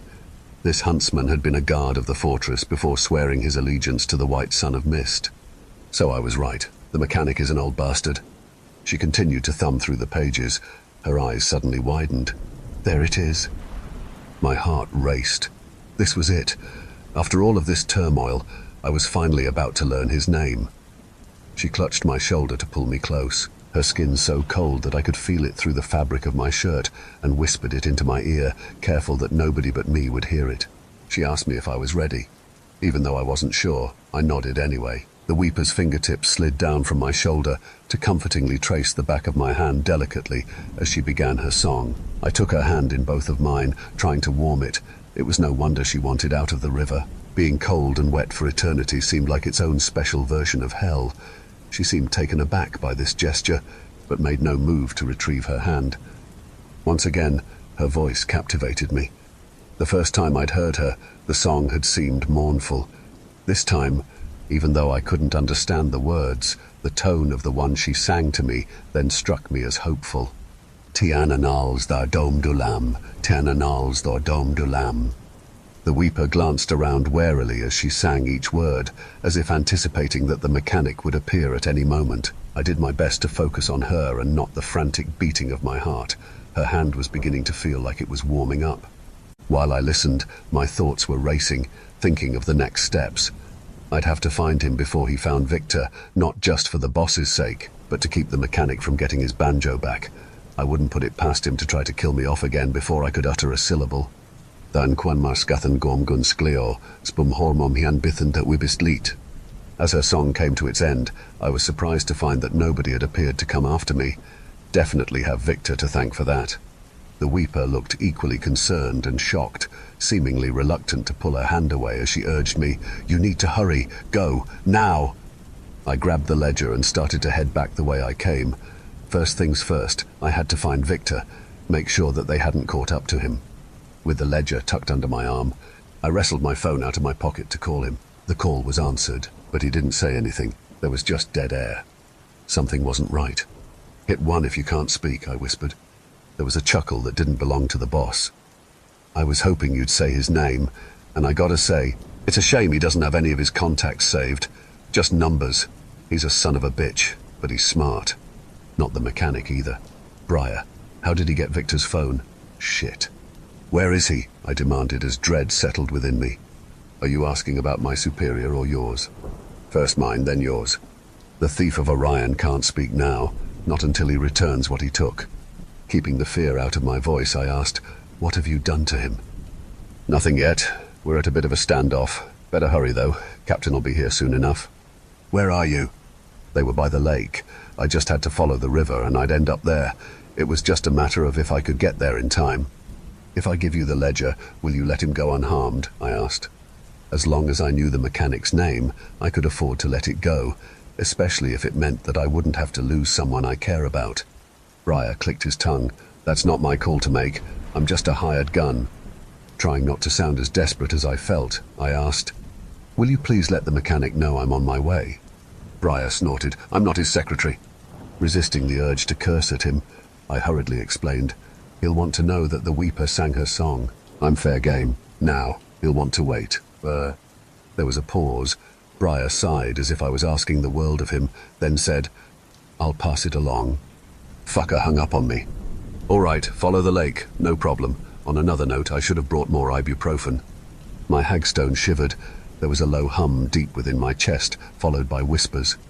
"You've got to be kidding me. Now?" I looked through the stone to see that the whispering thing was on the other side of the river. It wasn't moving. Orange eyes trained on me. "Well, you're just going to have to wait." I snapped, trudging towards the lake.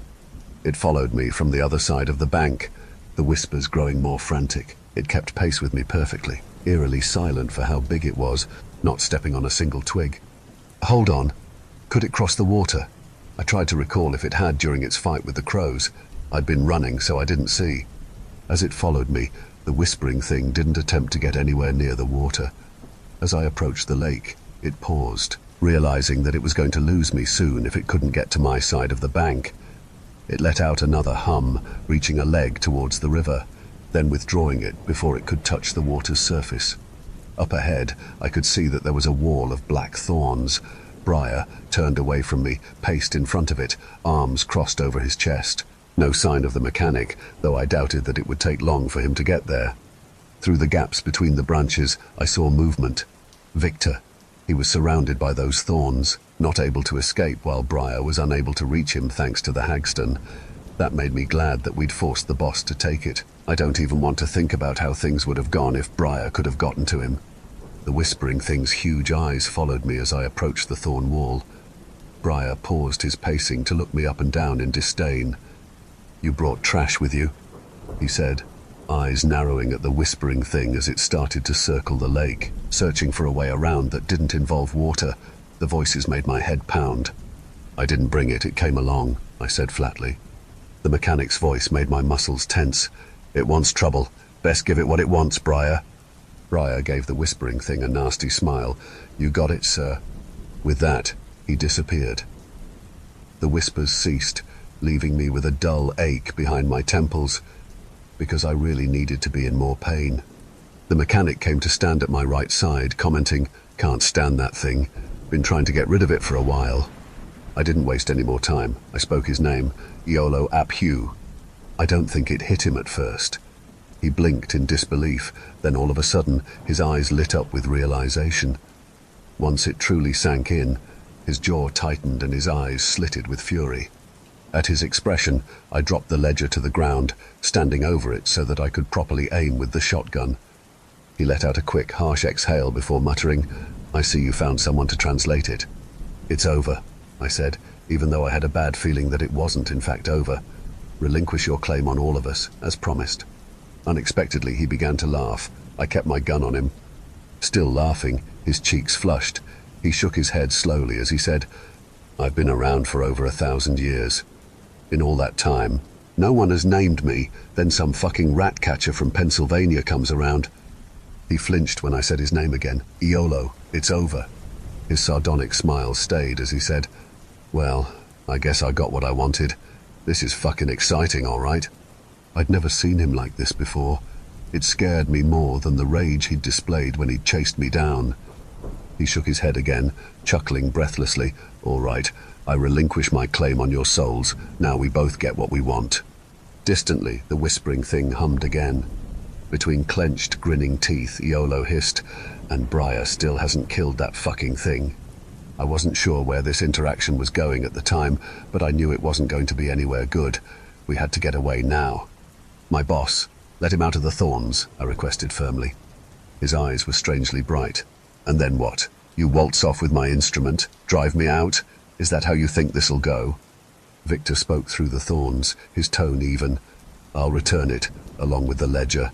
After that, you'll have no reason to stay." Iolo's gaze scalded me. "Oh no, you're plenty wrong about that.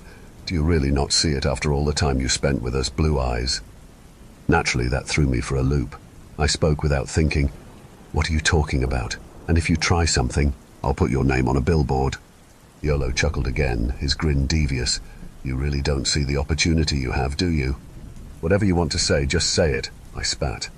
Iolo's glare made my skin crawl as he explained, "The White Son of Mist stationed me here for a reason. If I go, another will take my place. Sept, they'll be prepared to deal with you Orion fucks, which means there'll be more of them.